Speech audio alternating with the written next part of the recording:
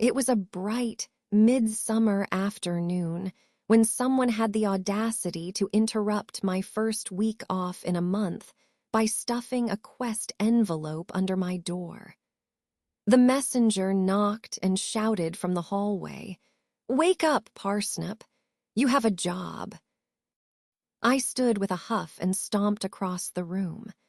I'd been Parsnip my whole life, but I still couldn't tell if the nickname was supposed to be insulting or endearing. In a tower full of people with nicknames like Hawk, Saber, or the Flame Blade, being Parsnip felt a little foolish. It was all for the best, I supposed. Anyone who felt the need to put a "the" in front of their name was a pretentious arse, and given the choice between pretentious arse and Parsnip, I'd choose Parsnip every time. Snatching the envelope up, I opened the door and waved it at the messenger who was retreating back down the tower's stairs. "I'm off this week," I said. The messenger shrugged. "The job asked for you," he said over his shoulder. "Hawk won't be happy if you turn it down." I groaned and shut the door, taking the Quest back to the writing desk sitting below my window. As far as quarters went, mine were small, even by guild standards, but they were mine, my own little oasis away from the general chaos and kerfuffle of the tower. The room was barely big enough to hold my bed, desk, and chest. Over the years, I'd done my best to fill every spare inch of the place with knick-knacks, tidbits, and junk that I'd collected. Sketches of plants, wildlife, and more than a few fire-breathing drakes adorned the walls. The few shelves I'd put up were loaded with funny-looking stones and bits of wood I'd collected, strips of fur, antlers and teeth from beasts I'd slain, stone weapons and tools from the time I'd helped Hawk fight off a pack of ogres. It was 2 decades of life and adventure condensed and crammed into one room, a statement that said I was here. I mattered. It was likely the only kind of legacy I would leave behind. All of the fire falcons and skull splitters and death walkers of the Heroes Guild would leave entire chapters in the Guild's archive when they left this life. A Parsnip would be lucky to have a footnote. But that was okay, wasn't it? We couldn't all change the world.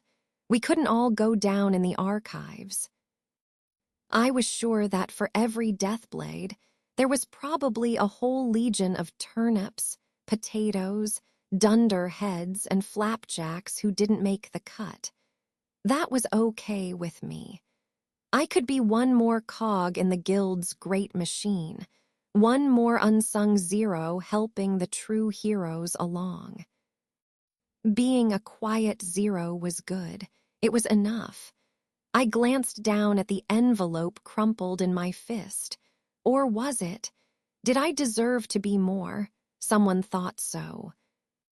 Maudlin, wandering thoughts and trips into the mists of memory weren't going to get me anywhere, so I slunk to my desk, sat down, and tore through the wax seal.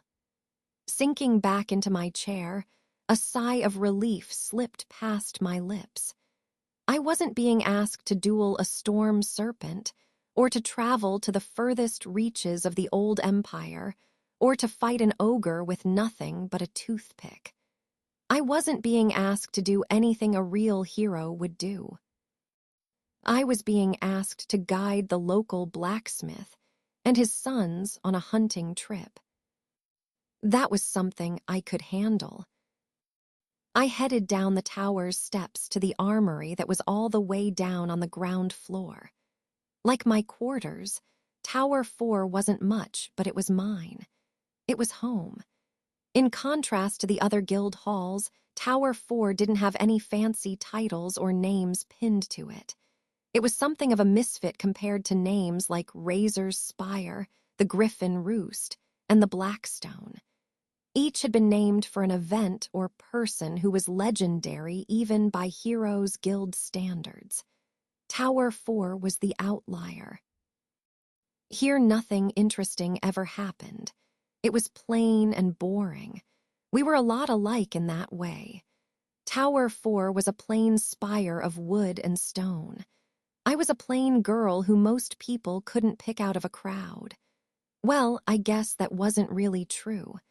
I kept my dark hair shaved on the sides, and back and the rest of it was pulled into a short tail, just like Hawk's. My arms were dappled with guild sigils and heroic deeds tattooed in black ink. I didn't have many deeds of note beyond my basic training and rites of passage, but that was fine. So maybe in a crowd of normal people I stuck out, but among my guildmates, I was as boring as they came. Lost in thought, I blundered into the door of the armory and bounced off the wood, falling flat on my backside on the cold stone floor. The door creaked open, and I was relieved to see Quentin standing silhouetted in the lamplight. They were one of the few real friends I had in the tower, and proud owner of another dubious guild name. A disastrous first-day training with the guild's warriors had seen them named after the wooden target the knights used to practice their jousting, and it had stuck ever since. Quinn reached down to lift me up off the floor. They were tall and thin, with skin the color of the russet earth of a riverbank, black hair, and enough muscle to make an imperial statue jealous. They hauled me up like I weighed nothing and set me on my feet. "Snip," they said with a smile. "You forget how doors work again." I brushed myself off, shuffling my feet, and suddenly becoming very interested in a crack in the floor. Sorry, I was miles away. Again. Quinn gave me a playful punch on the shoulder. "That's okay. Life would be boring if you were as concerned with reality as the rest of us. The world needs daydreamers, Snips. They keep things interesting." I felt a flush of heat creep up my cheeks and an idiot grin unintentionally spread across my lips.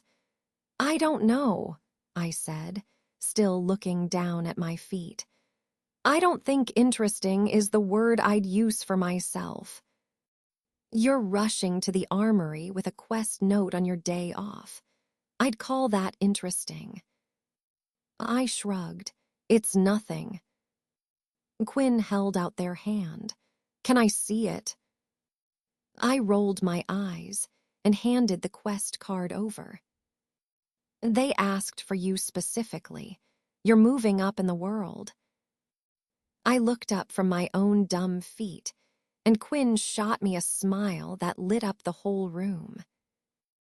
"Only the best heroes get asked for by name," they said. I shuffled to the side of the armory door, leaving room for people who actually needed it to pass through. That's kind of what I'm afraid of. I'm not a real hero. What if I can't do it? Quinn skimmed the quest card again and pointed to the circle of vines tattooed around my left wrist. "What's that mark for?" "You know what it's for." "Humor me. What is it?" I rolled my eyes and leaned back against the wall. "Basic herblore." "Right." They lifted the loose sleeve of my tunic and taped the compass on my left shoulder. "And what's this one?" "It's navigating and guiding." They took my right hand in theirs and brushed a thumb over the simple spear point tattooed there. "And this?" "Archery," I said with a huff. "Exactly. So why would you think you can't do this job? The proof that you're capable is literally etched into your skin." "Okay, fine." I pulled my hand away and stood a little straighter. Can you help me pick out a sword? I always seem to get one that breaks. You know, I feel like that says more about you than it does about our swords. Though shut up. Will you help or not? Only if you can help me pick out something to wear to the midsummer feast tonight. I groaned and the bottom dropped out of my stomach. I forgot about the feast. All of our senior instructors would be there. They'd be expecting progress reports and updates on what new skills we'd learned. I hadn't done enough to earn a single new sigil, glyph, or sign since Hawk had left for Imperial territory 3 months ago. She was going to murder me. A hunting trip with the smith doesn't seem so bad compared to that, does it? Said Quinn. I wonder if I can leave now and miss the celebrations. Quinn looked at me with mock horror. And leave me alone with Saber? How rude. I pushed the door to the armory open and eyed the racks stacked high with weapons gleaming in the soft light of the enchanted lamps spaced around the room. The place was deserted. The quartermaster must have been busy getting ready for the feast. I decided to start with the easy stuff and walked to the armor stand I'd been assigned and collected my travel trousers, my heavy, padded shirt, and my brigandine.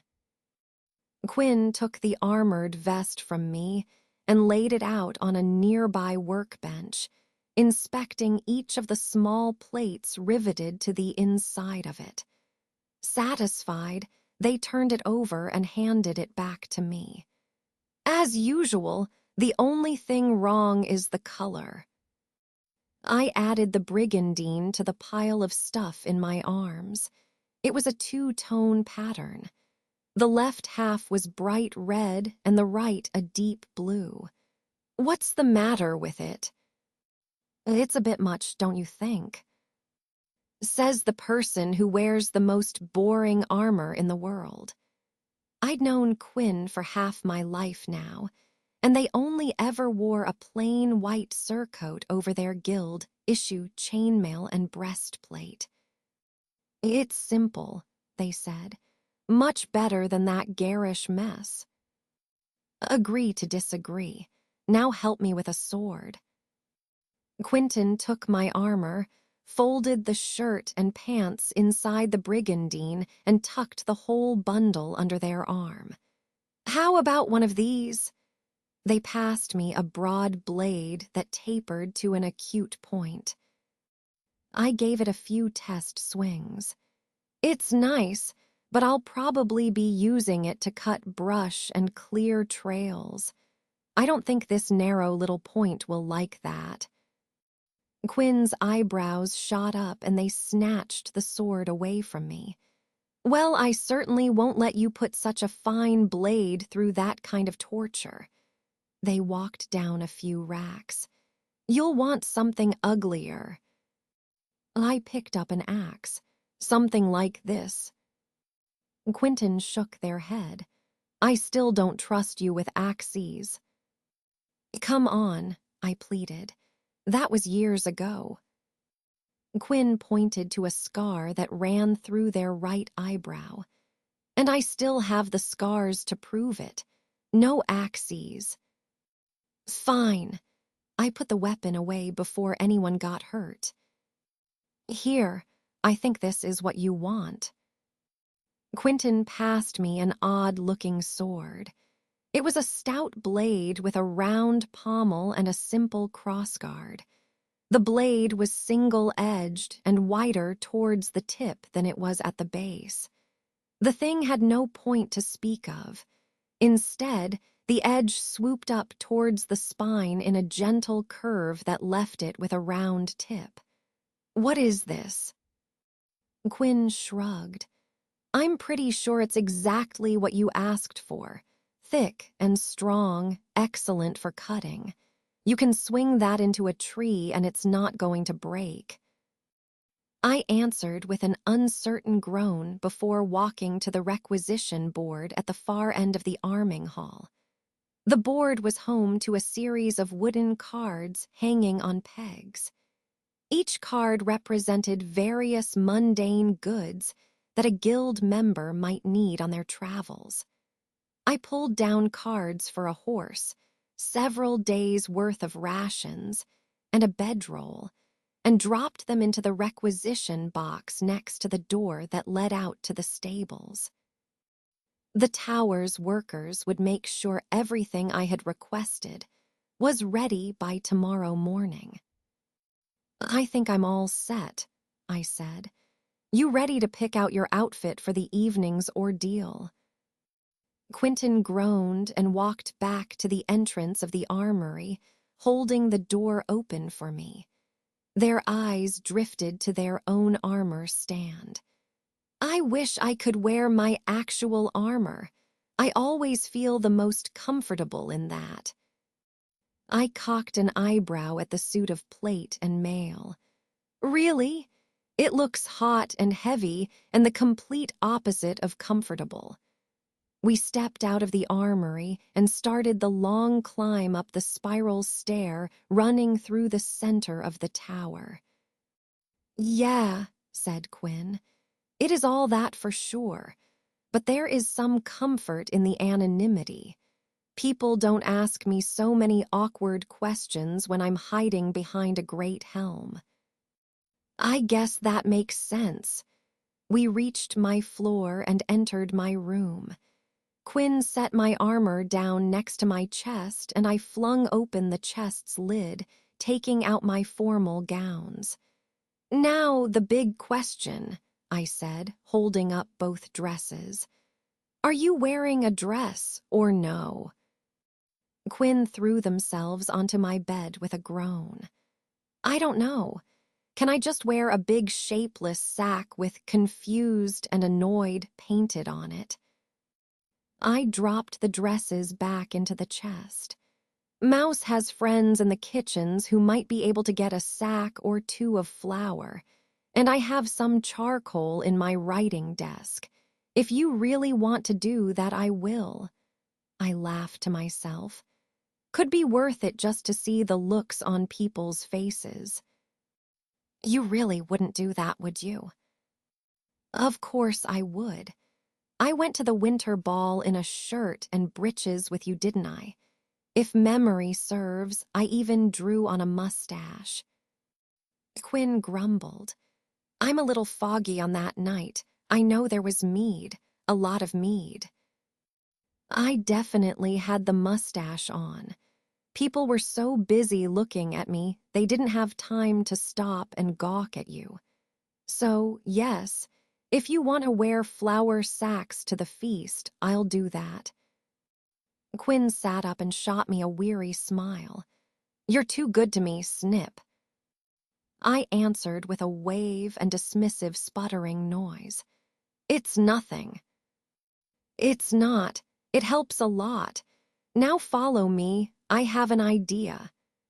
They finished their sentence with a grin that always meant we were about to get ourselves into some kind of trouble, and hurried for the stairs.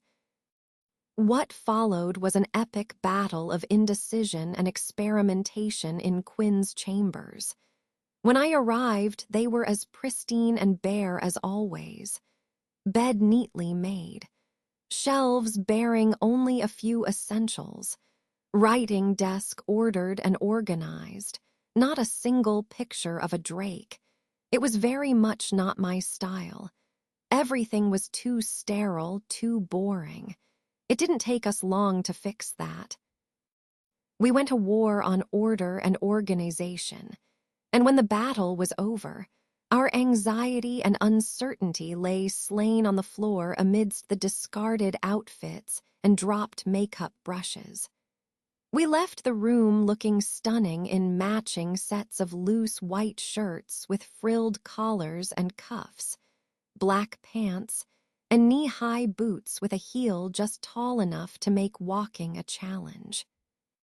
Heels aside, the The clothes were just a touch more masculine than what I would have picked, but they made Quinn feel comfortable, and that was all that mattered. At least they had done something better to my face than drawing a mustache on me again. Quinn was a true artist with their palettes of paint and powders. They had managed to turn even my everyday features into something alluring, and I had to admit the yellow eyeshadow they picked for me looked better than I thought it would. We were sure to turn a few heads tonight, and that sent a thrill of excitement and fear racing through my chest in equal measure. "Ready?" I asked. "We're missing one thing," said Quentin. "There can't be anything left. We tried on all the clothes we own." "No, we're missing Mouse." "I can go get him." The little wizard wasn't going to weasel his way out of another feast, no matter how many books he tried to bury himself in this time. Quinn trotted up the steps after me, heels clicking solidly on the cold stone. "I'm coming with you. Last time I sent you to dig him out of the library alone.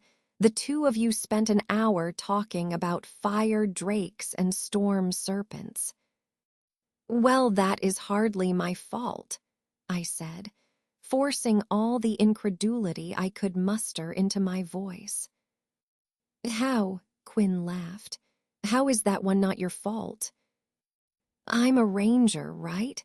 It's part of my job to learn all I can about the beasts and monsters of the world. I have to talk about drakes every chance I can, especially since we have a few of them so close. Any closer and they'd burn down the village." "I can't believe you're playing the 'it's my job' card right now." I grinned and kept climbing for the library. We stacked up on the door at the top of the stairs like we were about to boot the doors down and ransack the place. Quinn had that look on their face. A fist of icy dread sank through my guts. We couldn't sack the library. The guild would have our heads. Quinn put a boot to the door and gently shoved it open, making a beeline for Mouse's preferred corner of the library. We found several books, a half-eaten roll, and a piece of cheese, but no Mouse. "We'll have to be quick," Quinn whispered, gathering up the books and jamming corks into Mouse's ink pots. I did my part and ate the cheese. Mouse skulked out from a shadowy aisle with a fresh tome in hand. He was a head shorter than me with narrow shoulders and black curly hair. Quinn swiped the book from him.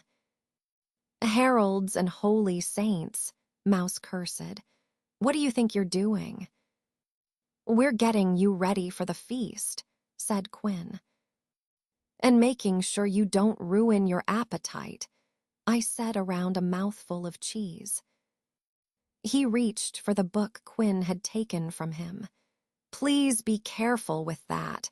That book is nearly 100 years old." Quinn held the book above their head, far out of Mouse's reach. Our friendly neighborhood wizard had the most fitting name out of the three of us. He'd earned it for being small and quiet. "I'm being careful," said Quentin. "I just don't want you to get sucked into this and somehow miss the combination feast interrogation that we're both so excited to go to." Mouse gave up on trying to get the book and sighed. I was hopping to conveniently forget that I was up for review tonight. "So were we," I said. "But look at us now. Want us to paint you up just as pretty. Quinn has some red lipstick that I think would go well with your eyes, but I don't think we have any clothes small enough for you." Mouse looked down at the hooded black robe he was wearing. "What's wrong with this?" "Nothing," I said. "If you're planning on a night in the library, little dull for a feast, though." Mouse put on his best defiant scowl. I'm not changing. I like my robe. The bell tolled in the courtyard. We're out of time anyway, I said, tugging on Quinn's sleeve. Come on, we can put Mouse in makeup later, maybe after he's had a few drinks. Sounds good to me, said Quinn, putting the book down on the table and taking Mouse by the hand. Do I not get a say in this? Mouse protested. The bell tolled again. We'll discuss it later, said Quinn, dragging Mouse towards the door. For now we have to hurry, we don't want to be late. The guild's army of mundane workers had transformed the courtyard around the tower into something magical. The tower was old, so old that the records of who had built it and why were lost to the waves of time. Scholars dated it further back than even the imperial ruins that dotted the countryside. It was worn, decrepit, and if the histories were to be believed, it was a fragment of a much larger fortress. Tonight the guild had breathed new life into those old stones. At the center of the courtyard, there was a moss-covered wall of waist-high stone that encircled a patch of, well, absolutely nothing. The accepted best guess was that it had been a private garden for some lord or lady of ages long past. If that was the case, it must have been a hell of a garden. The ring was mostly soft grass now, save for a few patches of flowers that sprang up year after year, and one lonely evergreen at the center. It was a quiet space, set far away from the stables and training yard. It was a space for reflection, for contemplation, for study. Most days. Tonight it was the opposite. The guild had set enchanted lamps at even intervals along the wall, and they glowed with all the colors of summer. Forest green, sunset gold, and clear sky blue. Small tables had been set up around the garden. Casks of mead and wine were spaced along the inside of the wall, and a trio of musicians played under the boughs of the old spruce. The entire population of the tower was crowding into the garden, staking out tables and filling their bowls with whatever was simmering around the fire pit. It was nearly too much. The roar of conversation and laughter mixed with the pipes and drums from the band. The wildflowers' perfume entwined with the rich aroma of smoke and sizzling meats. The garden was alive, and the party pulsed with a steady beat of light and joy. Smiling, I threw myself into the pandemonium. Quinn followed a pace behind me, and as always, they had to take Mouse by the arm and drag him through the gates. Together, we were a well-oiled party machine, and we each set about our usual tasks without a word. I donned a mask of bright eyes and brighter smiles, making small talk as I worked my way to the wine barrels to collect drinks. Quinn bowled their way through the throng of people standing between us and a warm meal. Mouse disappeared into the crowd, sliding between dancers and revelers, gliding like oil on water, and staked down a table for the three of us. With our respective missions, a success, we rallied to Mouse's position and set down our spoils. I think that's a new record, I said over the rim of my earthen mug. Quentin passed me a trencher piled high with steaming goodness slathered in some kind of sauce and sat down across from me. The two of us turned to Mouse and watched him inspect his meal. He poked the food with a spoon and raised an eyebrow at the meat sitting on top of a bed of vegetables. "What is this?" he asked. "Damn," Quinn whispered, sliding me a copper coin. Mouse scowled at us and set the spoon down. "Okay," he said softly. "First, you two are both a horse's ass. Second, if you did something to my food, I will lay the curse of the 7 bastards on you." I held up my hands in surrender. "Whoa, whoa. We didn't do anything to your food, Mouse. We had a gentle person's wager going." Mouse picked up a tiny potato and threw it at me. "I don't believe you." Leaning forward across the table, I put all my effort into imitating his tone. "Okay. First, all 3 of us are a horse's ass. You don't get a free pass on that one. Second, I haven't done anything to your food since we were teenagers." He picked up the spoon and started examining his meal more carefully. "You just don't get over taking a big bite of mud and pine needles." Quinn made a sound that was somewhere between growl and a groan and tilted their head back, looking to the sky. "Tiny gods grant me a tiny measure of tiny mercy and save me from this conversation."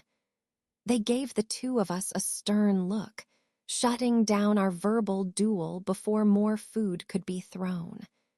"We made a bet on what would bother you first, the meat or curly little green vegetables underneath it." "And here I thought I was the clairvoyant," Mouse grumbled. "How did you even know what was on the menu?" "You don't give us normals enough credit," said Quinn. "And you're not the only one who can make friends with the kitchen staff." "Fine." Mouse looked up from his food. "What is this anyway? You never answered that." I shoveled a chunk of it into my mouth. "It's tender, savory, and very juicy. What else do you need to know?" "Preferably, what animal it came from." "Does that matter?" Mouse gave me that look. He had that said, "You're the biggest idiot I know." "Well," I continued, "does it?" Mouse started picking at his greens. "It might surprise you to learn that we all didn't grow up as feral forest children who ate whatever carcasses they could find. You know that was part of my training." He shrugged and kept eating. "I don't know. I haven't heard of a single other ranger scaring a bear away from its salmon so they could steal the half-eaten fish it left behind. What else was I supposed to do? It's not like I could have shot and eaten the bear. I was 10. You could have just caught your own fish," Quinn suggested. "You go away with your thinking and your reason," I said. I was much too hungry to think of that. "And where's the proof that this was a test at all?" said Mouse. "How are we to know that you don't just enjoy nauseating half-eaten fish?" I rolled up my sleeve and pointed to a tattoo of an arrow shattering against a shield. "Right here, survivalist's glyph." Mouse pushed up his own sleeves, revealing a smattering of abstract designs in flowing lines and splashes of color. "I think even that's made up." He pointed to one of his own tattoos. "Like, I could say I got this one for being the smartest wizard in the tower, and you wouldn't know the difference." "Mouse," I said, shaking my head. "If you're going to lie, you need to pick a believable story." "So do you," he said. "What do you think, Quinn? What's that mark really mean?" Quinn leaned in with a scowl. "Arrow breaking on a shield. It's probably for getting shot in the arse or something. I don't know." I pulled my sleeve down and drained my mug of wine in one gulp. "You are both the worst."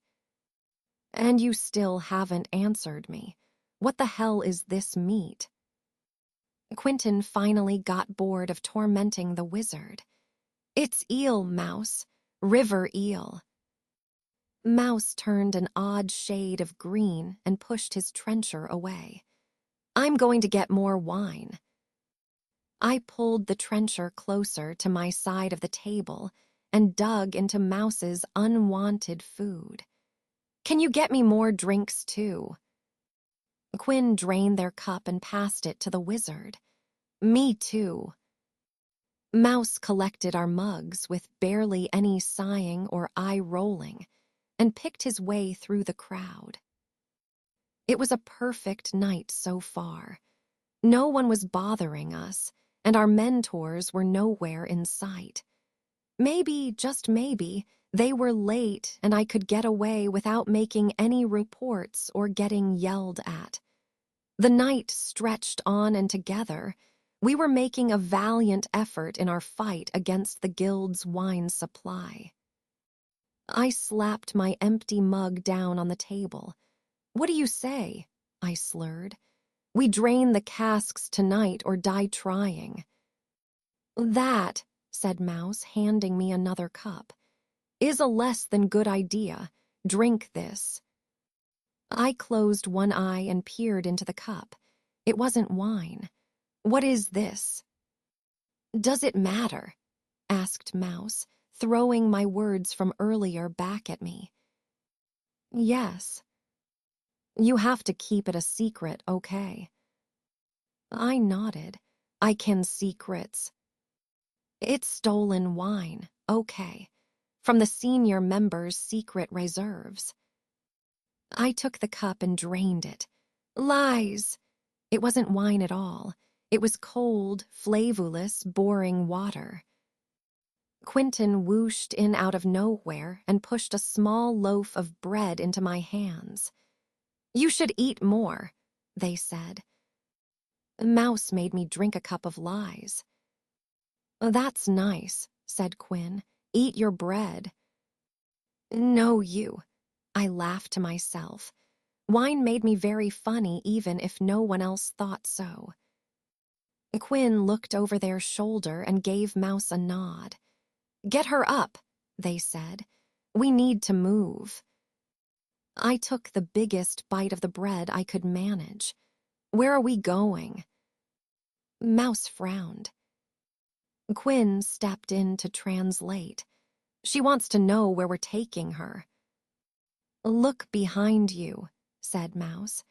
We're trying to stop you from making a fool of yourself. I risked a glance over my shoulder. Standing at the garden's front gate was the absolute last person I wanted to see right now. She was shorter than I was, but stockier, hardier, with steel blue eyes and blonde hair worn in the same style as mine. She was dressed in a sleeveless dress with a neckline low enough to raise a few eyebrows, and every inch of exposed skin was covered in guild tattoos. Oh, hell, I said. Hell and damn and shit, that's Hawk. We're aware, said Quinn. Now please let us save your dumb, drunk arse. I nodded. Bad idea. The ground started to pitch under my feet and things started to spin. Mouse leapt in and caught me, groaning as my full weight came down on him. I got my wiggly noodle legs beneath me and managed to stand on my own again with no small amount of difficulty. Mouse, can you get me another cup of lies? We need to make me undrunk before Hawk sees me. She'll double kill me to death if I'm useless and drunk. Quentin slapped a hand to their forehead. Right, I mumbled, turning around and taking another monstrous bite of my bread. I forgot that Hawk can feel starring. My words came out in a cloud of crumbs. That's right, said Quinn, coaxing me further away from the front gate. We ducked in behind the spruce and they took me in their arms, swaying along in time with the music still trilling out from beneath the branches. My heart did a stumbling little flutter. Oh, this is nice. A fist of instant regret drove into my gut. If I could maybe dig a big hole, climb in, and stay there forever, that would be great. Quinn didn't notice I said anything, or they did their best to pretend I didn't say anything. They were good like that. The best even. Mouse, too. Tiny drunken gods, there was nothing I wouldn't do for those two. I scowled, confused by my own double negative, stumbled and stepped on Quinn's toes. They winced and pulled their foot back. Who let you get this drunk? You. They whirled me around, artfully keeping their back to the front gate and shielding me from any prying hawk eyes. Quinn made the perfect, neutral background to hide behind. We danced for a few songs, and my racing heart slowed from a full panic gallop to its usual anxious trot. Some of my problems drained away, and I let myself fall into the moment, spiraling down into a warm feeling of peace and contentment as we swayed with the music. I don't know how long we stayed like that. I didn't particularly care. All I know is that Mouse was definitely the biggest horse's ass of us all when he wiggled between us and pushed us apart. "Trouble," he said. Oh, to hell with it all. I could dance with Mouse too, and since I was bigger than him, I'd even get to lead. I scooped the little bugger into my arms without listening to what he was saying and whirled him around as the band kicked into a faster-paced song. His eyes glowed with arcane power, flashing violet in the dim light. "Snip, stop! Hawk is going to see us." Damn it all! I let him go and staggered to a stop. The world didn't heave and spin around me this time. That was a good sign, I hoped. "I got us another table," said Mouse. "It's a little more secluded." I grabbed his hood, another practiced maneuver from our book of party survival tactics, and tapped him on the shoulder. Quinn grabbed my hand, and a warm breeze from nowhere swirled around us. Mouse tapped his powers, and all together we wove through the crowd. Mouse was seeing 2 steps ahead, and he directed us across the dance-floor and through a crowd of wizards playing what looked like the world's most complicated game. We made it through without bumping into anyone or spilling anyone's drinks. We didn't even knock over any of the wizards' game pieces.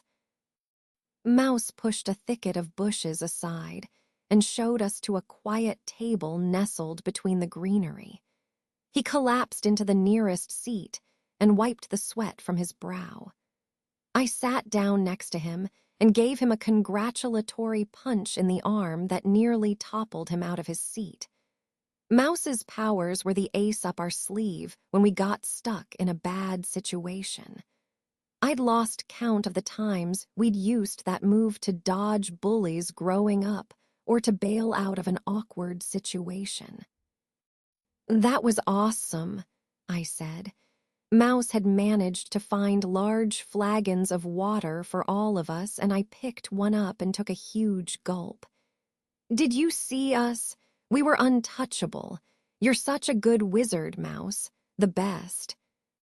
He looked down at the table with a shrug and fiddled with the hem of his sleeves. "That's just the wine talking. I'm not really good at anything." "No, that's not true. I'm starting to feel a little better, and you are seriously good at magic. That was big-time impressive." "Well, not everyone is that easily impressed. Seeing a few minutes into the future isn't impressive at all compared to what the other wizards can do." "It's still impressive to me," said Quinn.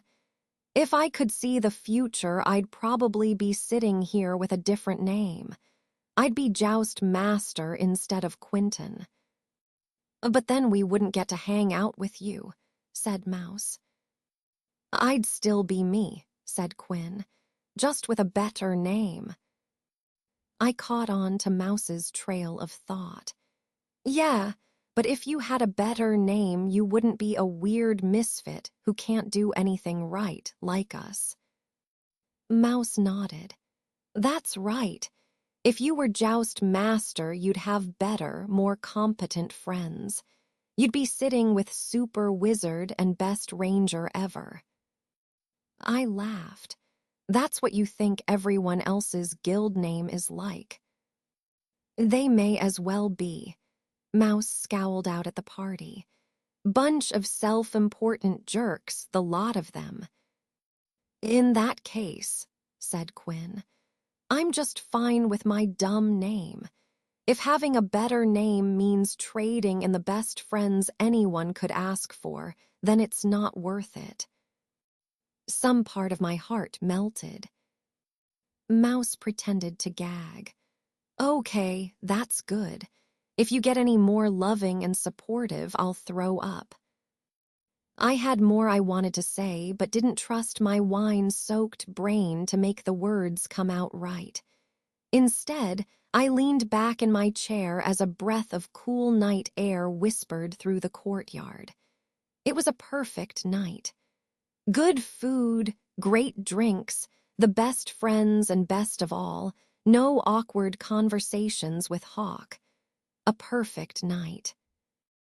The bushes rustled, and a soft voice cut through my perfect evening, leaving it bleeding and gasping for breath in the dirt. Beryl, damn, you're a hard woman to find tonight. I was dead. I spent about half of my life second-guessing every stray thought I had, but this time I was sure. I was dead. Hawk used my real name. There was no way that could possibly be a good thing. Can I talk to you for a minute? I said, standing. Sure, I suppose. I waved goodbye to my friends. I could maybe take being called by my real name or being asked to a private conversation each on their own, but both of them together was trouble. Something was definitely wrong. Come on, said Hawk. We should go somewhere quieter than this. Hawk slipped up to the garden wall and vaulted over it in one smooth motion.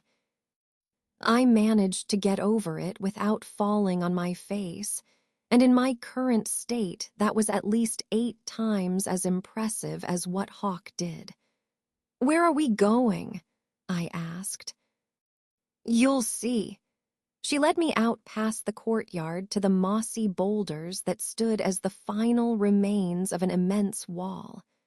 Hawk slipped between the stones and sat down at the center of a shaded hollow between 2 boulders. She whispered a spell and her eyes flashed orange in the dark. A small bundle of sticks crackled into flames in front of her, and she patted the ground next to her. I sat in front of the campfire and pulled my knees up to my chest. This was the perfect secluded spot to yell at a useless apprentice. You could scream for hours, and no one would notice. The silence stretched out until I couldn't take it any more, and something foolish tumbled out of my mouth. Are you mad at me?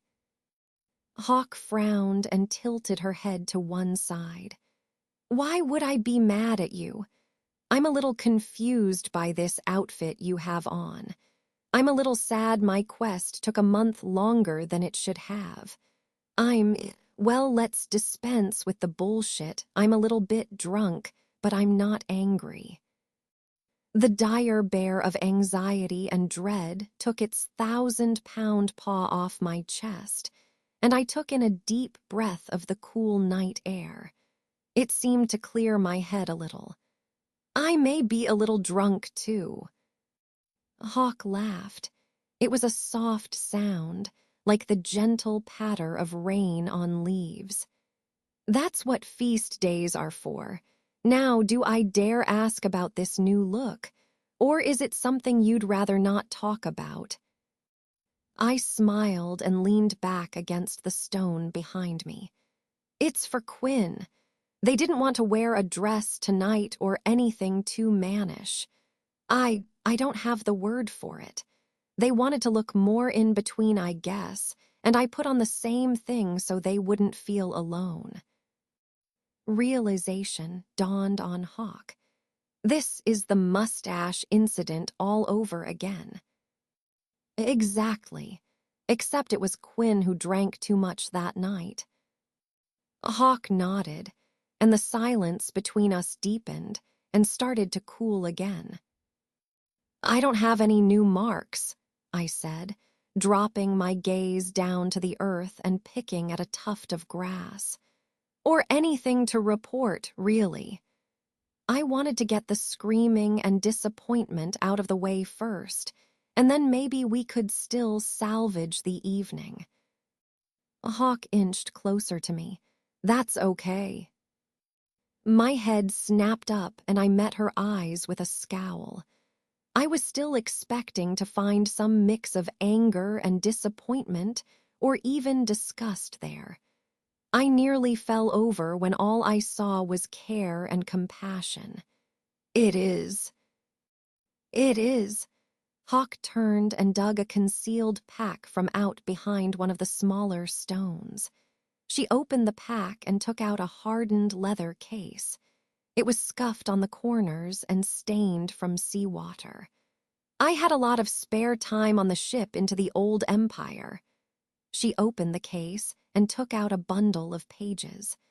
I'm normally no good at dealing with spare time, so I brought a little reading material with me. I took the pages from her, and my mouth went as dry as if it had been packed full of sawdust. Is this what I think it is? My heart ramped up to that panicked gallop again. Now more than ever, I wanted that deep, dark hole to fall into and never come out of. Don't look so scared. It's your paper. It's not going to bite you. I didn't think you'd read it. I opened the bundle and stared at the title. A treatise on the storm serpent by Parsnip and Mouse. Of course I read it, said Hawk, beaming. You put so much good work into it and went to all the trouble to have it reviewed and checked into the library. I shrugged and found that ever so interesting tuft of grass again. Mouse did all the academic filing and checking type stuff on it. I mostly just played in the rivers for a summer. Don't undersell yourself like that. You did more than just play in rivers. I thought I already knew everything there was to know about storm serpents, but this taught me a lot. It's a hell of an achievement. It's really not that much. I shrugged and tossed a handful of grass into the fire. It's not like I fought off 100 of them or stopped the biggest serpent ever seen from ruining a village. It's not like I did anything actually worthy of being a ranger. Hawk took a set of needles and a pot of ink from her pack. I had more than enough time to think about that on the ride home. There are maybe a lot of things that us senior rangers don't recognize enough. She dipped one of the needles in the ink. And maybe some of it is impressive enough to lift you out of your apprenticeship. If that's okay. I don't know what to say. Wow, you really think I'm ready? Hawk tapped the page. The proof is all here. Okay then, I swallowed hard. What the hell was I doing? I wasn't ready to be a full ranger. I wasn't ready to be anything, was I? My thoughts drifted back to the quest card sitting in my room. Someone thought I was enough. I turned and laid my head in Hawk's lap, staring up at the stars while she sang the spells that would sanctify the ink. I'm ready, I think. Hawk pricked my forehead with the tattoo needle. You think, but I know. I'm proud of you, Beryl. A tear rolled down my cheek, and it was most definitely from the searing pain of having a fresh mark punched into my face, and it wasn't from being overwhelmed with emotion at all. Definitely not. It took forever for Hawk to finish, but she finally let me sit up. "There's just one last thing we need to do." She dug to the bottom of the pack and came up with 2 tiny clay cups and a stoneware jug. She pulled the cork out of the jug and poured a measure of clear liquid into each cup. I reached for one but stopped before picking it up. "You're sure?" She nudged the cup into my hand. "Go ahead." "What do I do?" "It's a drink. It's not that hard." I rolled my eyes and lifted the cup. "Are there words you have to say or anything?" "No," said Hawk, taking up her own drink. "Just sit and reflect on what you brought here, the beasts you've slain, the times the forest has provided for you, the challenges you've faced, the failures you've endured. All of the things you've lived through that brought you to this moment. Just reflect." Aqua Vitae was the ritual drink of the ranger school, imbued with the spirit and life of the forests. It smelled like a pine forest after a cleansing rain mixed with rich floral notes and juniper. It burned all the way down my throat, and I coughed as I set the drink down. "Shit, what's wrong with this stuff?" Hawk finished her own drink without so much as flinching. "The first 100 drinks are pretty rough, but then you get used to it." "Great." I took a deep breath, steeling myself against the tiny cup of fire I was about to drink. I choked the last of it down and passed the empty cup back to Hawk. "See," said Hawk, "not so bad. You should probably get some rest, though. I hear you have a big day tomorrow." The morning attacked my battered senses with a searing beam of sunlight and a chorus of birdsong chirping out at a completely obscene volume. Groaning, I pushed myself up out of bed, willing my roiling stomach to stay put. I leaned forward, resting my elbows on my knees and hanging my head in my hands. A line of fire stitched across my forehead. That's right. I was the world's biggest idiot, and I had let Hawk give me a tattoo. What was I thinking? Forgetting my hangover for the moment, I leapt out of bed and threw the lid of my chest open. A wave of dizziness slammed into and pulled me into a riptide of nausea. "Okay," I said to myself, "that was too fast." Slowly, carefully, I rifled through the chest and pulled out a small-looking glass. I couldn't bear to look at the tattoo. With my luck, it was probably something terrible. I bet it was a rat, or an even stupider animal like a mosquito. They were useless and everyone hated them. That sounded like me. I collapsed onto the cold stone floor. It was nice. Maybe I could just stay here forever. That would be great. I'd wall up the room and lie here until I melted into the floor. That would be perfect. I wouldn't have to do anything important or stressful. Ever. I'd just become a floor person. You couldn't fail all of your quests and bring dishonor to the guild if you were part of the floor. I nodded. That sealed it. Floor person from now on. I'd leave the guild behind and never do anything important ever. If that was the case, I guess I could look at my latest guild mark. I held up the mirror, and what I found was something pretty much the opposite of an ugly mosquito. A snake rippled out from behind my left ear, slithering up the side of my head and ending in a square head that was all sharp fangs and curled horns. A storm serpent. I frowned at the mark and sat up slowly. What in the hell did that mean? Did it mean anything? Serpents were nasty creatures, solitary by nature and ruled mostly by their own hunger.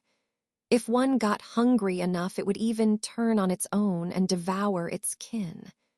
Was that what Hawk thought of me? I was nothing but a drain on the guild, liable to turn on it and bring down my own friends at any minute. I stood with a groan and shuffled over to the writing desk. I still had the quest to finish. I still had a horse and a few days' rations waiting for me down in the stables.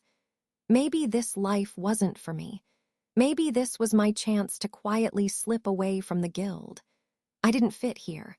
I never did. This was my chance to quietly slip away from the guild.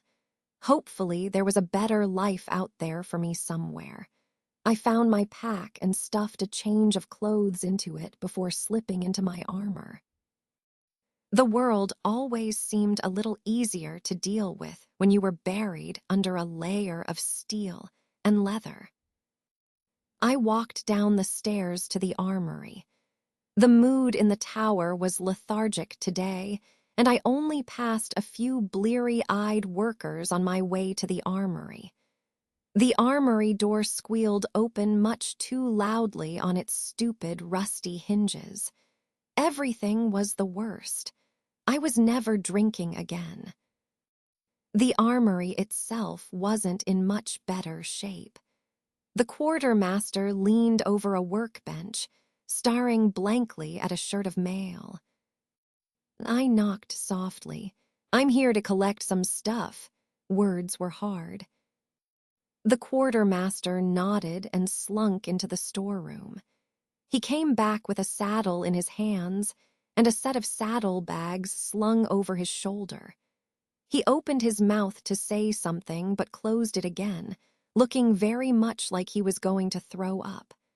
I plucked a helmet off the nearest armor stand and tossed it to him. Better to rinse out a helmet than to mop the floors.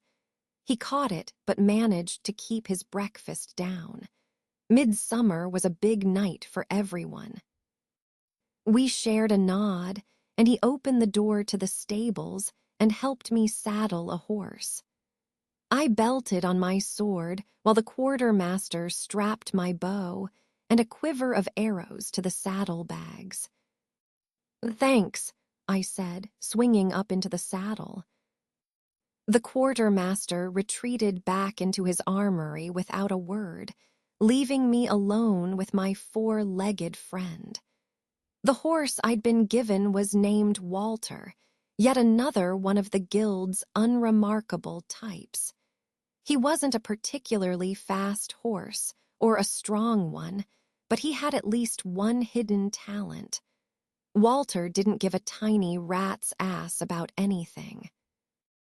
In a way, it made him the perfect horse, because unless something was directly trying to eat him, or blow fire at him, or blast him with lightning, he wouldn't spook or bolt.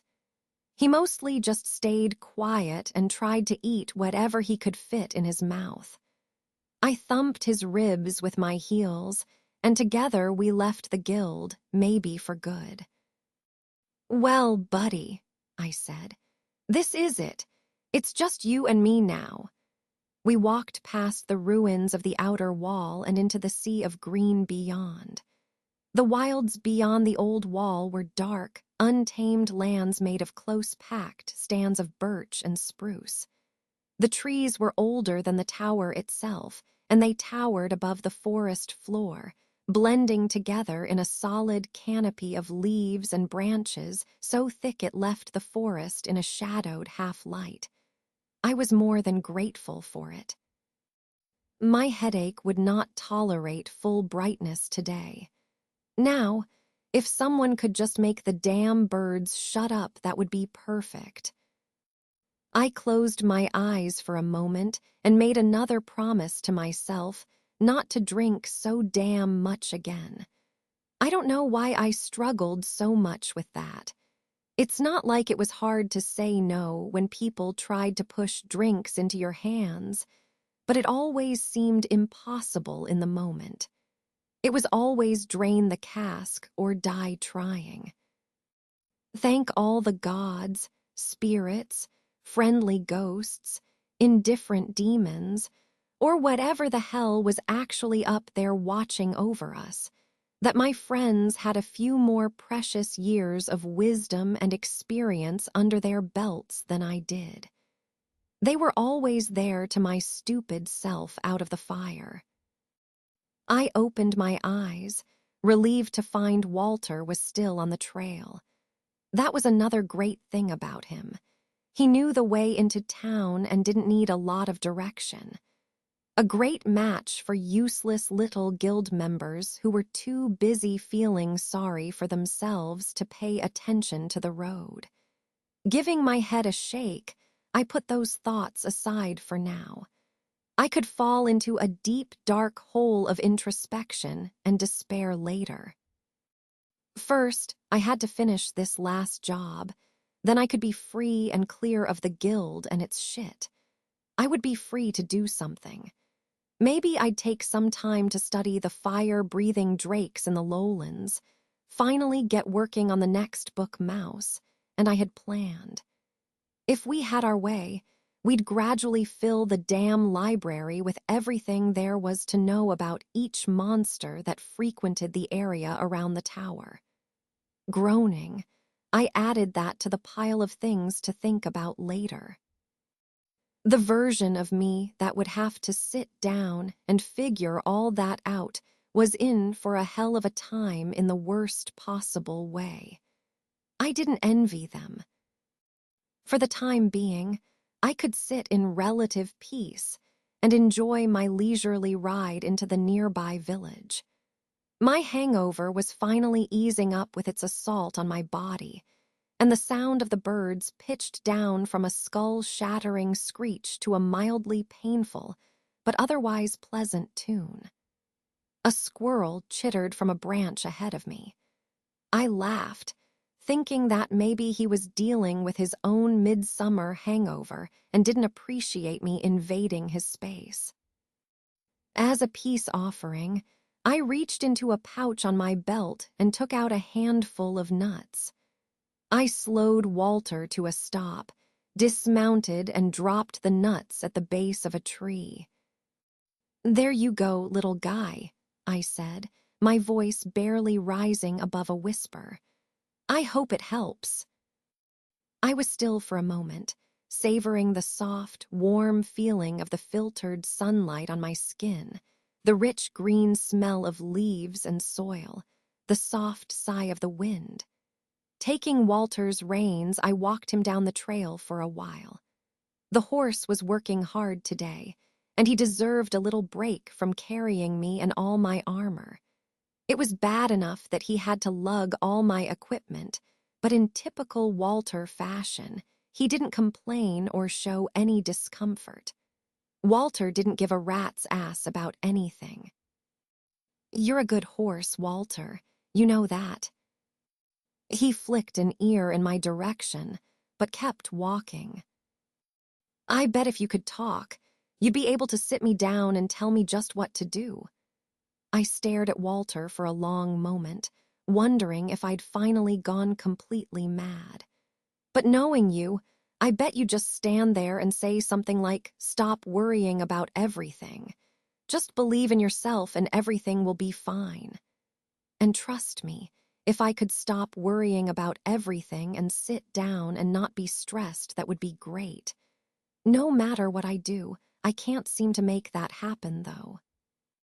It's like there's a huge wall inside of me made of doubt and anxiety, and no matter how hard I try, I can't climb over it. I try. You know I try every day, Walter, but nothing seems to work. At least, nothing ever works well enough to get me up over the top. On my best day, I feel like I get maybe 3/4 of the way up. Other days, it's like the wall is a mile high, and I'll never make it over no matter what." I gently touched the fresh tattoo on my forehead. "After last night, that wall seems taller than ever. I'm not ready to be a full guild member, Walter. I was barely keeping up as an apprentice. I don't even know what a full guild member does. I balled my free hand into a fist and kicked a stone lying on the trail. And we're not even going to talk about what this new mark is supposed to mean. If Hawk wanted me out of the guild, she should have said something. That wall looks so imposing and massive now that it's hard to even talk about. Walter snorted and stared at me with his eyes half closed. It was a look that screamed, "I have never been so bored in my life." "Maybe that's what makes you so easy to talk to," I said. "You can't really help, but you don't judge either." Feeling a little lighter, I gave Walter a pat on the neck and kept walking on in silence for a while. The last thing I needed was for the whole town to think I'd completely lost it. We crested a small ridge and the forest thinned out, giving way to verdant fields and stretches of golden wheat waving in the gentle breeze. Even from here the town was heavy with the smell of fresh baked bread, wood smoke, and an undercurrent of fresh bacon. Past the fields was the village proper.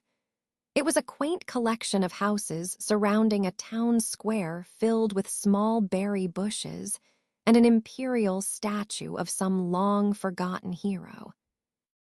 I swung back up into the saddle. "Come on, Walter. Let's go see what kind of beast we need to kill." Walter trotted me to the edge of the nearest field, and a farmer poked his head up from among his stalks of corn. "Parsnip," the farmer smiled. "You must be here to see Herschel. He talked my ear off all night about this fancy guild job he commissioned." Anything I should know before I had to see him. His card was fairly vague. The farmer set down his tools. "Oh," he took off his wide-brimmed hat and wiped the sweat from his brow. "Then you do know." I shook my head. Stamping down the oncoming wave of dread, I felt churning at the center of my chest. There was some kind of revolt further north, or some kind of bullshit and badness in any case. Tithes and taxes have gone through the roof, and we haven't been able to pay. I stepped down to the ground and took Walter by the reins again, walking towards the town center and motioning for the farmer to follow. "That sounds nasty, but you know the guild doesn't get involved in politics. I'm not hunting some lord's tax men for you." "No need," said the farmer. "What Lord Greedy Britches couldn't find in coin, he took in vert and venison." I frowned at that turn of phrase. Despite being so close to the tower, there always had been a noticeable gap between myself and the locals. "Meaning?" The farmer's face twisted in a frown and he shook his head. "Meaning he's laid claim to over half the coming harvest, stolen our livestock, and outlawed hunting anything with hooves, so he can at least keep his troops fed, which means that we're hungry, and we're pretty well pissed off about it." He caught my arm and fixed me with a gaze that was as hard as iron. "That's why we need you. Herschel has a hunt plan that will raise the tax dollars we need to keep the nobles out of our pantry. Without you, we're done for." I swallowed hard and sputtered out a cough. Was that all? Sure, that was no problem. I could definitely keep an entire village from starving. Easy. The farmer left me to return to his field, and I found myself desperately wishing for that deep, dark hole to hide in again. I'd known Herschel for years, and he knew better than to ask me to do this. This wasn't a Parsnip job. This was something he needed a real ranger for. Was it too late to turn around and make Hawk deal with this? A booming laugh answered me. Yes, it was too late. "Beryl," Herschel hollered. There you are, tiny gods, am I glad to see you. Herschel was a man of middle years, with fiery red hair just beginning to go gray at the temples. He was built like a barrel and was never more than a few steps away from a smith's hammer or a flagon of ale. Quick to laugh, quick to cry, quick to throw a punch if need be. Herschel wore his feeling like other men wore a coat, right out there for everyone to see. Today, he had a big shit-eating grin on his face and a wild look in his eye. "Hi," I said, fiddling with Walter's reins and kicking at the dry gravel at my feet. I got your note." Herschel clapped me on the shoulder in a friendly gesture that nearly drove me into the ground like a tent peg. "Can I get you anything to eat? You look a little pale." "No, I'm fine." I never had enough color for the smith's liking. He was always trying to offer me food or strong wine. "We've been over this 1,000 times. I'm eating enough. I've had a good night's sleep. I'm not sick. This is just how I look." Next time I had to come to town, I'd have Quentin paint some of that rosy powder onto my cheeks first. All right, all right." He took the horse's reins from me and started off towards the center of town. "How much do you know about what's been going on here?" I repeated the quick summary the farmer had given me. "I don't know much," I said. "The guild keeps its nose out of local dealings and politics." Herschel rubbed at the stubble, dusting his chin. "Huh, I would have thought the opposite. Well, how much do you know about drakes?" "My mentor would probably say I know too much." I shrugged, keeping my eyes downcast. "She would say that about a lot of things, I'm sure." Herschel boomed with laughter. "I was hoping you'd say that." He led me into the center of town where I found myself staring at a crowd of young men and women armed with a mixture of boar spears and crossbows. Herschel wrapped an arm around my shoulders and addressed the crowd. "My hunch was right, lads. I've found our Drake expert." He pointed to a boy in the crowd who was holding a crossbow in one hand and a leather tube in the other. "Jonas, let's see that map." The boy popped the lid off the sealed leather cylinder and spread a sheet of vellum out on the base of the statue. Herschel steered me towards the map and pointed to a dense patch of trees to the north of the village. "So, now I know you're not allowed to deal in politics, but I'm sure you're allowed to deal with monsters. There's a nest here, one that's been giving us some trouble. The younger drakes are getting a touch too bold and starting to take some livestock. We've been planning to do something for a while, but recent events have stepped up our timelines. Before we throw ourselves into the flames, literally, I want to know if a certain rumor is true. What can you tell me about a drake's heart?" My mind flashed back to that drake we'd been able to capture and dissect. A ghost of a smile twitched across my lips at the memory. Growing up half wild, like I had left me with no illusions of where my meat came from or what went into preparing it. In his past life, Mouse had been some kind of minor noble. He never cleaned and skinned anything before. He nearly threw up. I looked up to find the crowd staring at me. "The heart isn't anything special." A series of groans and curses answered me. "The piece you're talking about is a stone in the drake's throat. And yes, it will light things on fire. And yes, they are very valuable to the right collector." The crowd cheered. "Do you know how many there are?" I asked. "And what are your plans for the rest of Animal?" Herschel gave me another pat that he thought was gentle. I knew you'd come through for us. Our best guess is there are 3 of the big bastards and 5 little ones. I looked up at the sun and did some quick math on the time of day and the month. The younglings should be gone soon. They'll be getting big enough to hunt on their own. I am not, under any circumstances, killing the little ones. And I refuse to slay a drake just for the ignis stone in its throat. Herschel slapped his stomach. Oh, don't you worry about that. I've got the other half of the town readying stew pots, collecting salt, and building a nice bed of coals in the smoke house as we speak. I nodded. It was a start. There was more we could do. Drake's skin was perfect for waterproof cloaks if it was treated correctly. I'll need some extra supplies, and I know someone who might be able to find a buyer. Wizards were always on the lookout for weird things that didn't follow the typical rules of the world. Mouse was sure to know someone, and if he didn't, maybe Quinn could help. A rock that blew fire might have more than a couple applications for fighters and warlords.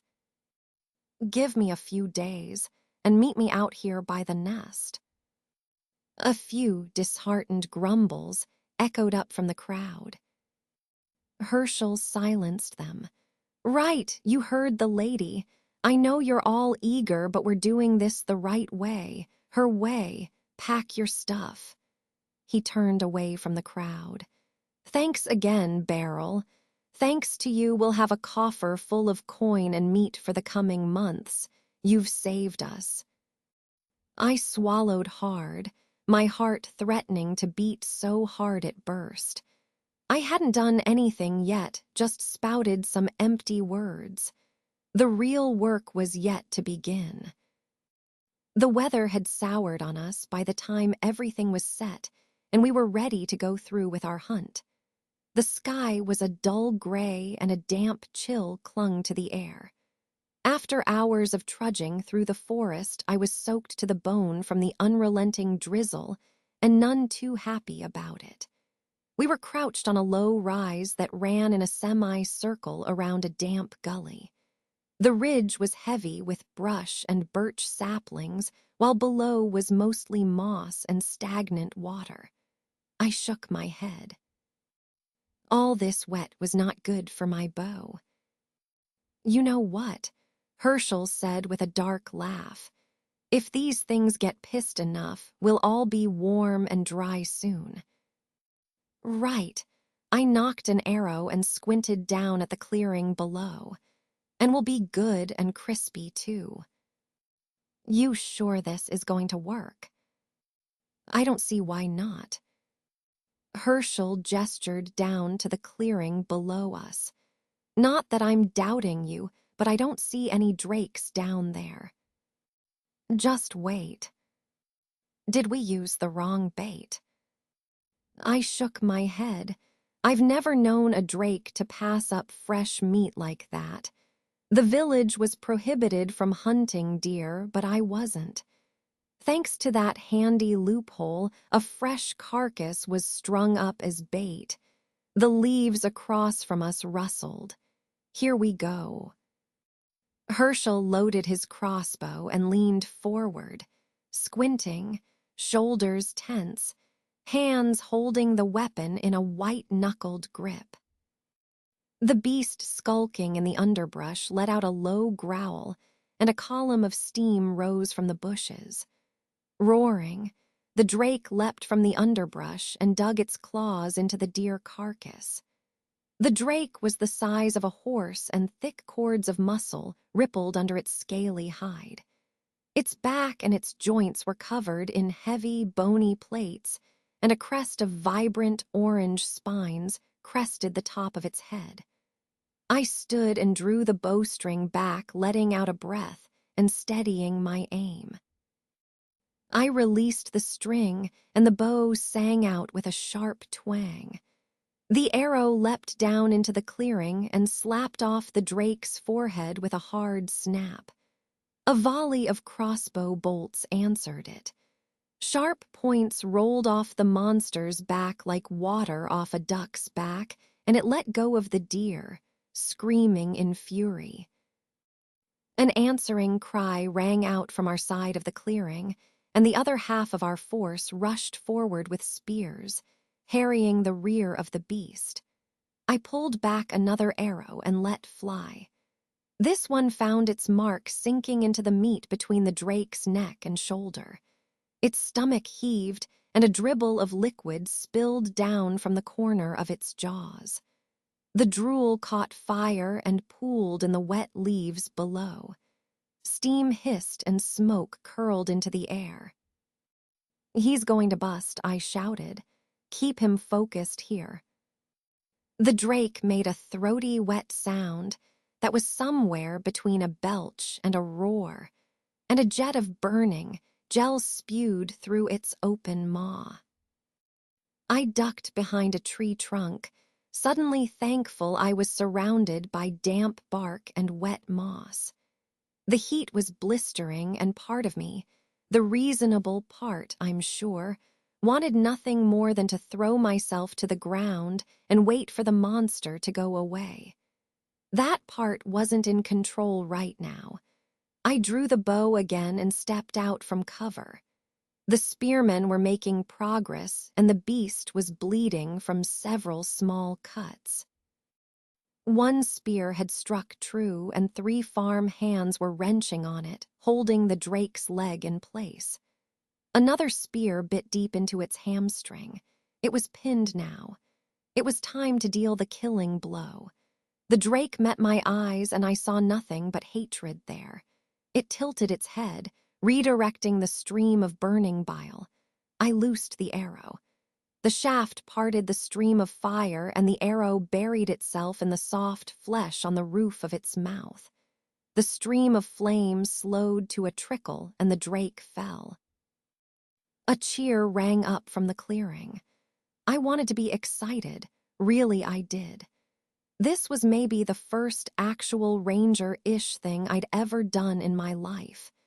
It deserved to be celebrated, but I couldn't shake the anxious tingle on the back of my neck, the flutter in my heart, or the sinking feeling in my stomach.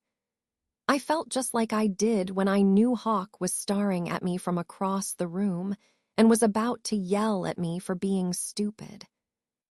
I felt like I was being watched. Slowly, I turned around and came face to face with a pair of burning red eyes and a maw full of fangs. "You clever bitch," I said, putting another arrow on the bow string. Hawk's voice rang in my ears. "Don't draw quickly, draw smoothly." I'd been shooting without instructions since I was 7, but I could still hear her guiding me every time I took a shot. I drew like I always did, slowly, deliberately, flowing like water. This time I knew it wouldn't be enough. The drake tensed, muscle rippling along its sides and legs. I loosed the arrow. It jumped. A strangled scream slipped past my lips as I was buried in an avalanche of scales and claws. A sledgehammer of blinding white pain slammed into my chest, and my stomach roiled as my feet came out from under me, and for a brief moment I left gravity's embrace behind. A crash of thunder rang in my ears. My whole word was pain. A disemboweling claw raked at my stomach and skittered off the interlocking plates of my brigandine. My body moved of its own accord. It had to. Surely my brains were dashed all over the forest floor by now. My bow was long gone. The drake was too close to get to my sword. That just left me with my poor, pitiful pocket knife. It would have to do. The beast savaged me with another raking blow from its claws, and I jammed the point of the knife into its armpit. It kept clawing. I kept forcing the blade through its flesh. The monster's outer scales finally gave way, and the blade sank to the hilt in the softer flesh beneath. I yelped and jerked my hand away as a stream of scalding hot gore ran down the back of my knuckles. It pulled back, giving me enough room to worm my way to freedom. I wriggled loose and rolled to my hands and knees, crawling away from the gods' damned horror behind me. Someone was shouting down into the clearing.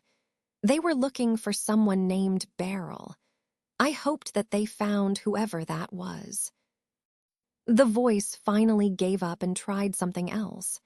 Parsnip, it shouted, "Look out." That cut through the fog in my mind. I stood and drew my sword in one motion. Leaves crunched behind me. I spun on my heel and threw a wild, unaimed chop.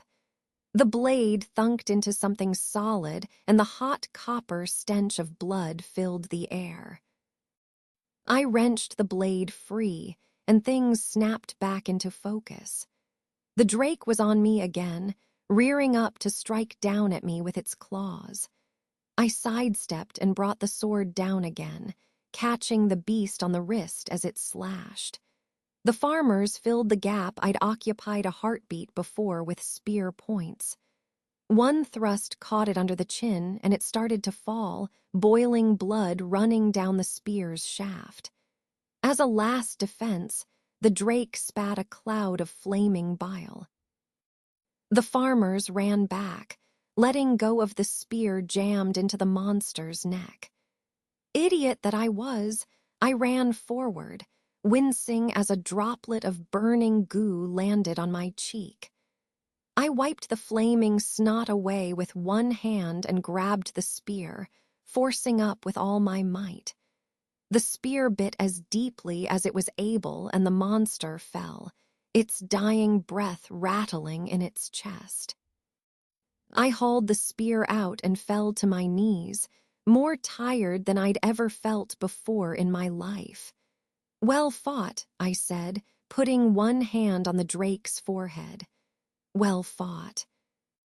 A sea of cheers and laughter churned around me, swelling into a joyous storm and leaving me a stone spar of melancholy, kneeling there as the waves broke over me. The monster had been horrible. There was no questioning that, but it had been as awe-inspiring and as wonderful as it had been terrifying and dangerous. Had been. Now it was nothing. Just meat for the crows on the forest floor. Herschel cut through the crowd like a ship cleaving through a wave. "Give her some room," he bellowed. He knelt next to me, Parsnip. His voice was low and soft, as gentle and comforting as a warm blanket in the dead of winter. "Are you okay?" I poked at my ribs. They were sore but didn't feel broken. "I think I'm in one piece. I just need a minute." Herschel cleared the crowd and left me alone with the corpse. I inched closer, and my thoughts drifted back to the old farmer who I had met on the road days before. The drake stones would help him keep the nobles from seizing his crops. The meat would keep his family fed. In death, both monsters would help many more people survive. I stood feeling like a real ranger for the first time in my life, and Hawk's voice rang in my ears once again. Respect the beast. Honor the kill. I bowed to the dead drakes and climbed back up the short ridge ringing the clearing. My bow had to be here somewhere. As I searched through the moss and mud, 1,000 pains made themselves known one by one. The thrill of the hunt was gone, and all that was left was the slow realization that I was hurt worse than I thought, that I was freezing, and that I would tear the moon out of the sky just to get a hot meal. If a hot meal was worth tearing the moon down, then I'd fight the ancient titans themselves for my damn bow. Where in all the hells was it? A voice snaked out from beneath the trees, breathy and hissing. If serpents could talk, this was what they sounded like. looking for this. A tall and willowy figure slipped out of the underbrush, moving with the liquid grace of a wildcat stalking its prey. They were dressed in robes a blue so dark they were nearly black, and the fabric was studded with pinpoints of silver thread that seemed to glow. It was like they had taken the midnight sky and draped it around themselves. A hood kept their features in deep shadow, but their eyes blazed with violet light. The air seemed colder around the figure, and a thin trace of the sick smell of rotten meat hung about them, nearly too faint to detect, but they're all the same. I took a step back. Whoever this nightmare person was, they could keep my bow and do whatever they damn well pleased with it. "Wait," they said. I froze. My legs stopped listening to me. My whole body locked in place and every muscle tensed, holding me there rock solid. The mystery person reached out and pushed the bow into my frozen fingers. "Take it. These are dangerous woods. I'm sure you'll need it." It wasn't a suggestion. It was a command. A lightning strike of fear lanced up my spine and my knees turned to jelly. I wanted to run. I wanted to scream. I wanted to draw my sword and hack this creature apart. I couldn't do any of that. I had to sit and stare into those blazing eyes. I couldn't move until they let me. A rage hot enough to melt steel bloomed in my chest, radiating out through my entire body. My sword arm twitched. The wizard took a step back. A sharp pressure pushed in behind my eyes, and all of my muscles locked up tight. I couldn't move now no matter how hard I fought. "Don't you wish people could get along like this all the time?" asked the wizard. "United in a common goal and working towards a common good brings out the best in us." I wanted to scream, but I couldn't. He waved vaguely in my direction, and the tension eased out of my jaw. "Let me go, you bastard," I shouted. "See, this is what I'm talking about. You're standing there, looking at the chance to join something great, and instead you only care about your own God's damned wants." I fought against the spell. Beads of sweat rolled down my forehead. I'm sorry I'm none too happy about some creepy old prick jumping out of the woods and putting a spell on me. Too scared to have a fair fight, are you? The wizard laughed. It was a dry and brittle sound like thin bones snapping. "You don't think I can feel how terrified you really are. You can drop the act barrel. Besides, you wouldn't stand a chance." He paused for a moment. "I think you should give me a chance. Let me show you what one village can accomplish when we strip away the frivolous parts of the mind, wants, passions, friends, family, and we replace that duty with the drive to build something greater. That's what the guild stands for, isn't it? Sacrifice, all that you are to become something more." I think we have very different ideas about the guild. I'm not so sure. He turned his head to the clearing below us. "I think that's my cue to leave." Someone in the clearing cried out. A crossbow snapped. A sharp pop echoed through the mist and a swirl of black smoke and stinging grit blew into my eyes. Cursing, I staggered back, wiping the dirt away. I blinked the tears from my eyes and found that I was alone. The wizard was gone. It was high time we hauled ass out of this forest, and I wasn't the only one who thought so. The villagers labored as quick as they could to drag the carcasses back to the road. I put an arrow to my bow's string and walked backwards behind them, eyes darting to every shadow lurking in the murky half-light between the trees. My heart hammered in my ears. No matter how fast we moved, it wasn't fast enough, and dragging the drakes back to the road took an eternity. With trembling hands, we heaved the bodies into an ox-drawn cart and headed for town as quick as we were able. If I never saw this place again, it would be too soon. A slithering, oily voice crawled into my mind. Oh, we haven't seen the last of each other yet.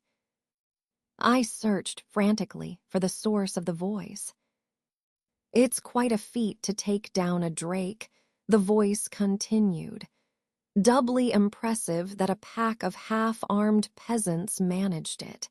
Yes, I think we'll be seeing a lot more of each other. I have big plans for these people. The voice fled my mind and I was drenched in a cold sweat. I needed a hot bath, maybe 100 hot baths. My skin felt like it was coated in greasy bile, and that wall of dread in my mind was taller than ever. I didn't know what this wizard was planning, but I knew it would take more than me to stop them. I needed a real hero. I needed the guild.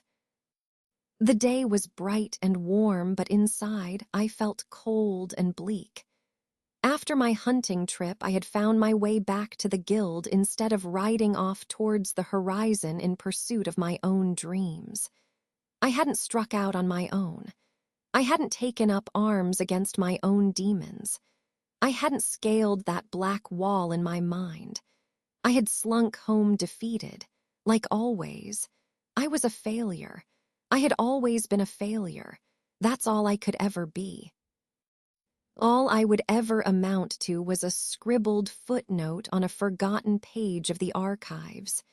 That was the best-case scenario for me. At worst, I'd be nothing at all. I let out a long breath. I was nothing now. At least I couldn't fall any further. The hunt had been 4 days ago now, and I hadn't left my room since. How could I with that wizard out there waiting for me? It was best to stay here with the door shut and let that problem take care of itself. If I stayed here forever, I wouldn't have to deal with what I saw. I wouldn't have to help. I would only make things worse anyway. It was best if I stayed here and let someone else deal with it. I was nothing. The wall of anxiety loomed behind me, and turning away from it, I found myself standing on the edge of a deep, dark hole.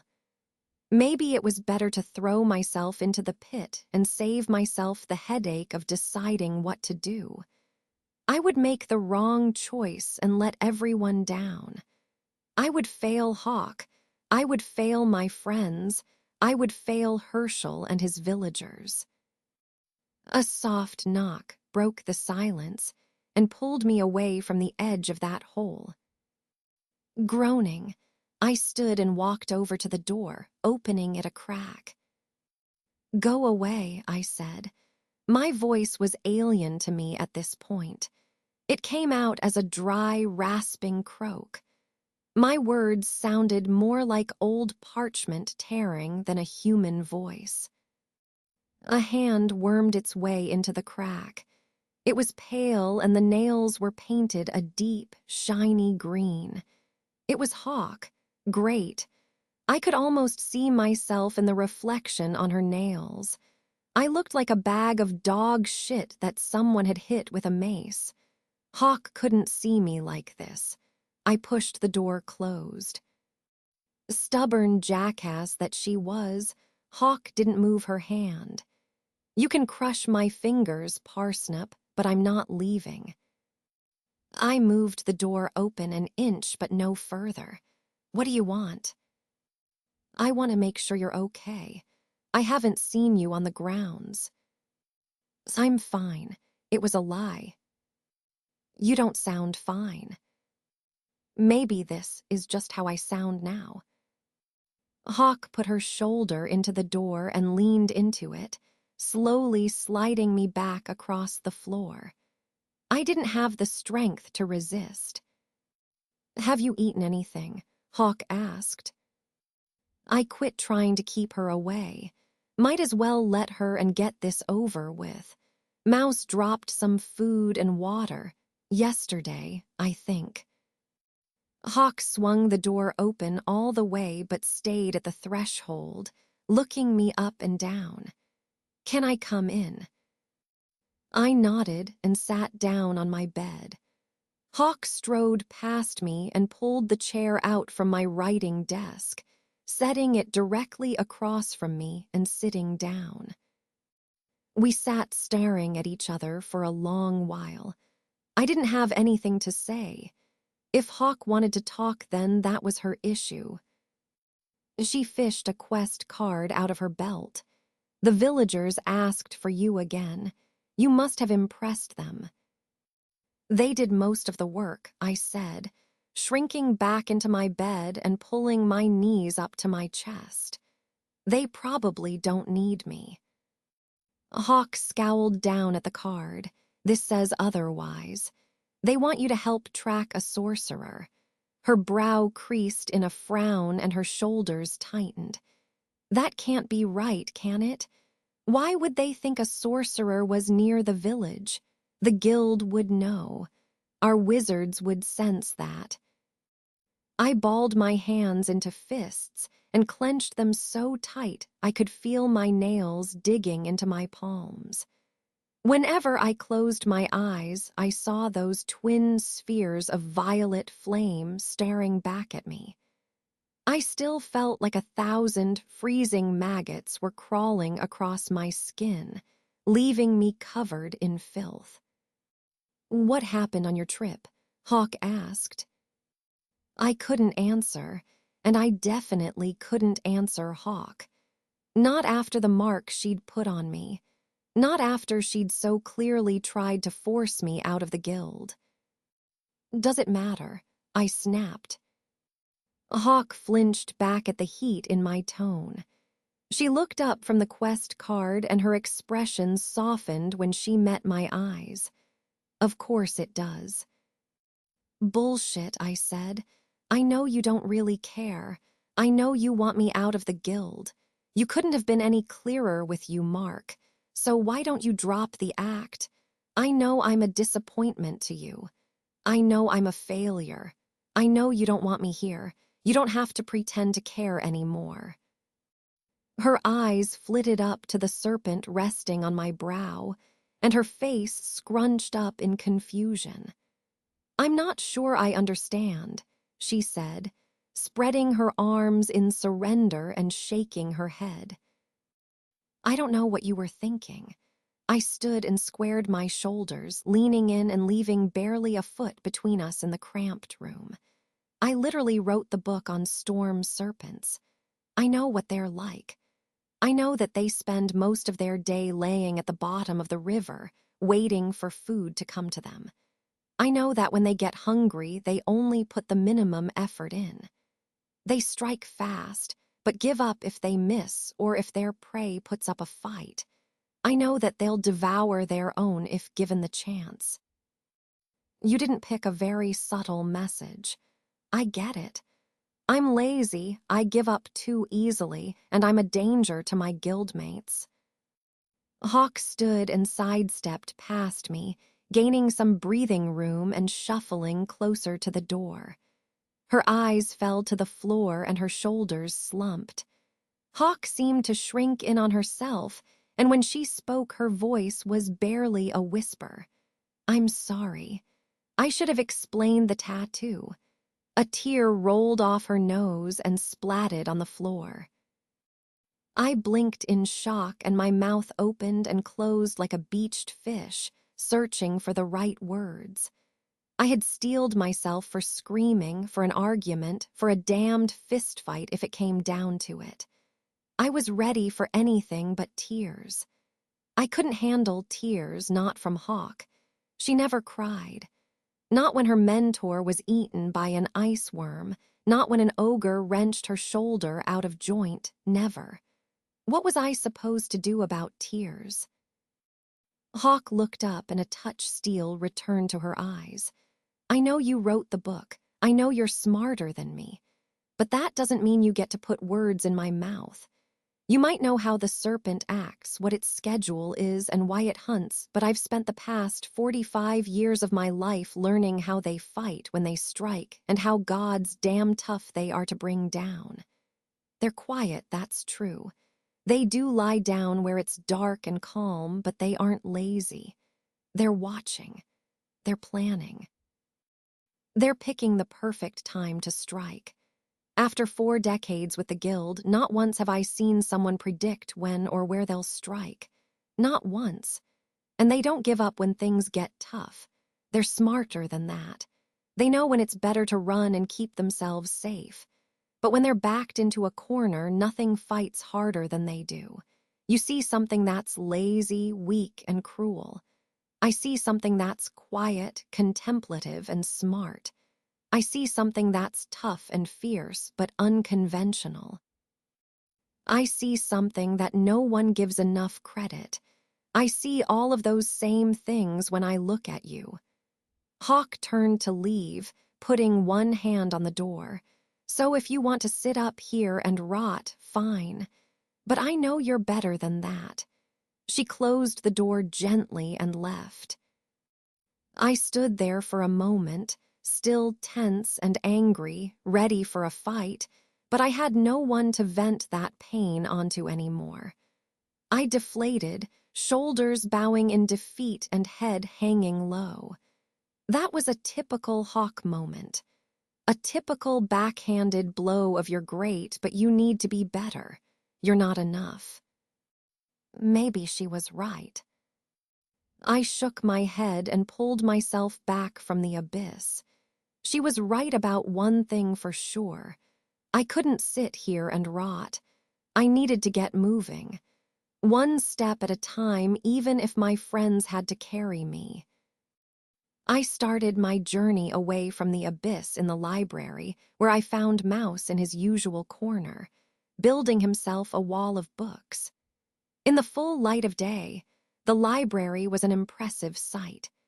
It sat at the pinnacle of the tower, and each wall was floor-to-ceiling stained glass showing scenes of long-forgotten battles, extinct monsters, kings, queens, and soldiers.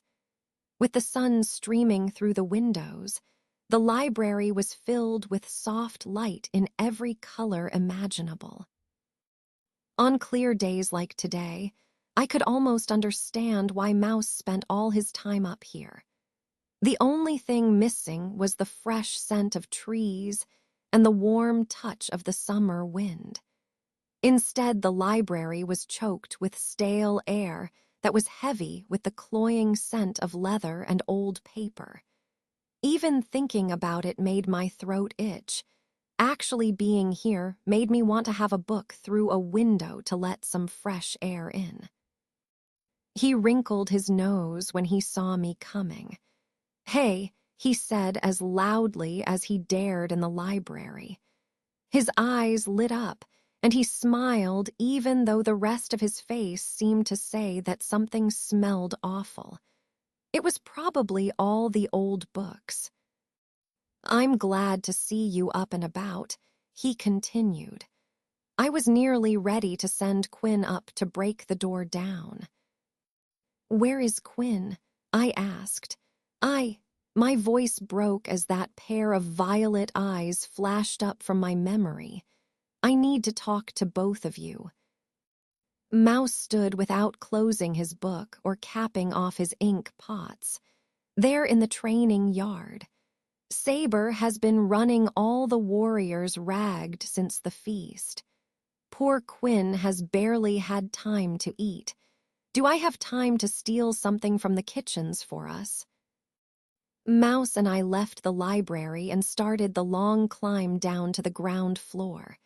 I hesitated by Quinn's door. I have a better idea. I pushed the door open and stepped into Quinn's room. "Why don't you liberate some herbs and a pot from the kitchen?" I opened Quinn's armoire and took their back of soaps, paints, powders, and polishes, and a 2-pronged fishing spear. "I think I could use some quiet time. We'll meet in the usual place." Mouse nodded, and I could practically see the steam coming from his ears as his brain worked to put together a list of things we may need. You're sure? Absolutely. Mentally, I took another step back from the abyss in the center of my chest. I could lay down the emotional shield I'd been holding. I always could with Mouse.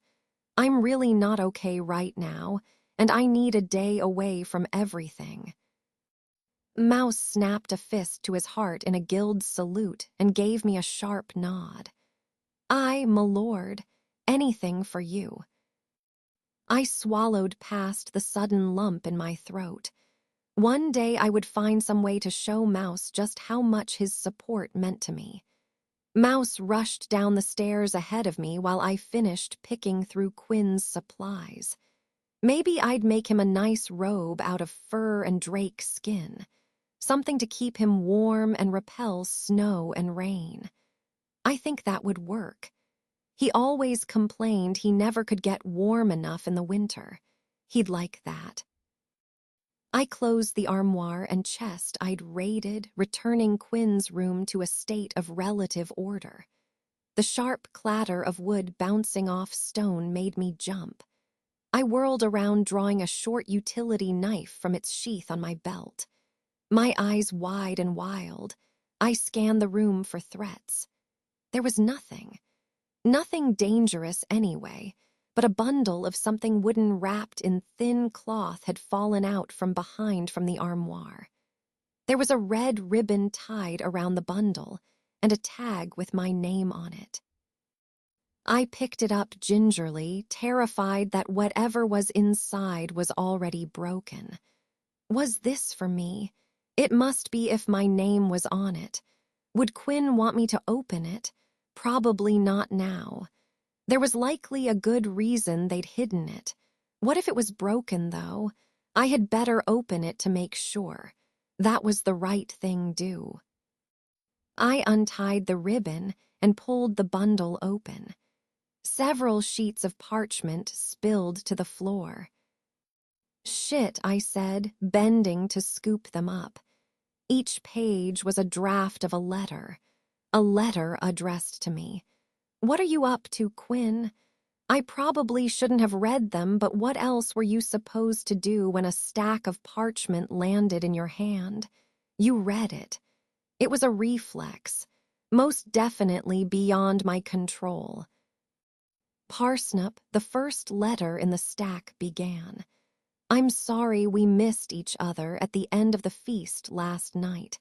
I hear you have some pretty big news to share. I wanted to get you a little something to show how happy I am for you. You're a better friend than I deserve, and I want you to know. The letter ended there. I shuffled to the next page in the stack. Hi, Snip. I know you're off saving the world right now. I got you something. A real hero needs something better than that ratty old kit you're lugging around. The next sentence was scratched out, and the sentence after that was a note from Quinn to themselves. Really? You're going to start off by insulting the bow Hawk gave her.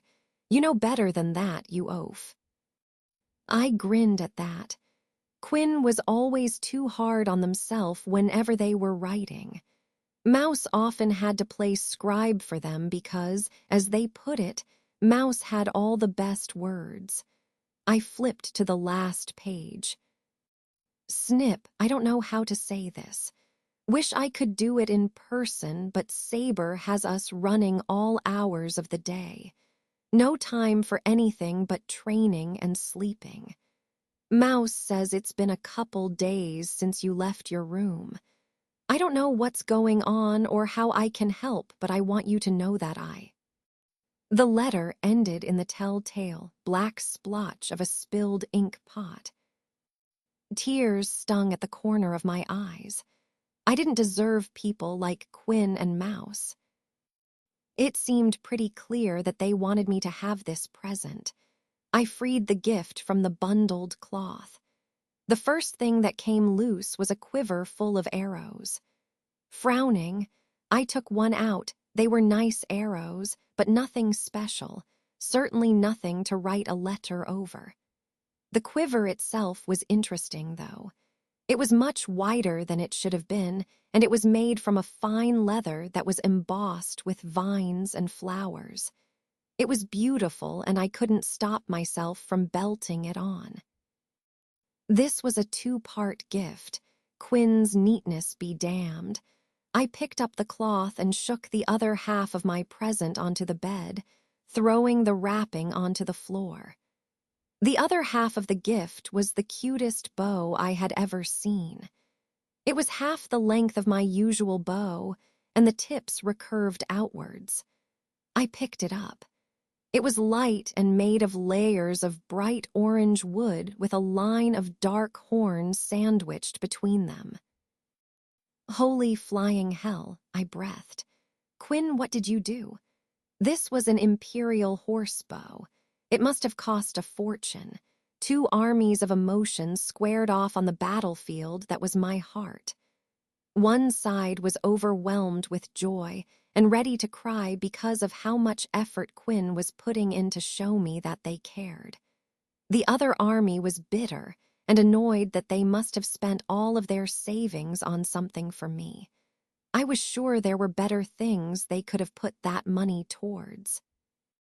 There would be time to see who won that internal war later. For now, I strung the bow and slipped it into the oversized quiver next to the arrows. I finished packing and hurried down the tower. If I wasted any more time here, Mouse would beat me to our getaway spot, and that was unacceptable. Mouse hadn't won the unofficial race to our escape zone in about 8 years now, and I certainly wasn't going to let him start now. Racing through the tower, I shot out across the grounds, legs pumping and heart pounding. After 4 days of hiding with my thoughts, moving felt good. It felt right. Everything faded away.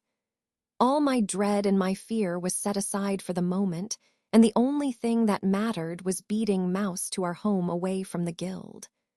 Unfortunately, 4 days alone had done as much harm to my body as it had to my mind, and I was barely halfway to the training field when I stumbled and had to slow down. I swayed slightly as I walked, and my throat felt like I had guzzled down a flagon of fire. Quinn was in the training field with a dozen other warrior apprentices. They were split into 2 teams and were in the middle of a fast-paced game involving tossing a ball with a small net on the end of a pole. I couldn't really follow what was going, but Quinn seemed to be doing well. They were in the vanguard of their lines, holding their pole like a quarterstaff, and tackling anyone who came too close to the warrior behind them who had the ball. If the goal of the game was to knock the piss out of the enemy team, then Quinn was definitely winning. I slowed to a stop and leaned forward, putting my hands on my knees and breathing hard. Quinn turned my way and waved before flattening one of the other players and sprinting ahead, holding up their net and catching the ball from one of the other players. Everyone cheered. Catching the ball was good, apparently. I couldn't follow what was going on, but Quinn looked happy, and that made me feel better. I picked up one of the fishing spears slung over my back and used it to point beyond the ruins of the outer wall. They caught my meaning and shot me a nod. I let them return to their game and continued on to the outer wall. Amidst the cyclopean stones and toppled towers, I found myself at the edge of that abyss again. The shadows shifted around me, and I found violet eyes staring back at me from each one. Panic wrapped a lightning fist around my heart, and I ran, fleeing from my memory. I left the pain behind and cleared the last of the ruins, slipping into the forest like a spooked deer. These woods were home for me, maybe even more than the tower was. Every rock, every tree, every dip and roll in the earth was full of memory. I slowed from my panicked run and took a deep breath of the sweet, earthy air. I never knew my parents or my first home. According to Hawk, she found me hidden in a garden outside of a burned village. That was how I earned my name. Hawk waded through the ash and thought the parsnips were crying, and there I was, smeared with soot but otherwise healthy. I'd been here, in Tower 4 and the surrounding woods ever since. I slowed to a stop and knelt down, running my fingers through the soft, damp soil. Right around here was the site of my earliest memory. I was sitting in front of a pile of sticks, beating a stick of flint against the blade of a knife. I had slipped and damn near taken a finger off, but stubbornness made me keep trying, and soon enough, Hawk was bandaging my hand in front of a crackling fire. She let me keep the knife. I stood and brushed the hilt of the utility knife with my fingertips. 20 years later, I still had it.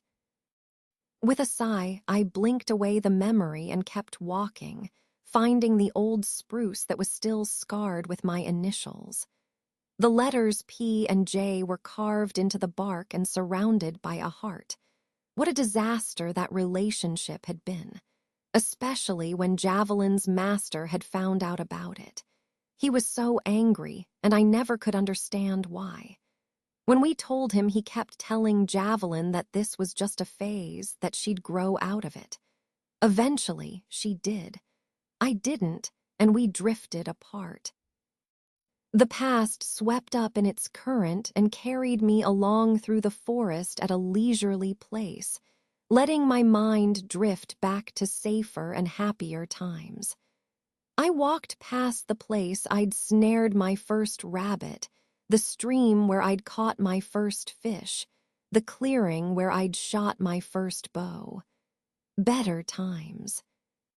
The river of memory carried me to the campsite mouse, Quinn, and I had carved out for ourselves.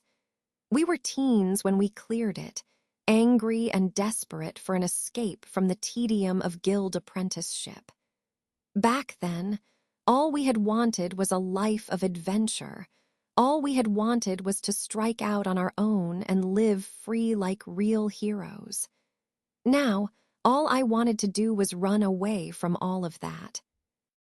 The capum consisted of a semicircle of soft grass where we had cleared away the young trees and underbrush. A circle of large stones sat at the center of the site, and next to that was the space we had done our best to flatten for the tent. I hated sleeping on uneven, lumpy ground. The camp was perched on the bank of a river, and a curtain of dense reeds shielded the water from the camp, making it the perfect place to wash yourself in peace. It was infinitely better than the guild bathhouse.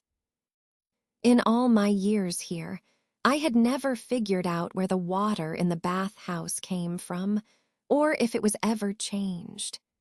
When the choices were cold river water, or a warm pool where you could stew in someone else's filth, well, the river was clearly the right choice. I set down the pack of supplies I had gathered. I was the first one here as usual, so I opened the bag and started setting up. It was good to be back, good to be somewhere safe, good to be home. Cool, clear water surrounded me, blocking out the noise of the forest and easing the ache in my bruised ribs and battered knees. The drake really got me good. All things considered, I was lucky to be alive. Doubly lucky considering what the wizard had been able to do. I shuddered at the memory, at the oily feeling of someone else's thoughts freezing me in place like that. I didn't know that kind of power existed. It certainly wasn't in any of the spellbooks Mouse had shown me, and probably for good reason too. Taking someone's will and freedom away like that was an evil that didn't deserve to be written down. No one should have power like that. The abyss was still there, still looming inside me, but now that I was here, floating by the shore of the old camp, the edge of the abyss felt further away now.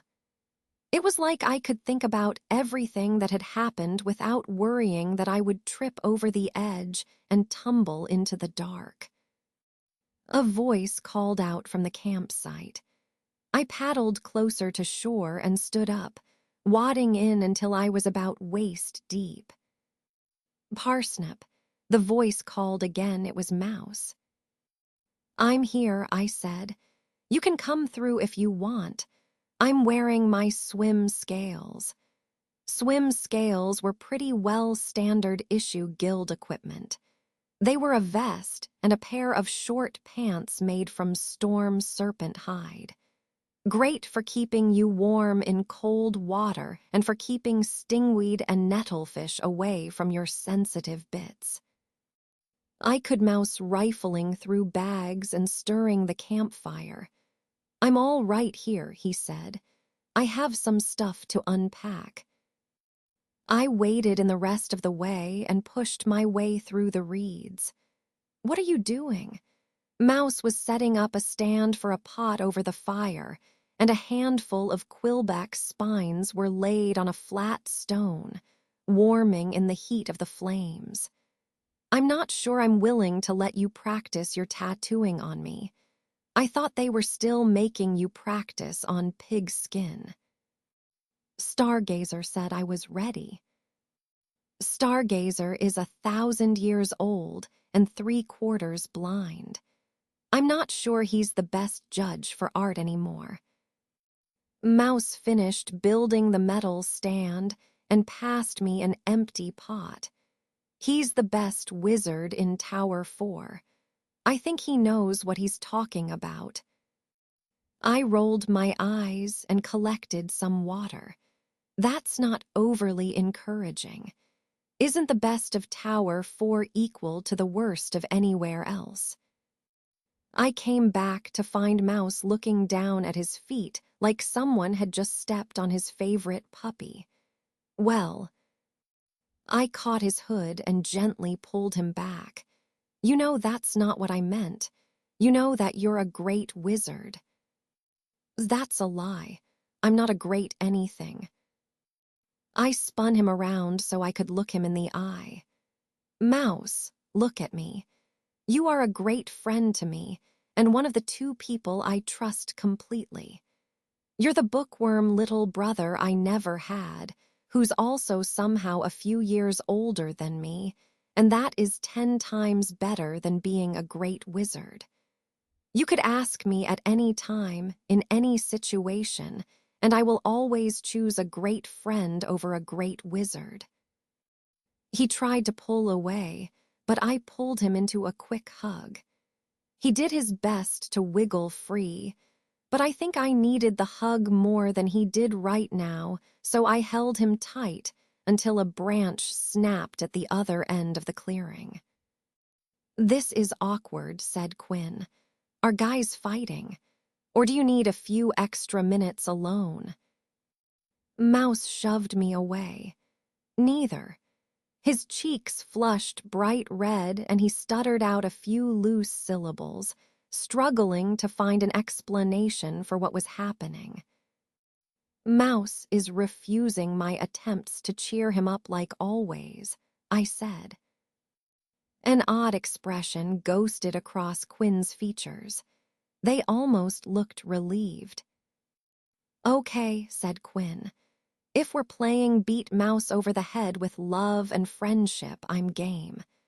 They crossed the clearing in 3 bounding strides and scooped Mouse off his feet, shaking him gently. "You don't give yourself enough credit, you dumb little bugger. You are so smart and so dedicated to everything you choose to do.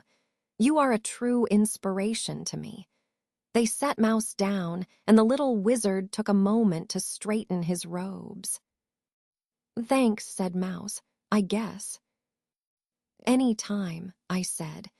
Now will you tell what the spines and inks are for? Mouse ran a hand through his hair. Don't laugh. Wouldn't dream of it, said Quinn, taking a seat by the fire. I had a vision. It was nothing concrete, but I knew for sure we would need tattoo stuff. I'm not sure why, but it seemed important. Quinn nodded. I'm glad we have them then. Guess we'll just need to figure out why. I'm sure it's nothing, said Mouse. My visions are always nothing. Now that's just not true, I said. Your weather visions are always important. Mouse rolled his eyes. Not really. It's so useful for all the farmers and villagers. It's helped them a lot. Mouse shrugged and looked down at his feet, but I caught the smile he was trying his best to hide. The real question, the heavy question, was left unspoken between us. That question of why are we here loomed over us like a dark cloud, but one that promised more a light drizzle than a thunderstorm. We sat for a while, enjoying the sunshine and talking of small things. Quinn was glad to be away from their series of endless drills.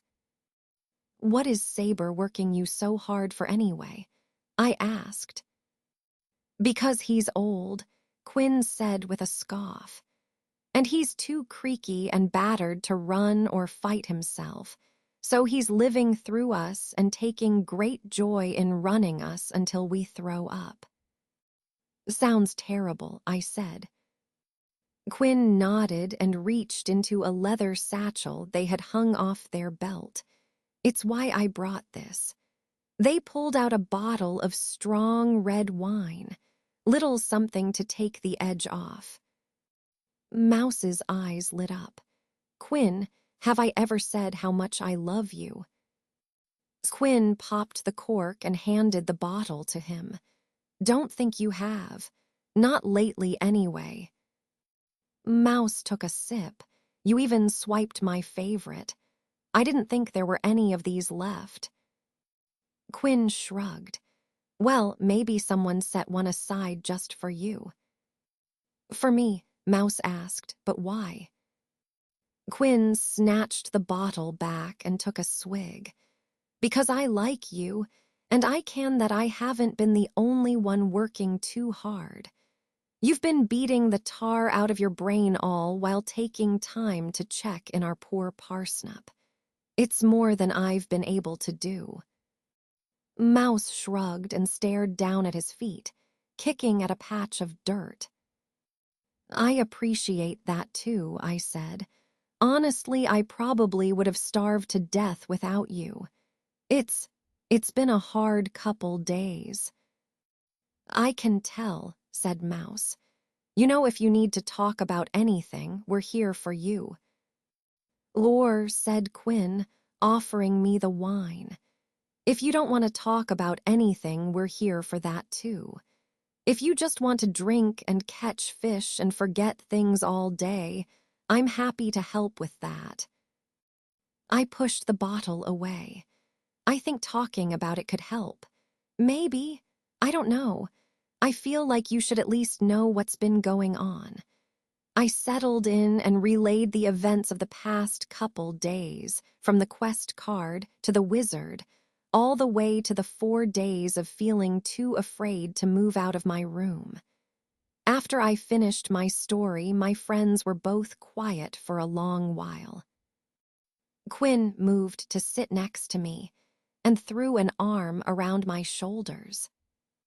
Mouse picked up one of his Quillback spines. That's it, he said. That's what the vision was about.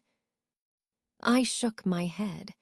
You'll have to back up one step for those of us who aren't wizard smart. Mouse put the end of the quill into the pot of boiling water. I think surviving something like that and succeeding so well is worth a guild mark, don't you? I'm not sure. I shrugged and shook my head. I don't feel like I did much of anything. You matched wits with a wizard and lived, said Mouse. That's more than most people would have accomplished. But what would that even get me? Does the guild have a glyph for surviving wizard shit? No, said Mouse. Not really, anyway. I want you to design your own. Can we do that? Mouse uncapped a jar of tattoo ink. I don't see why not. What that wizard did was dark, cursed magic. Nothing should take away your will like that, and I think a design of your own would be a way to reclaim that. A reminder that the only one in control of your actions is you. I nodded. What he said made a lot of sense to me. Now all I needed was a design. But what should I get? Quinn squeezed me a little tighter. Whatever you want. Don't think of anything too representative or filled with meaning. What do you wish you could have inked onto you but could never get because there was glyph or sigil for it? I thought for a long moment, staring into the crackling flames. The answer was obvious. It was pasted all over the walls of my room. I held out my arm to Mouse. Can you draw me a drake? Mouse took my arm and wiped the skin down with a sharp-smelling liquid that burned like stingweed. Just one question, he said, pulling out 3 more jars of ink. Are we doing black and white or full color? Ranger tattoos were always black and gray. It was tradition. But then again, when had I ever done anything traditionally? Let's do color, I said. Let's do all the color you can manage. Mouse shot me a rare smile. I was hoping you'd say that. The tattoo was a long, painful process. By the end of the first hour, I called for a quick break and stood to get some water. Quinn followed me to the river. Not to make things too awkward or anything, said Quinn. But when you gathering stuff from my room, you didn't find anything, did you? You'll have to be more specific. You have a lot of stuff in there. I mean anything special. My heart beat double time and I took a few jittery steps back towards camp. It was probably best to come clean about the whole thing. I did, and I love it. I met Quinn's eyes and smiled. Really, I do. You're too good to me.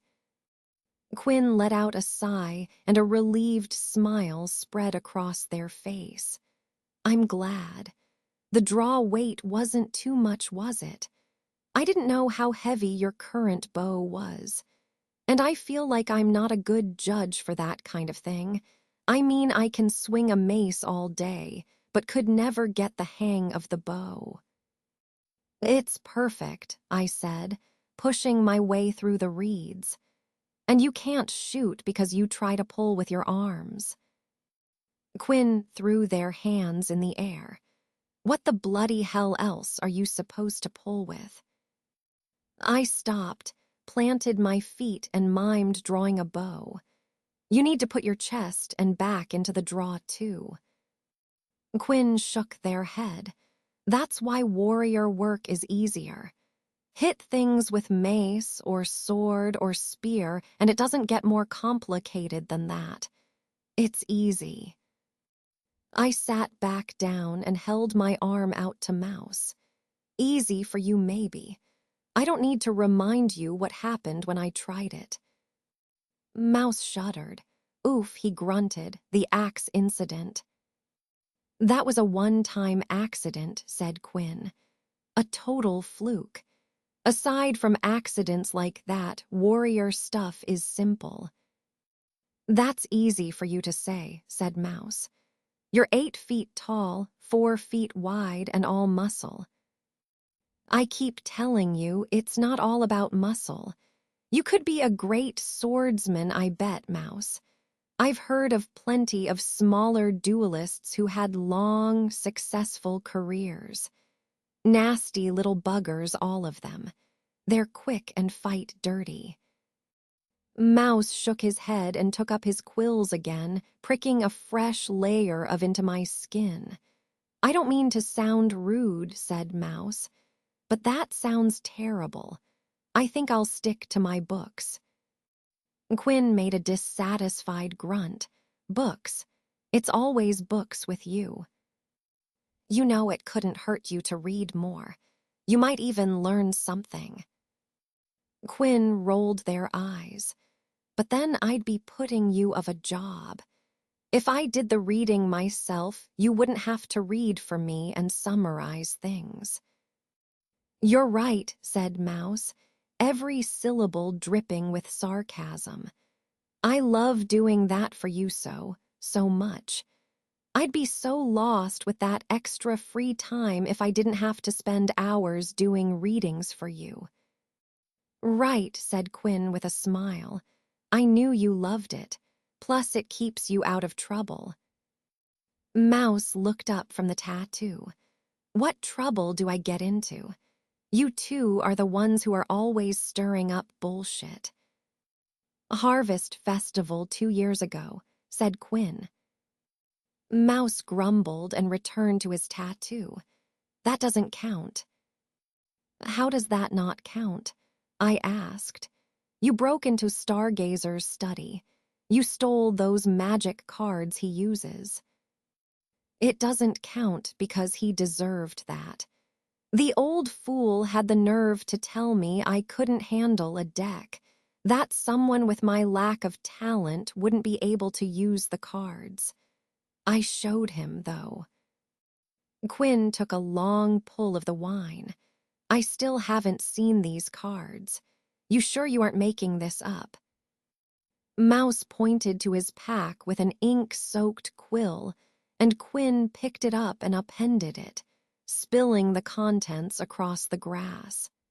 They picked out a leather case engraved with stars and planets before jamming everything back into the bag. Did you break everything this time? Said Mouse. Not this time. Want me to dump it out again to make sure? Mouse shook his head. Let me finish this section, then I can give you a reading. Quinn settled down with their wine while Mouse worked. It was a grueling process, and I sat there with my teeth clenched for what felt like forever while Mouse stitched line after line of color into my arm. Hours later he stood, knees and back snapping. It's my turn for a break now. You're sure you don't want something simpler? I looked down at the tattoo. It's over halfway done. I think we're committed at this point. Quinn handed Mouse the last of the wine and held up the leather box of cards. All right, Oracle, show us the future. Mouse drew out the deck. The cards were made of thin slices of bone, each one painstakingly carved and painted into a different esoteric image. They made the most satisfying click-clack sound as he shuffled them. His eyes blazed with arcane power and the cards rattled, levitating an inch above his outstretched palm. The air filled with a bitter, burnt tang, like the aftermath of a lightning strike or a blast from a storm serpent.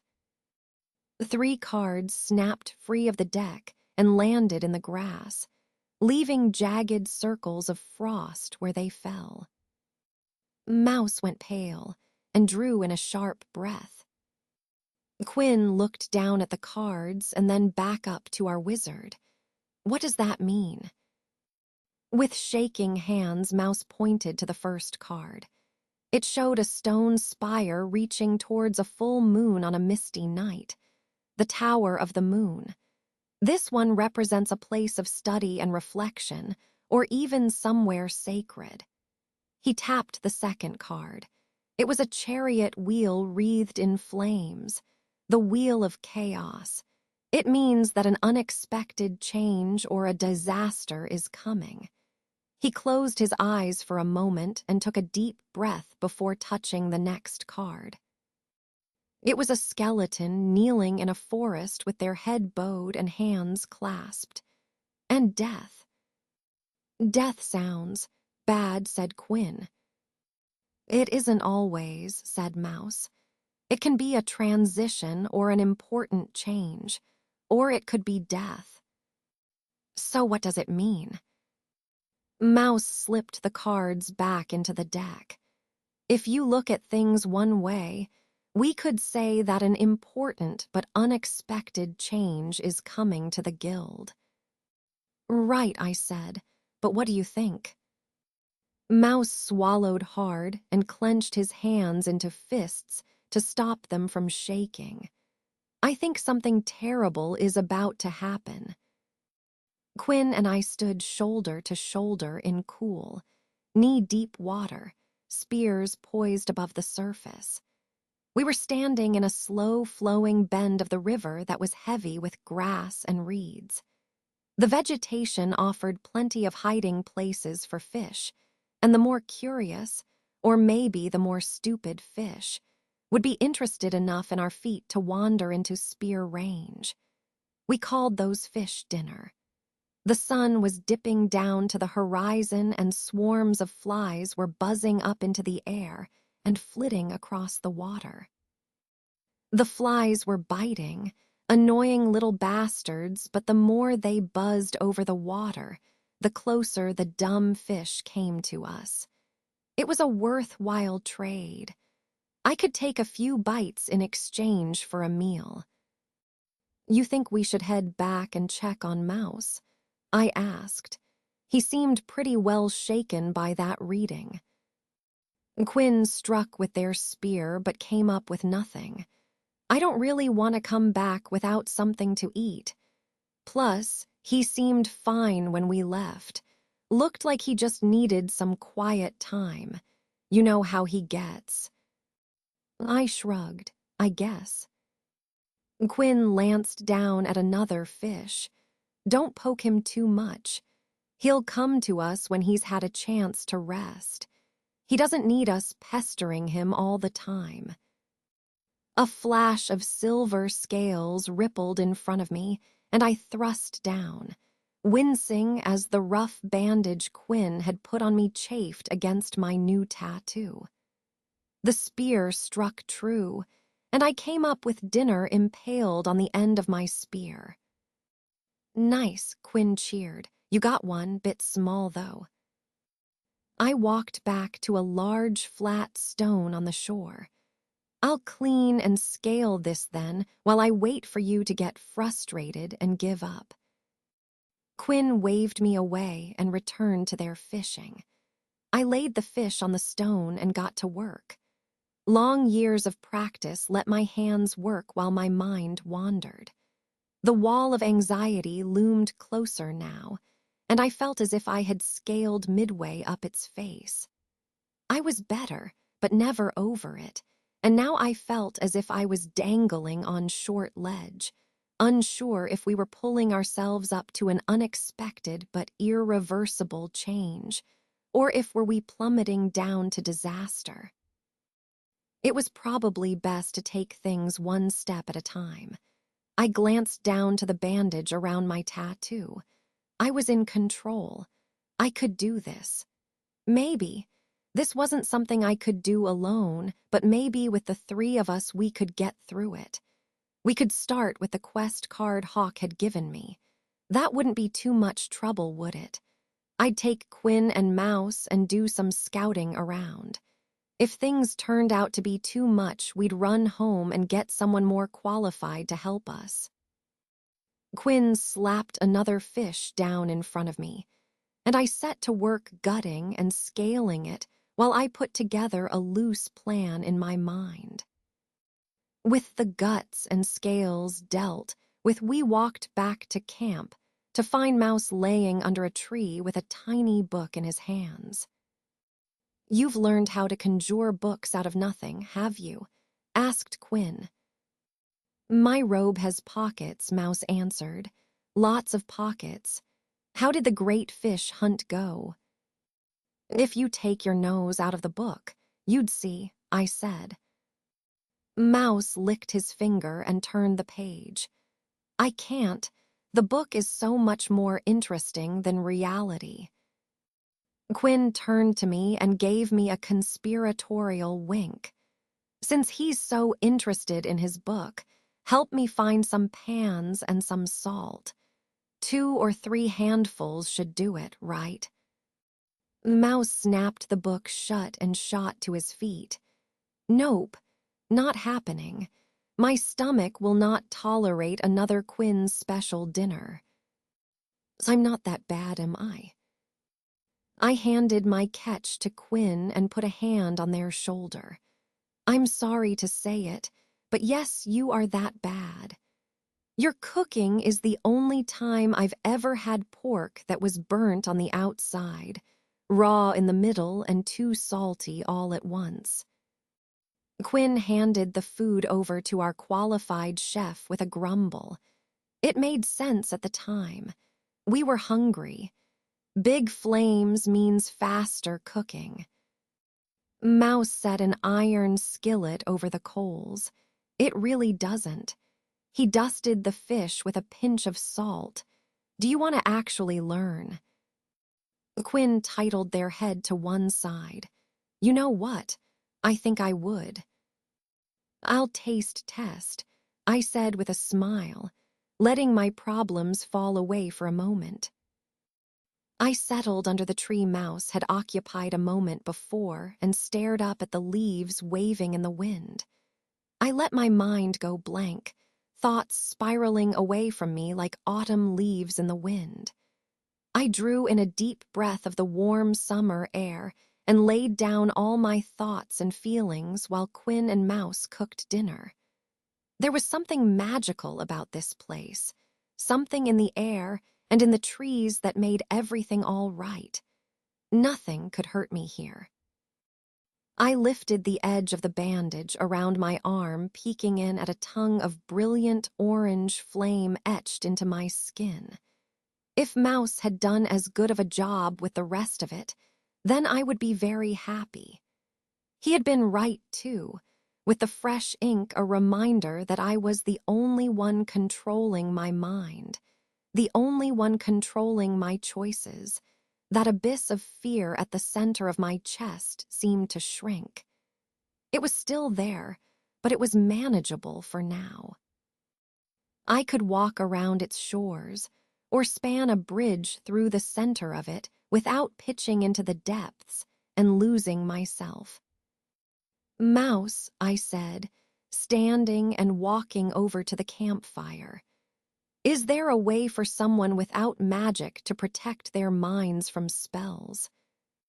He flipped his piece of fish over and studied the light brown of the seared side. Satisfied, he turned back to me. I'm not sure.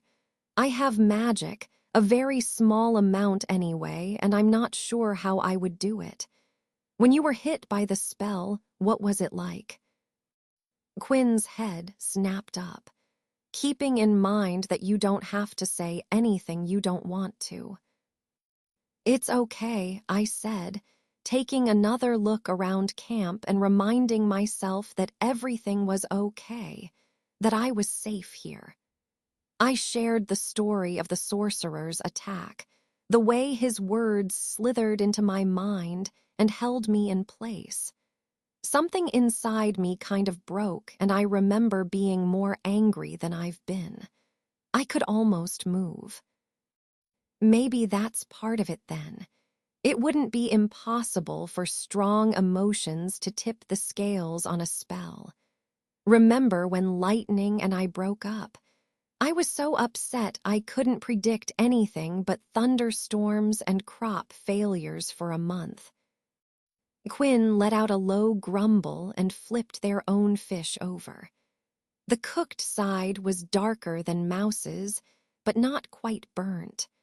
All I remember about Lightning is that she was as mean as an Iron Hills ogre and smelled just as bad. The smell wasn't really her fault, said Mouse. She was studying under snake blood at the time, and you know some of those potion ingredients can be unpleasant. Quinn answered with a noncommittal grunt and a shrug. That's not really the point, though, Mouse continued. All I'm trying to say is that I was too upset to see the most likely future. My magic was thrown all out of whack. Mouse pulled his fish from the fire, sliced it in two, and flopped each half onto a hunk of bread. Are you sure you're willing to put your stomach on the line, Parsnip? We can always make Quinn eat their own food and see if they die in the morning. I trust that Quinn hasn't made poison the time. I accepted my food and took a bite. It was a little dry, a little overly crispy in spots, but well within the edible range. It's good. Quinn sat next to the fire and did their best to hide the sheepish grin on their face.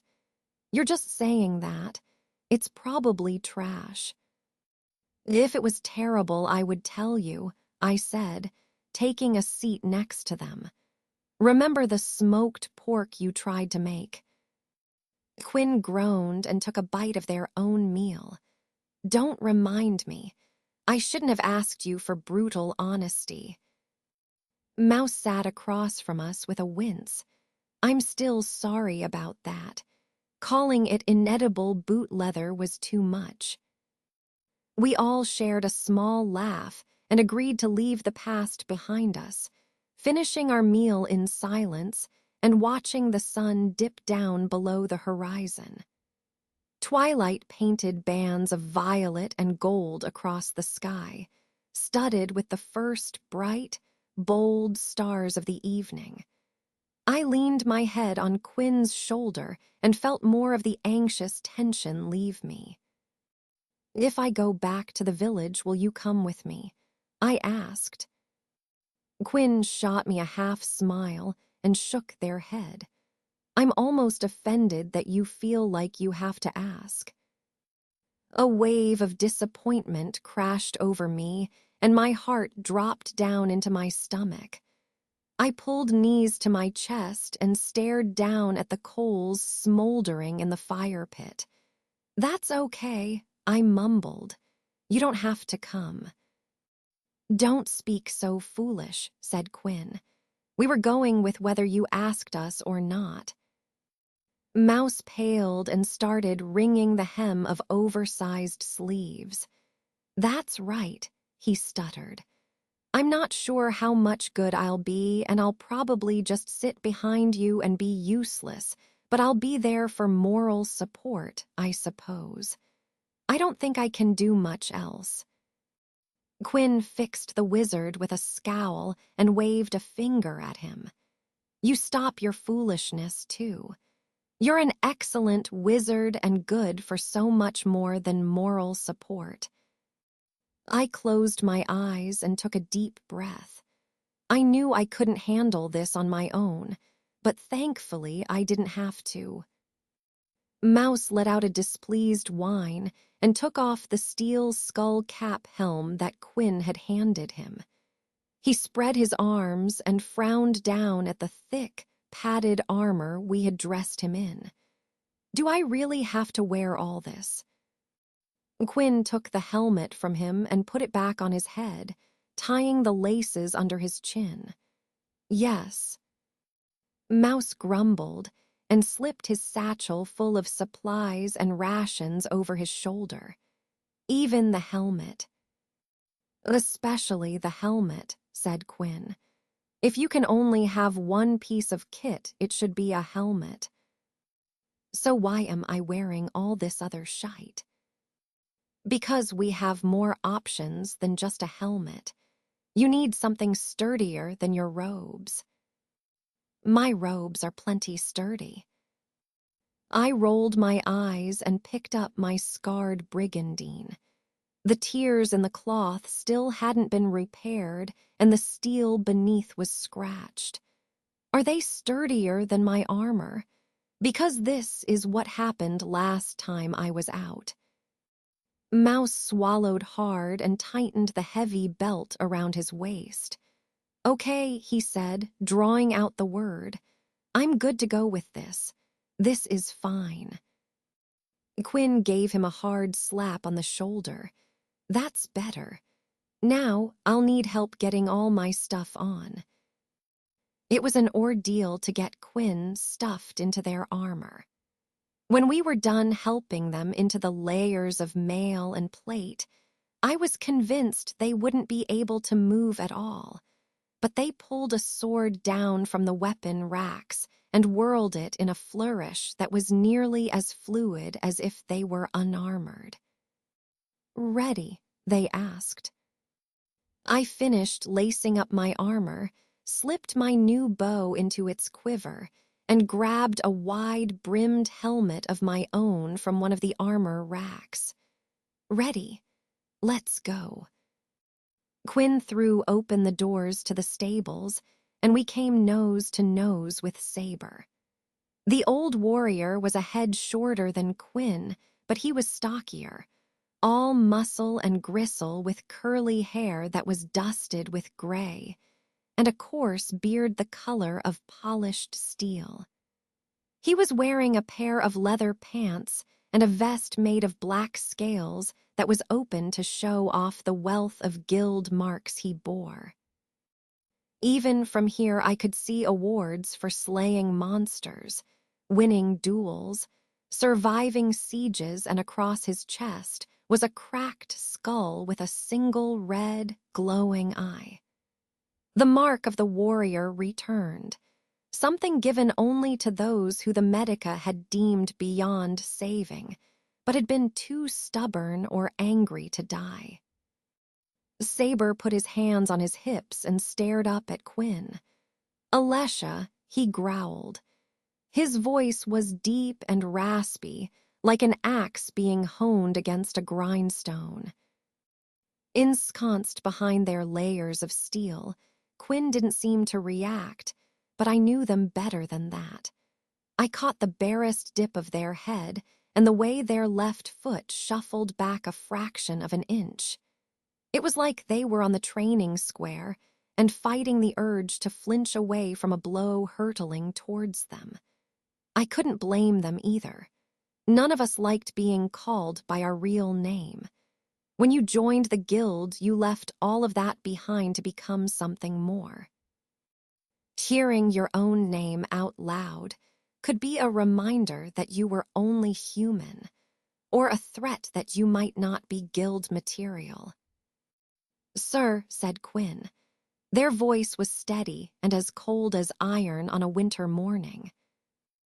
Who gave you permission to abandon training today? Where are you going? Quinn widened their stance and balled their hands into fists. I have a quest. This is the first I've heard of it. Let's see the card. He held out his hand.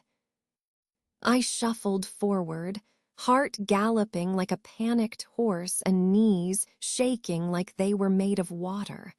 I have it. I pulled the card from my belt and handed it over.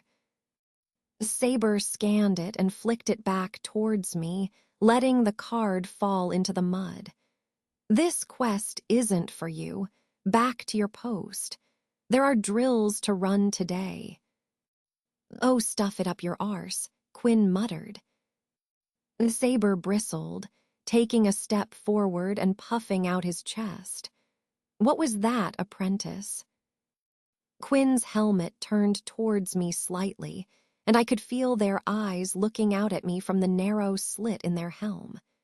They turned back to Saber, and I had a hard time seeing my friend in front of me right now. The soft and gentle soul that liked to dress in lavish outfits and recite poetry under the moonlight was gone.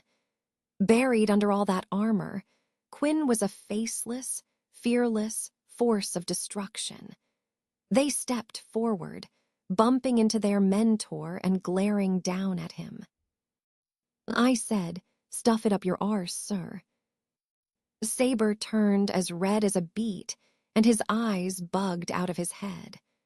At a loss for words, he barked an angry nonsense syllable, spraying spittle over Quinn's surcoat. Quinn put a hand on his chest and shoved him back a step. "We can go around you, or we can go through you. Your choice." "You are completely out of line," Apprentice Saber barked. His shoulders tensed and a vein throbbed in his forehead. "Through it is, then," said Quinn. They struck like a marsh viper, driving an armored fist into Saber's jaw in the blink of an eye. A spray of blood and spit and splattered onto the wall of the stables, and the older man collapsed in a heap, blood running from a gash on his cheek. Mouse and I stood there, mouths hanging open and staring at the unconscious warrior lying in the mud. Quinn fetched the horses and urged us up into our saddles. We set off at a trot and left the guild behind for now. There was sure to be hell to pay when we got back. "Did that just happen?" asked Mouse. "Did you just punch a senior guildsman in the face?" Quinn flexed their fingers. "I think I did. Probably not the smartest thing, but it's done now." "Probably not the smartest," said Mouse, incredulity forcing his voice up an octave. "That is the biggest understatement of the century."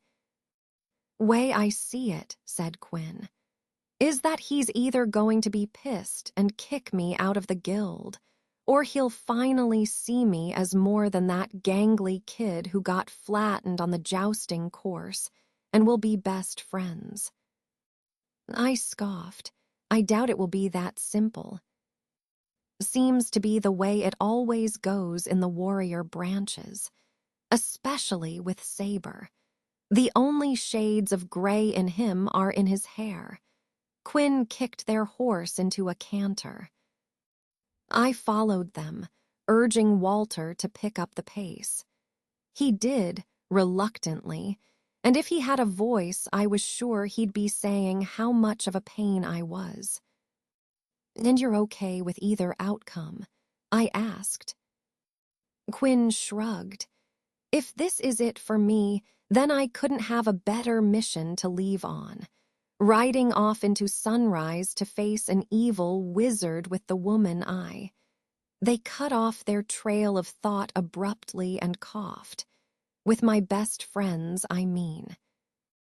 I couldn't see them blush under all that steel, but the way their shoulders tensed and the way they held tighter to the reins told me all I needed to know. What exactly wasn't Quinn telling me? I thought back to half-written letters that had been tucked in with my bow. What didn't they have the words to tell me? After all these years, didn't they trust me? Was I not enough for them? Pieces of the puzzle slid into place. They had given me a beautiful gift. They had punched out the old man who had made their teen years miserable. They had made their peace with this being their last mission. They had tried, but failed, to put that into a letter for me. Quinn was going to leave us. They were leaving the guild, and this was likely the last time I would see them. Tears stung the corners of my eyes. There was so much more I had planned, feast nights and festivals. I needed more time alone with them, more time in the forest reading each other sappy poems and nonsense stories, more time in their arms after one too many jugs of ale. I wanted more everything, but I wouldn't get any of it. Pain and loss sunk through my heart like a stone dropped into an icy pond. When it hit bottom, it didn't settle. It caught fire, and a bitter flame of disappointment and jealousy burned up my throat, leaving a bitter ashen taste in my mouth. They weren't getting rid of me that easily. If they were done being my friend, then that was fine, but they weren't leaving before I had answers. "Well," said Mouse, breaking into the conversation before I could say anything stupid and angry. I'm glad at least one of us is excited for this. I'm not exactly in a rush to meet with a wizard who can potentially take over our minds and kill us. Think of it this way, I said. If we can stop this now, it will save who knows how many people from that fate. The quest had to come first, always the quest. There would be time for tears and rage later. For now, there was a task to focus on, a job to do. I shoved my feelings down as deep as they would go and put on a mask of cool professionalism. I couldn't be Parsnip, the wounded friend, right now. I couldn't be me. I came second, like always. The job and Parsnip, the ranger, came first. Mouse shook his head and worried at the straps and laces holding his armor on tight. I feel like we don't have enough information. How do we know that this sorcerer is planning to do anything like that? It seemed like it to me, I said with a shrug. He said he had plans for the villagers, and I don't think I can sit on my hands anymore and let something terrible happen to them. Do you think we can stop him? Asked Mouse. Or her, or them, Quinn interrupted. Snip didn't get a good look at them. Don't want to assume too much. Right, said Mouse. Do you think we can stop whoever or whatever this is? I pursed my lips and sat a little straighter, squaring my shoulders and holding the reins in a white-knuckled grip, ready to fence with the anxiety and dread inside of me. Honestly, no. I don't think we can do much of anything. I reached back into the saddle bags and pulled out a brass tube with a flared end and curved wooden handle. A mess of clockwork sat bolted onto the device's right side, and a short bar extended out from the bottom. That's why I brought these. Should be one in each of your saddle bags. Quinn turned in their saddle, doing their best to see through the restrictive view slit in their helmet. The hell is that? The world's most overbuilt bell. Mouse groaned and pinched the bridge of his nose. Seriously, Quinn, read a book, any book. It's an alchemist's call, although I feel like the name is a bit of a misnomer. It's more of an emergency fireball launcher than anything. For burning wizards, asked Quinn. Seems like a good thing to have. That's not what they're for, said Mouse. They signal the guild. They're not weapons. Quinn reached around and dug out their own alchemist's call. Signal the guild to do what? They asked, turning the device around in their hands. To haul our sorry asses out of the fire. And we don't have these all the time because it's not just going to summon a rescue party. It's going to summon the guild, all of them, the apprentices, the seniors, the damn cooks, everyone who can hold a sword. I eased the alchemist's call back into my bag. I hope we don't need them. The forest faded to farmland, and I called out for everyone to stop. Something was wrong. Do you smell anything? I asked. Quinn put one hand on their sword and took a deep breath. Their breath rasped through the dozen small holes in the front of their helmet, and they offered me a shrug as an answer. Hard enough for me to breathe right now, let alone smell anything. Horse shit, said Mouse. All I smell is horse shit. I pulled my bow from its quiver and slipped an arrow onto the string. Quinn followed my lead and liberated a long-handled axe that had been lashed to the side of their horse. What's wrong? They asked. They should be baking, I said. I took a few cautious steps towards the first house, a simple one-room home on the edge of the field. A dry twig crunched underfoot, loud as a crash of thunder. Everything was too quiet. "Is that such a big problem?" asked Mouse. "Maybe they're just taking a lazy day." I put a hand over my mouth, stifling a laugh. Mouse furrowed his brow. "Why is that so funny?" I kept stalking forward, eyes scanning the shadows, shoulders tense, heart hammering in my ears. "You sweet summer princeling," I said. "A village like this doesn't really get lazy days. There's always baking to do or the people don't get to eat." Quinn waved for us to be quiet and strode up to the house. They knocked on the door. It swung open on its own. Quinn raised their axe. I drew my bowstring back to my cheek, and Mouse let out a pained squeak and hid behind me. Quinn barreled through the doorway, axe high and ready to split the skull of anything inside that wasn't a villager. "It's empty," they called out. I let the tension off of my bow and returned it and the arrow to my quiver. "What do you mean empty?" Quinn stepped out and took off their helmet, wiping their brow with a rag. "See for yourself. Empty. Whole damn village feels empty."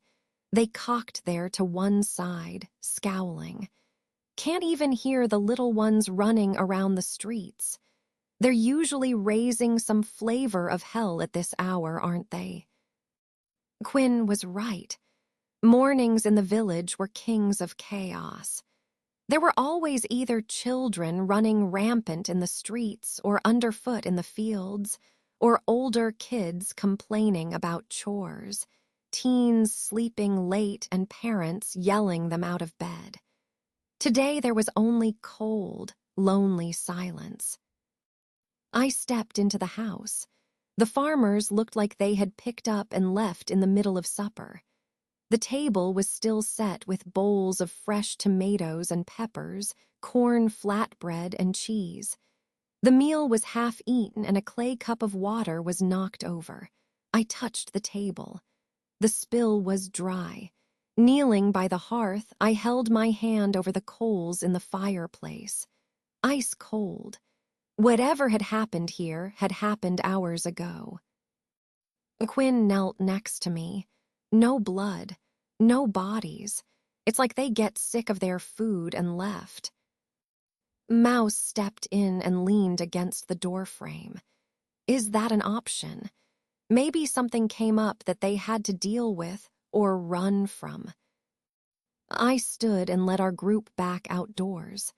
Maybe we should check the other houses. It was the same story in the other farmsteads surrounding the town square. Meals abandoned. Toys scattered the floors. Tools were left to rust in the fields. And through it all was that heavy, frozen silence filled the air. There were no birds, no animals, not even the buzz of a bee. I couldn't put up with that much nothing. What the hell is wrong with this place? I snapped. Mouse pushed past me, heading to the town square with a glazed look in his eye. He touched the old statue, and a spark of violet fire flared behind his eyes. He reached into his bag and took out the deck of bone cards. His movements were stilted and jerking like a puppet being handled by someone who had no clue what they were doing. He floated the deck above his palm, and 3 cards slapped onto the stone at the base of the statue. With the cards laid out, he waved a hand 6 dice, each made from a different wood or stone, floated out of his bag and clattered down next to the cards. "Mouse," I asked, speaking in barely a whisper to avoid breaking the silence clinging to the town. "Mouse, what are you doing?" He tilted his head to one side and looked past me, ethereal fire dancing in his eyes. He was focused on something far away. "Mouse," I said a little louder. He scowled and shook his head, turning back to the imperial statue. He rolled the dice again. Quinn put a hand on my shoulder and steered me closer to the statue. "Just let him work. I've seen him like this before." Quinn clapped their hands by Mouse's ear and waved a hand in front of his face. "See? We're not even here to him right now. So we just sit here and wait." A twanging snap answered me from the forest, and a mountain slammed into me from behind, throwing me to the ground and left me gasping for breath and seeing stars. Something rang overhead, like a bell being stuck with a hammer, and Quinn grunted. I stood just in time to see another arrow ricochet off their breastplate as they fumbled to slip their helmet back on. They grabbed Mouse by the collar and drug him into the nearest house. Another arrow whistled through the air and buried itself with a thud in the earth in front of my nose. I scrambled backwards on my hands and knees and threw myself behind the statue. I readied my bow and waited. Everything was painfully silent for a moment. No noise kept me company save for the ragged gasps of my own breathing and the pounding of my heart. "Parsnip," Quinn yelled from inside the house. "You alive?" I think so." I yelled. My voice quavered and came out more as a panicked squeal that a stepped-on rat might make rather than any kind of human sound. "You don't sound convinced. You don't have any new holes punched through you that you didn't show up with, right?" I looked down at myself. I didn't see any blood or arrow shafts poking out of me. That was a good sign. I'm okay. I'm not shot yet. "Good," said Quinn. Their voice was as cool and calm as a mirror-smooth lake on an autumn morning. "Can you see anything?" "No." Quinn peeked their head out of the doorframe of the nearest home. "Can you maybe try? I can't see anything from here." I grit my teeth and screwed my eyes shut for a moment. I couldn't do that, could I? I'd get my head taken off. I couldn't do this, but I had to anyway. I leaned up over the base of the statue and ducked back as quick as I could. "Anything," said Quinn. I shook my head and leaned over the statue again. Silence reigned. A shadow pushed its way out of the tree line and stalked towards the village. "I see someone coming." It was a familiar shape. A man built like a barrel with a shock of red hair. "It's Herschel, the blacksmith." I stood and waved. "Herschel," I called out. "Watch out. There's someone shooting at us." "Snip," Quinn shouted. "Get down." Herschel pointed towards me and shouted with a chorus of tortured voices that weren't his own. It was somewhere between the howl of a winter storm and meat tearing. "Kill the guild rats." A trio of crossbow bolts whistled towards me and shattered on the imperial statue. I threw myself to the ground and crawled into the house Quinn had occupied. "Shit, shit, shit," I snarled. Quinn grabbed me by the scruff of the neck and hauled me to my feet. "It's the villagers," I said. "They're trying to kill us." Quinn took up their axe. "Not if I can help it." "We're not going to kill them, are we?" "They're trying to kill us. What choice do we have?" I turned and looked around the house. "We can go out the back window here." Quinn pointed down to Mouse. The wizard was lying on the floor and scribbling furiously on a piece of parchment with a bit of charcoal. "You're going to get him out the window? In this state?" What in all hells is wrong with him? It's a vision. He needs to get the information down before he comes back to us. Hells, I said. I didn't think it was this. Crazy. There's a good reason. The wizards tend to stay in the library. And we can't move him. I'm not sure what will happen if we do. If he can't get the vision down, I'm not sure how long it will take him to come back. I swallowed hard and put an arrow to my bowstring.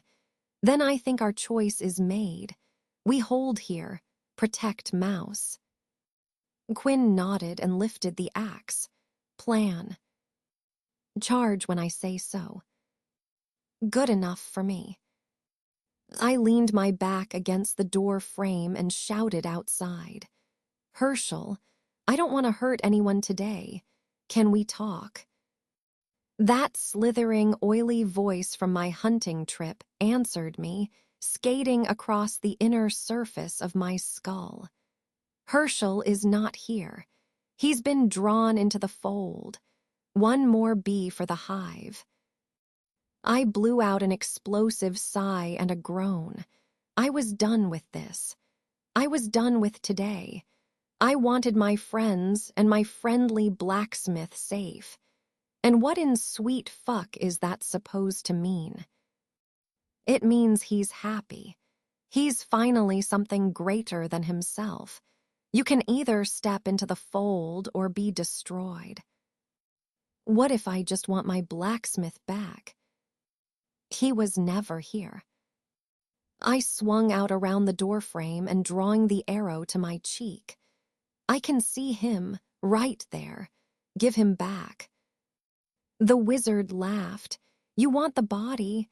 Why didn't you say so? Herschel shuddered and his eyes rolled back into his head. Blood frothed from his mouth and the blacksmith fell, dead. No, I screamed. One of the other villagers stared at me with unseeing, unblinking eyes and raised a crossbow. I turned and loosed the arrow on instinct. He fell to the mud with a gurgle, an arrow coring the apple of his throat. Blood oozed from the wound, thick and dark, not the blood of a fresh kill. No, this was the blood of a man who had been dead for days. I leaned back inside the door. I think that's your cue. Quinn put their head down and charged, screaming. Crossbow bolts bounced off their armor with a sharp snap. Quinn didn't slow down, didn't care. The villagers didn't have the sense to run. They held their ground and Quinn hit their lines like a battering ram, bringing the axe down and cleaving a farmer nearly in two. The axe head bit down through the man's collarbone, shattered their ribs and stuck fast deep in the man's chest, driving him to his knees. I drew another arrow and shot at a villager circling behind Quinn. The arrow lanced through the villager's back and they fell. But they didn't stay down, breathing in ragged, dying gasps. The villager stood back up and turned to me, her eyes burning with hate. She lifted a rusted sickle and took a faltering step towards me. I drew as calmly and smoothly as I was able, doing my best to pretend that I wasn't about to have a sickle slammed through my neck. No, I was fine.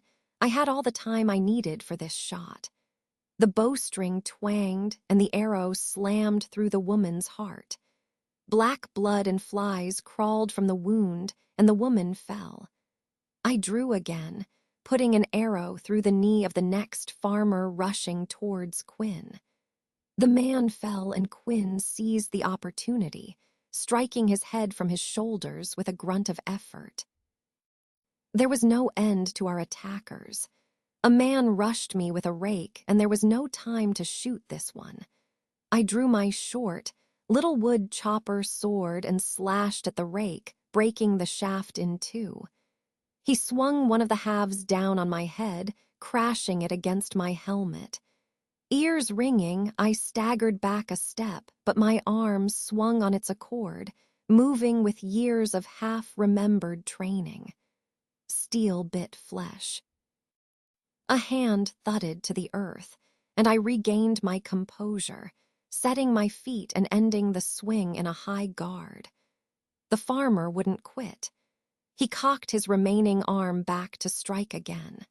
He pulled back more than he needed to, over-exaggerating his movements and giving me the opening I needed.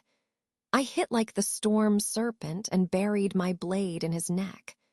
The sword stuck, and I let it drop, pulling another arrow free and losing it into the crowd of peasants swarming Quinn.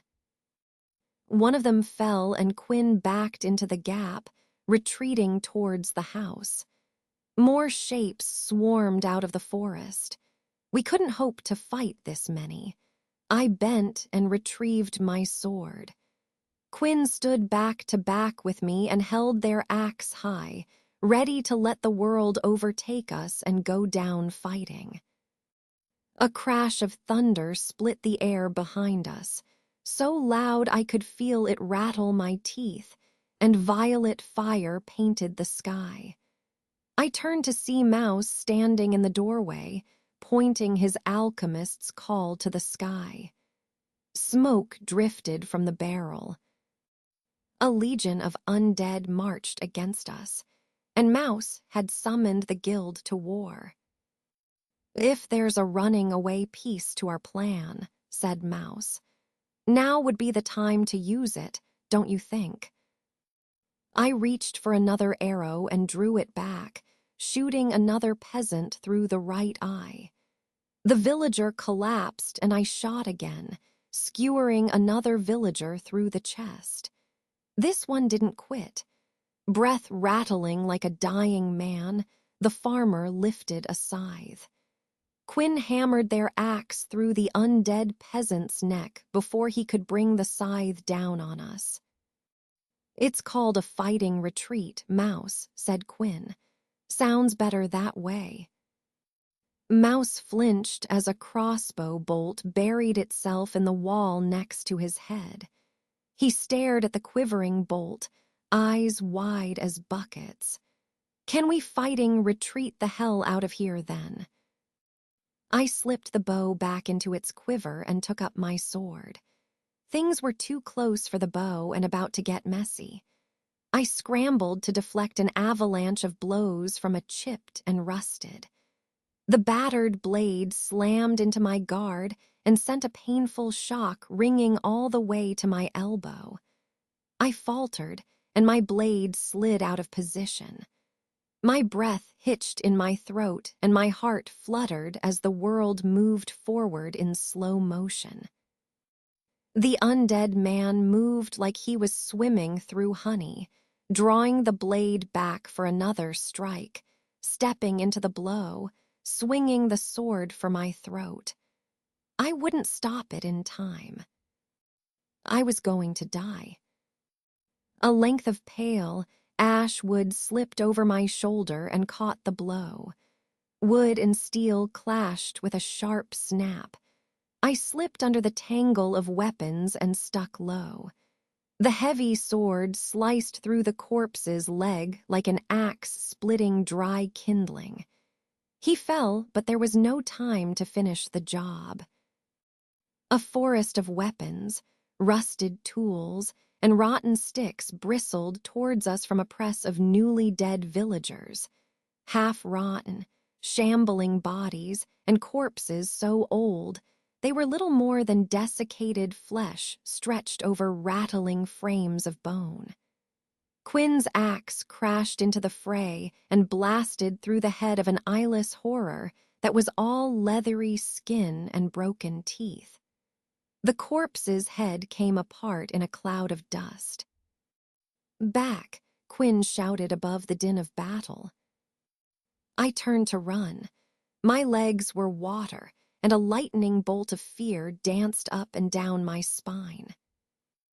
Quinn caught my shoulder. "Back, but don't run." They took one step backwards, still deflecting blows as they went. I separated a hand from a wrist, opened a throat, and took my own step backwards. "They're getting behind us," shouted Mouse. His hand fell on my shoulder, and suddenly I knew to shift to my right and strike down, cleaving another arm nearly in two. Mouse's magic flowed through us, and like we were escaping the party from hell, we pushed into the enemy lines. The only way out was straight through the middle. Bolstered by our little wizard, we tore through the undead like a thunderstorm. Quinn was untouchable. The axe flashed like lightning, landing death blow after death blow. I parried high and rolled my wrist, twisting a sword out of my enemy's hand. I could see the next 3 steps ahead and blocked a blow arcing down from my left. Spinning, I circled behind a farmer menacing Mouse with a hoe and snicked the farmer's head from his shoulders. Mouse stepped forward and jabbed one of the mummified monsters in the stomach. It doubled over and I snarled, driving a boot into its teeth. Bone shattered and Quinn finished the job, driving the axe down through the top of its head. The weapon stuck and Quinn let it drop, ducking and dodging a tempest of strikes and slashes. Mouse and I came to their rescue, stepping past the horrors crowding around us as easily as if we were slipping across the dance floor. I blocked high, parried low, struck. Something fell. There was no time to check if the corpse was dead or not. I was already moving, already another 4 steps ahead of the action. I had all the time in the world now. I ducked and came up swinging, taking a head clean off a pair of shoulders. Spinning, I slipped past a thrust and swung into an axe strike, redirecting the weapon. I only had to buy a few seconds. A sword down at me, it wouldn't kill me. Couldn't cut my armor. I stepped into the strike and caught it on my shoulder, gritting my teeth against the blunt red shock of impact. Another slash whistled towards me. It was going to miss. I didn't move.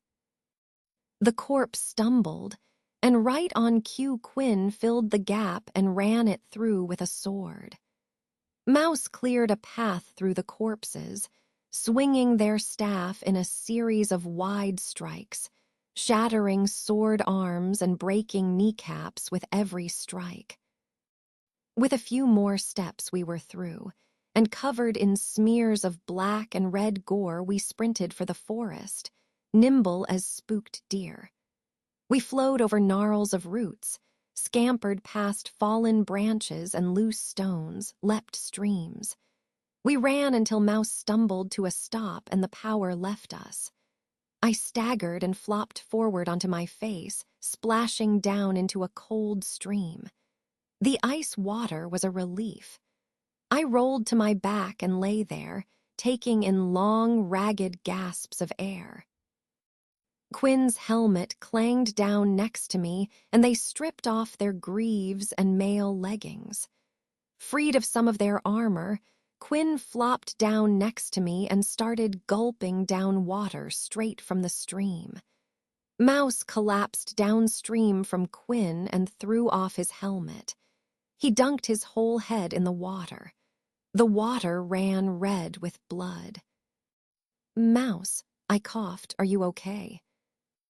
The wizard pulled his head out of the steam and fell back onto the shore. Blood pooled around his eyes and ran down from his nose. He didn't answer me. "Mouse," I sat up, panic filling me with renewed strength. I walked over to him and checked for cuts or other injuries. "I think," said Mouse in a hoarse whisper, "I think I'm still alive." Quinn came to their feet with a groan. "Well, that's a start. What hurts?" Mouse shook his head. "Everything."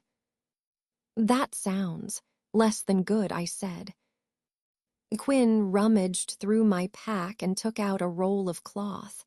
"Let's get him patched up, and then we can go from there." They unwound the bandage, one problem at a time. I turned Mouse's head back and forth. I'm not seeing anything to fix. Mouse waved vaguely in my direction. He let his arm go limp and fall to the mud like waving me away took every ounce of energy that he had. "It's fine," he panted. "It's the magic. Too much." The sentence came out in one long, slurred mess so bad that I had to translate for Quinn. "What exactly happened?" asked Quinn. "You drank too much magic and your mind threw up." Mouse gave them a thumbs up. We would say it's an ethereal backlash across the psyche, but that works too. "See," said Quinn, "this is why no one likes wizards. You're always using a good coin sentence when a copper one will do." I couldn't stop myself from laughing. It was such a dumb, normal moment, the kind that happened nearly every day, but compared to the horror we'd just run out of, it was completely absurd. "Do you think you can walk?" I asked. "We should probably keep moving before something crawls up out of hell and eats us alive." "Where are we exactly?" said Mouse. "Or better question, how do we get back to the guild?" "There's a problem there," I said. "We ran the wrong way. I think our best option is to skirt around the village and make our way back to the horses." Mouse groaned. "Is waiting here out of the question? I didn't see anyone following us, and I don't know if I can do any more running, sneaking, or fighting right now." He blinked, and a fresh drop of blood leaked from the corner of his eye. "Unless you're going to carry me, I think I'm stuck here for a while." "Just because you didn't see anyone doesn't mean we weren't followed," said Quinn. "You don't understand," said Mouse. He closed his eyes and tapped his forehead. "I saw it in here. They aren't going to follow us." I frowned at Quinn. Why wouldn't they follow us? They shrugged. "Hard to say. Chances are we're not worth it. We killed quite a few on our way out. They were not the most skilled or coordinated things I've fought." "If we can't move Mouse, what are our chances if we hold here until the rest of the guild comes?" "We might be able to make it work," said Quinn. They wrestled their mail back on and strapped their greaves over their shins. "There's a close stand of trees there. Could be a good spot if we can get Sir Lazy here to move." Mouse shifted, and a crackle of green lightning arced over his entire body. "I'm still feeling some after effects, but I think I can get there." I helped Mouse to his feet and took stock of our surroundings beyond the cold life-giving water of the stream. We were in a mossy gully with the stream running down the center. To either side of us, the ground rose slightly, and tall gray birches crowded close together, leaning down towards the stream and growing into a solid canopy of green above us. Mouse limped through the dappled half-light and leaned against one of the trees to catch his breath. "Everything okay?" I asked. "Oh, it just hurts. Give me a minute." I patted him on the shoulder and freed my bow from its quiver. The last thing we needed was more surprises. I pushed deeper into the gloom and scanned the shadows between the trees. There was a near-perfect arch carved into a white stone boulder nestled between the trees. It definitely wasn't a natural formation. "Mouse, Quinn," I called out. "There's something here you should see." I knocked an arrow and took a trepidatious step forward. Peering into the dark, I drew the bow halfway and waited for trouble. The only thing that answered me was the soft sigh of the wind through the leaves, the sweet songs of birds, the bass buzz of a fat bee scudding through the air. I eased the tension off the bow string. The music of the forest was back. Hopefully, that was a good sign. Quinn joined me at the archway. What are we looking at here? I'm not sure, I said. Do you have a torch or a light? There was a lot of annoyed rummaging through equipment, thrown supplies, and upended packs before Quinn came up with a stub of a candle. We lit it, drew our swords, and stepped into the dark. The arch led into a long hallway with crystal globes spaced evenly along it. I brought the candle closer to one of the spheres and peered inside. "Shit," I whispered. "Shit what?" asked Quinn. I brought the candle up to the crystal globe. "There's a shard of drakestone in here. The stuff that bursts into flames and explodes." "Yes." "The stuff you probably should keep away from open flames." "In most cases, yes, but today I need you to trust me." Quinn groaned. "If you blow us up, I'm going to be pissed." I touched the candle to the crystal globe, and the stone inside glowed with a soft orange light. "What is this place?" I asked in a low whisper.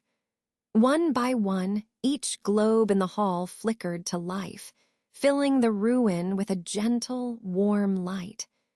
Beside each light was a quiet alcove containing the broken remains of a shelf or a small table and a pair of chairs. A wet cough from behind me broke the silence. I turned to find Mouse leaning in the archway. Another crackle of viridian energy crackled around him, and he shuddered, grunting with pain. "It's an imperial study hall," he said. "The old mages of the Empire would gather here to share notes and secrets. They had tons of these places secreted away all across the old Empire." "Huh," Quinn grunted, "and this one is buried because—" "Because," said Mouse, "the Empire had no rules or restriction on their magic. If things got too explosive and messy, it was nice to have things good and contained away from your villages or strongholds."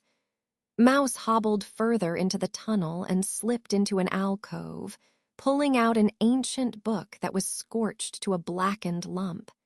"See, someone here was playing with fire."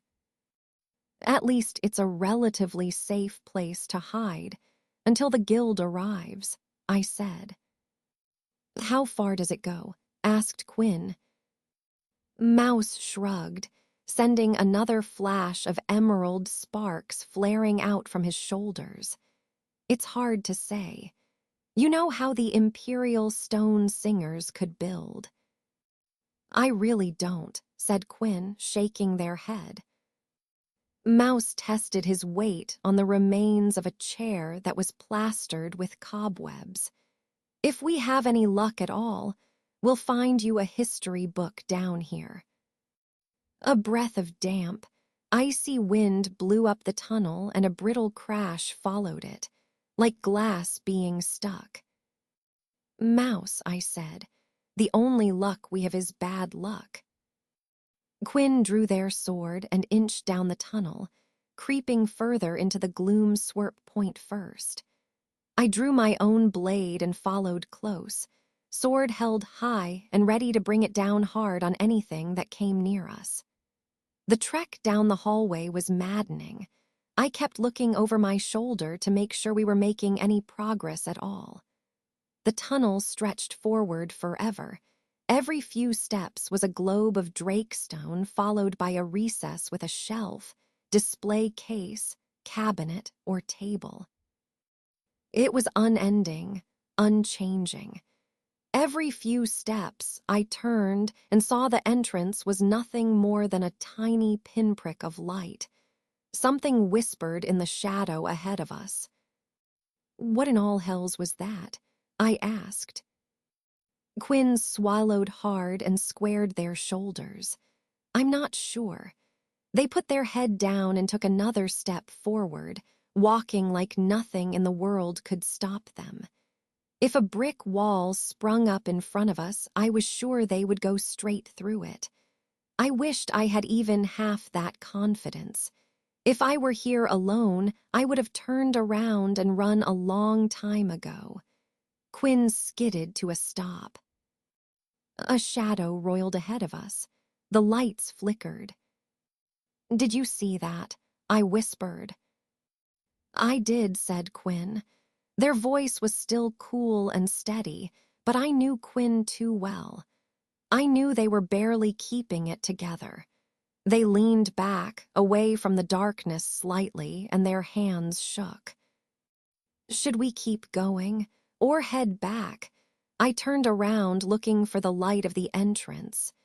There was only darkness behind us, or not. Quinn pulled their helmet off and tossed it aside. "Can't see a damn thing in here." The shadows around us deepened, and the globes behind us faded and died. Something in the dark ahead of us screamed. It was a deep bass note like the voice of a mountain. It vibrated through my chest and set my knees shaking. "Yeah," Quinn shouted into the void. "You can go to hell too." My mouth felt like it was packed full of sawdust, and I could barely speak past the lump in my throat. "We should go, shouldn't we?" Quinn kept staring down into the dark. "And let this rotten son of a whore win. To hell with that." A nerve twitched in their jaw and their eyes smoldered with rage. A mournful bass note rolled out of the black. I inched away from the dark and pressed myself into one of the reading nooks. I'd be safe here. Whatever was down here with us would just stroll on by, and I'd stay here, and it wouldn't see me, and I'd be safe. I slid down the wall until I was sitting and pulled my knees up to my chest. This was a good plan for now. I'd stay here at least until my heart stopped pounding against my ribs. The darkness heard me. It was in my head, tasting my thoughts. It laughed, a sound like old bones grinding together that sent dust raining down from the ceiling. "Shut up," Quinn shouted, holding one hand to the side of their head. The void laughed again, and Quinn went pale. They stood straighter and their eyes went wide. "No," they whispered. "No, you wouldn't. I won't let you hurt her." Another grinding laugh rolled up the tunnel, showing with ancient debris and fresh soil. A slimy, frigid earthworm rolled down my neck and crawled under my shirt. Quinn grit their teeth, raised their sword, and charged. A hand fell on my shoulder, and I screamed. "Parsnip," said Mouse. "Quinn, everything okay?" I turned and found myself not 3 steps away from Mouse. His hand was on my shoulder, and the tunnel was just as bright and cozy as when we'd left it. "You've just been standing there," Mouse continued, "staring at nothing for the past 5 minutes. I shuddered and did my best to shake off the feeling that a million worms were crawling over me and covering me in filth and slime. "He's here," I whispered. "He's in our heads." Mouse took me by the shoulders and stared up into my eyes. "Snip, remember, you're the one in control. You're you." I nodded and glanced down to my arm. Mouse pushed up my sleeve and tore the bandage off my new tattoo, revealing a snarling drake coiled down my forearm surrounded in flames. "This is you, Parsnip. You can fight this." The fist of terror crushed my heart. "I can't. I'm not strong enough." Quinn looked back towards the entrance. "If you're not going to fight, We'll have to head back out there and run." A shadow crossed in front of the door frame. "What do you want to do?" asked Quinn. 50 devils we know, or one we don't." We were huddled together in the dark around the sputtering, sulphurous glow of a damaged Drake lamp. Quinn had taken off most of their armor so they could rest a little more comfortably. Their eyes were distant, glassy, and they kept flinching at every small noise that echoed through the tunnel. Their body might have been here with us, but their eyes were miles away. Mouse was picking through the pages he had written during his vision. From what I could tell, he was having a tough time. His brow was beaded with sweat. A smear of ink marred his left cheek, and his hair was a tangled mess that stuck up at odd angles. As for myself, I was enthralled by the worn stone around us, and sat with my knees pulled tight to my chest, counting all the cracks in the wall in front of me. And by that, I meant I was doing everything I could to stop myself from completely breaking down. As long as I kept counting the cracks in the wall, or noting how many times Mouse said, "This doesn't make sense," then I couldn't focus on the blood and death churning beneath the surface of my mind. I couldn't focus on how close I'd come to death. I couldn't focus on the fact that people I knew were dead. We had searched the tunnels for hours and found nothing. Nothing that was out to kill us anyway. There were heaps of moldering old garbage that Mouse said the guild would love to see, but none of us were interested in that right now. Wherever the sorcerer was, it wasn't here, and with our search concluded there was nothing left to but sit and stew with the horrible memories of this morning. The village was gone. The buildings were still there, all the fields were still there, the crops were still growing, but without people to tend them, the village would die. Chances were there was no one left to come back to it. The town was already dead. A wave of memory crashed over me, churning the darkness and gore beneath the waters and stirring it to the surface. I remembered the old farmer I had met on the road last time I had been through town. He had been so helpful and kind. This time he had come at me with a scythe, and I had taken his hands off. I choked back a sob. That old man was dead thanks to me. I was a murderer. Without a word, Quinn slid over to me and wrapped an arm around my shoulders. I tried to push them away, but they only held on tighter. "Quinn, don't," I mumbled. "I don't deserve to be held right now." They let go of me and frowned at me, confused. "Snip, don't say that." I folded in on myself further, wrapping my arms around my knees. It's true. How many of the villagers did I kill today? 5, 10? I'm terrible, Quinn. I'm a murderer. "I don't think you got you 10, said Quinn. "I barely got 10. Another wave of memory crashed over me, drenching me with a bitter spray of blood and terror. Quinn was right. They had been right in the thick of things, trading blows with the best of the enemy and making it look easy. I had barely held my own against their weakest.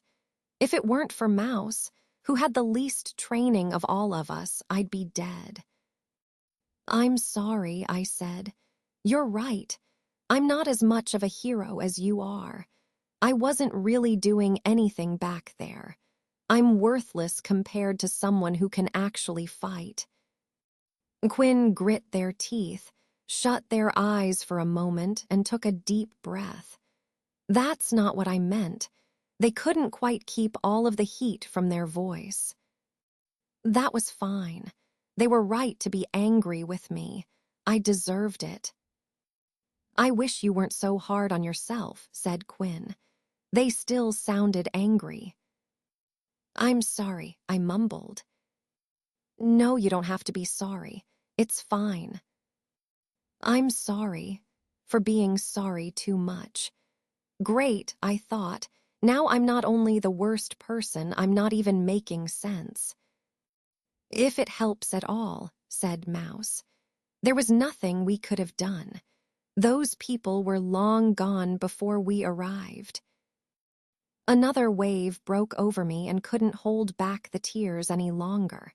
I had failed completely and utterly. A hero was supposed to keep people safe from monsters. They were supposed to ride in and save people. I had ridden in and killed them. From the first day of that first quest, I had failed. I had made these people a target for something that was much more predatory and evil than any Drake ever could be. I was no hero. I was the villain of this story, and I should have left these people alone.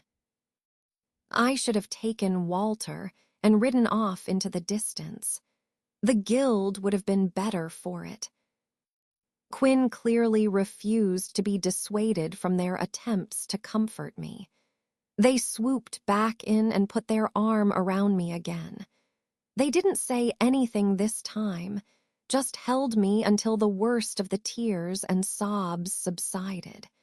They were my anchor in the storm, the piece of driftwood that kept my head above water while the waves crashed around me. When the storm died down, I wiped my nose on my sleeve and pulled out of the hug. I understand why you'd want to leave, I said. I don't think I'd want to put up with me forever either. I know I'm not the easiest friend to deal with. Quinn pushed away from me and tilted their head to one side, brows bunching together and mouth pulling down into a frown. What in all the hells are you talking about? I shrugged. I know I'm not mouse smart, but I'm not stupid. It wasn't that hard to piece together. Mouse ran a hand through his already tangled hair, making another section of it stand straight up, and his cheeks puffed out as he blew out a long sigh. He and Quinn shared a knowing look, and he glanced back at me, shaking his head. I had been friends with the two of them long enough to know when a lightning-quick conversation had happened with nothing more than a look and a barely perceptible shake of Quinn's head. I think you'll need to show your work for this one, Snip, said Mouse. It seemed pretty clear to me, I said. I found the half-written letters in your room. I'm sorry. I shouldn't have snooped, but they fell out of the wrapping the bow was hidden in. Quinn's eyes went wide, and they winced like I'd slapped them. It seemed pretty clear to me you were trying to say something important. And with this gift that's far, far nicer than I deserve, and you finally knocking Saber on his ass, it all sort of clicked. I'm not upset that you're leaving. I thought about running from the guild after my hunting trip. I'm just upset that I wasn't going to get my goodbye face to face. I know I'm not the best person, but I thought we were better friends than that. That's not what I was trying to say in those letters, said Quinn. Their posture shifted, and they seemed to crumble in on themselves. Their shoulders slumped, and their eyes fell to the floor. The bottom dropped out of my stomach. What could be worse than them leaving the guild? What were they hiding from me? I was trying to say that They let the sentence trail off and cleared their throat to try again. That I care about you and that you're a good friend to me. They chuckled to themselves. Apparently, I should have written you a reminder that no one is as hard on you as you are, and that I know you always try your hardest no matter what, and that, apart from Mouse, no one else in the guild is kind enough to accept me for who I am with no questions asked. You are a good person, Snip, and I would never leave you without a face-to-face goodbye. All that did was bring on another wave of tears. Happier tears this time, though. So I said, "You punched Saber in the teeth just for me." That was for me, too. For using my real name, for all those times he told me not to wear something, for all the times he called me lady when I was feeling more like a sir. For a lot of reasons. But yeah, that was for you, too. Quinn paused and drug their finger through the dust on the floor, idly drawing a set of shapers and squiggles. I don't know if I can explain it without sounding stupid. Growing up, all we did was wander. We trekked back and forth through the deserts and grasslands, peddling stupid little pieces of shit that no one wanted. Mouse looked up from his pack of parchment with an idiot grin.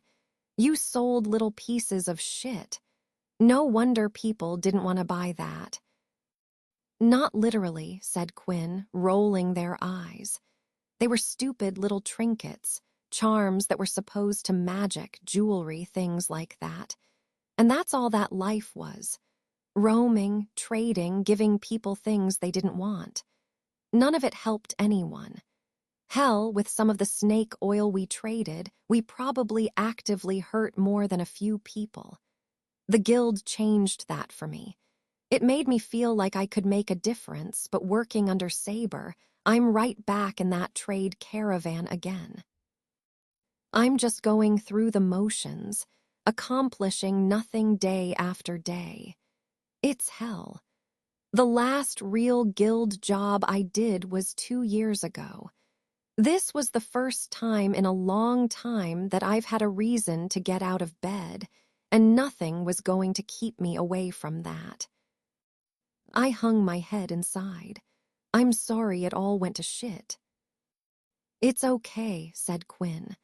Well, it's not okay. We're all in just about the shittiest situation I can imagine, but we tried, and that's all that matters. That's all we can do. They put their arm around me again. We kind of got our asses kicked, but I want you to know I'm here for you. For both of you. It's okay to not be okay right now. Actually, I think I'd be concerned if you were okay with all this. Things are going to be terrible for a while, and that's all right.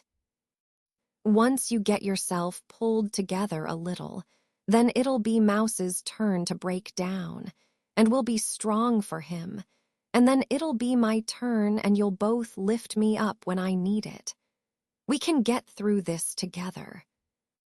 Once again, there Quinn was, ready to pull me back from the edge of that deep, dark hole that sat at the center of my chest.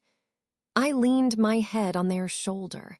I'm lucky to have the two of you. We sat like that for a long time, listening to Mouse's quills scribbling across the page. Down here in the dark, every sound was amplified tenfold. I lifted my head from Quinn's shoulder.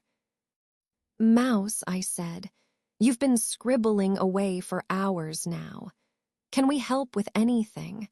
I feel like I'm hogging all the love and support.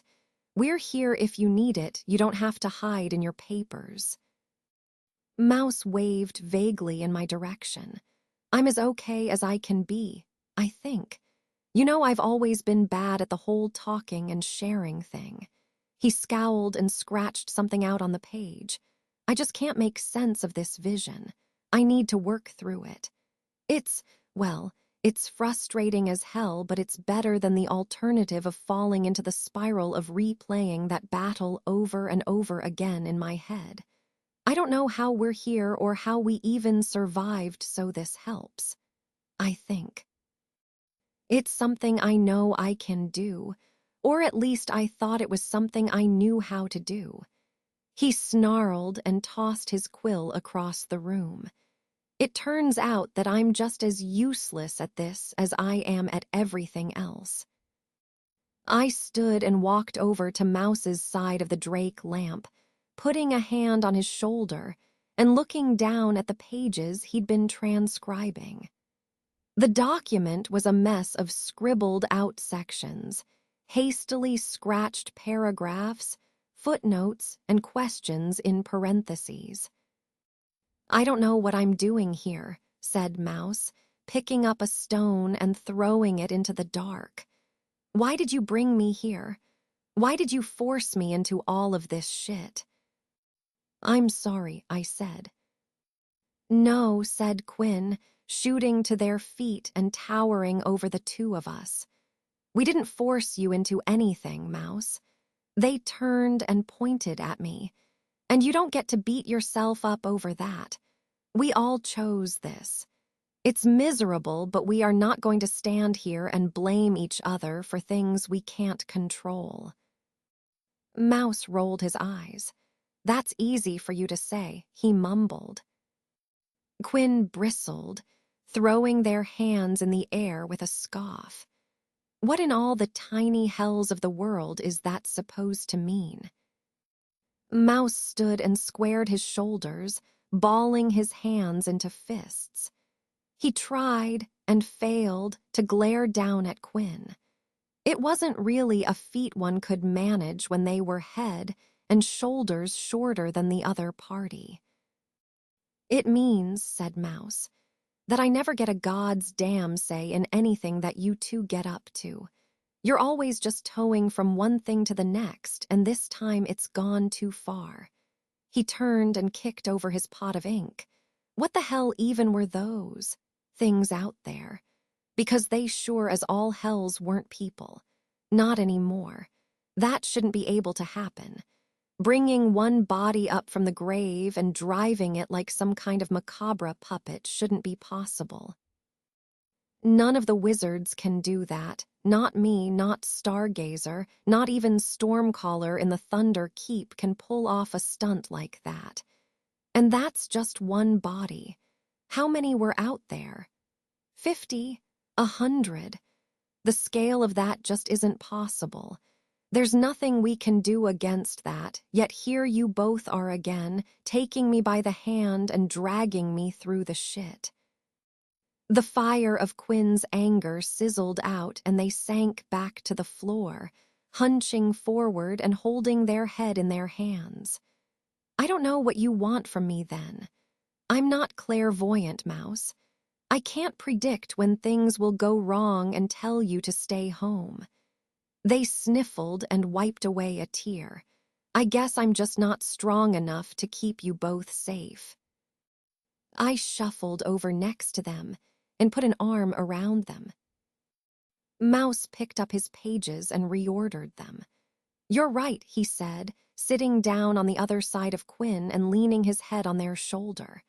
"You're not supposed to be the clairvoyant. I am, and I can't even do that." He leaned over, showing us the mad scribblings he'd written down in his vision. "I mean, look at this. One village got attacked, and not only did I see it too late, but I kept seeing it on loop over and over again. On top of all that, there was no guild."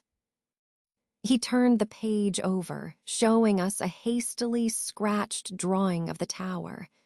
There were no heroes left in my vision.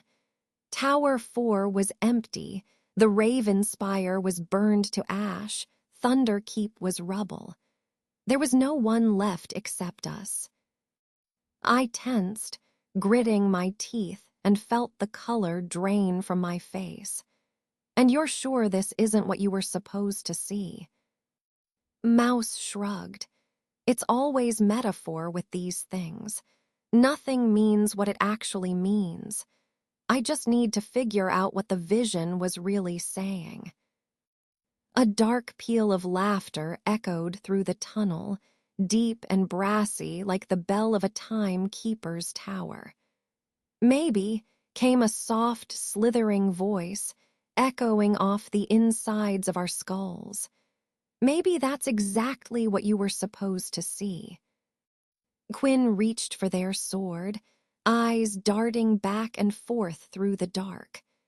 Another arc of green lighting rolled over Mouse and fell backwards, every muscle in his body as stiff as stone.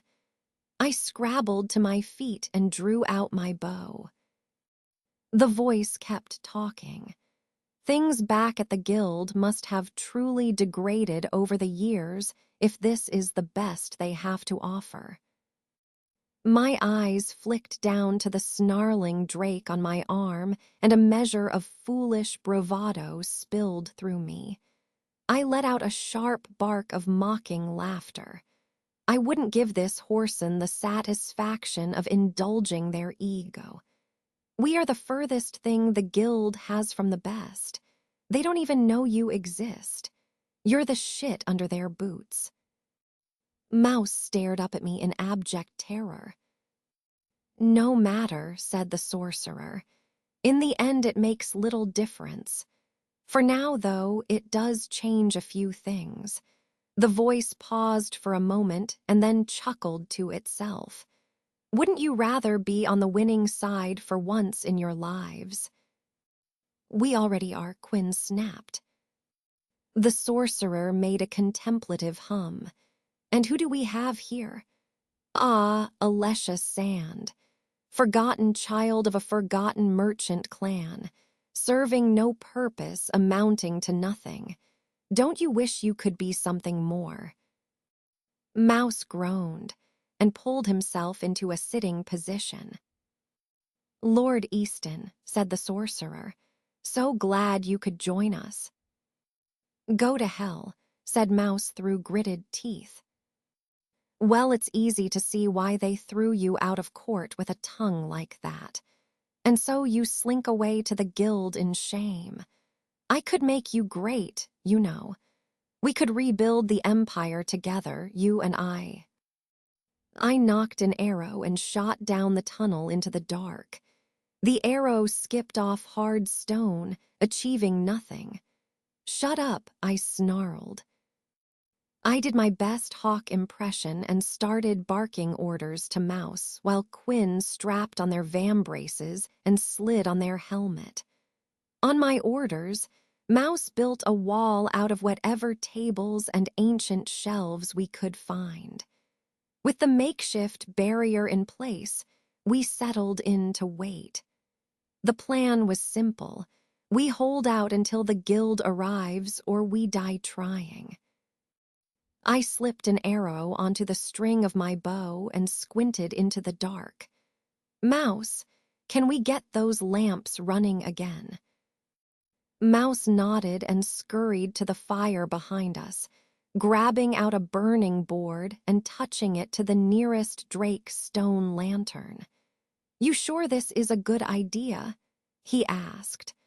I'm not terribly fond of sitting here next to a bunch of potentially explosive stones.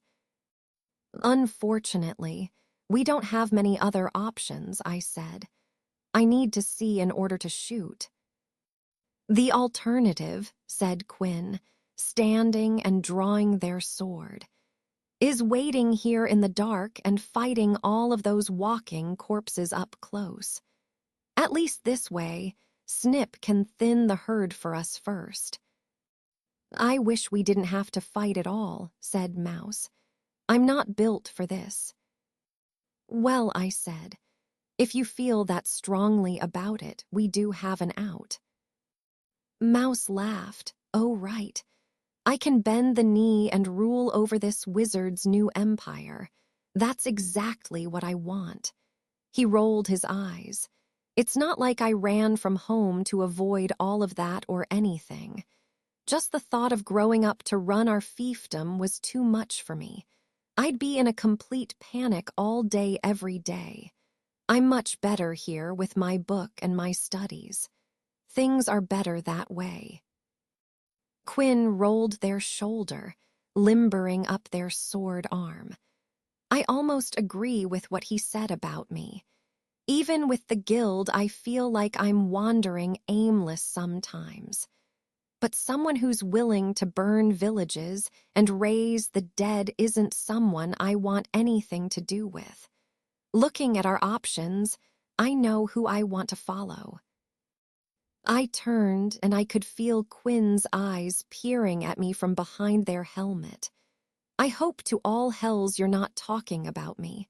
I'm no leader. Are you sure about that? asked Quinn. "You're making plans, giving orders, keeping the two of us alive through this absolute nightmare of a day. Those all seem like leader things to me." I opened my mouth to protest, but Mouse cut me off. "We can argue it out later," he said. "For now, I think we have company." I turned my attention back to the mouth of the tunnel. A handful of figures shambled in, shadows flitting in front of the light spilling in from the mouth of the tunnel. I swallowed hard and took a deep breath, trying to stop my heart from bearing out of my chest. The corpses were uncoordinated and slow. They trudged towards us at half speed, dragging their feet. It was maddening. Every second stretched into an eternity, and I was left alone with my fear. The smell of death was on the air. It was shuffling towards a step by shambling step, pushing my thoughts one step closer to darkness with every passing second.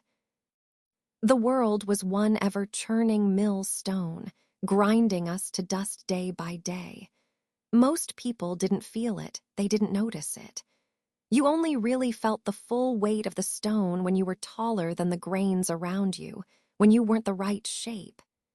It was then that the millstone came down on you, shattering you, beating you into submission until you were just like everyone else. I had never asked for this, never asked to be a fighter or a killer. I never wanted this, but of course the world didn't care. When you were different, it didn't do you any favors. No, it just hit you harder and harder until you broke and fell into line. I'd been weathering that storm for years, refusing to break, and the world was clearly done with it. It was done with me, and its message couldn't be clearer.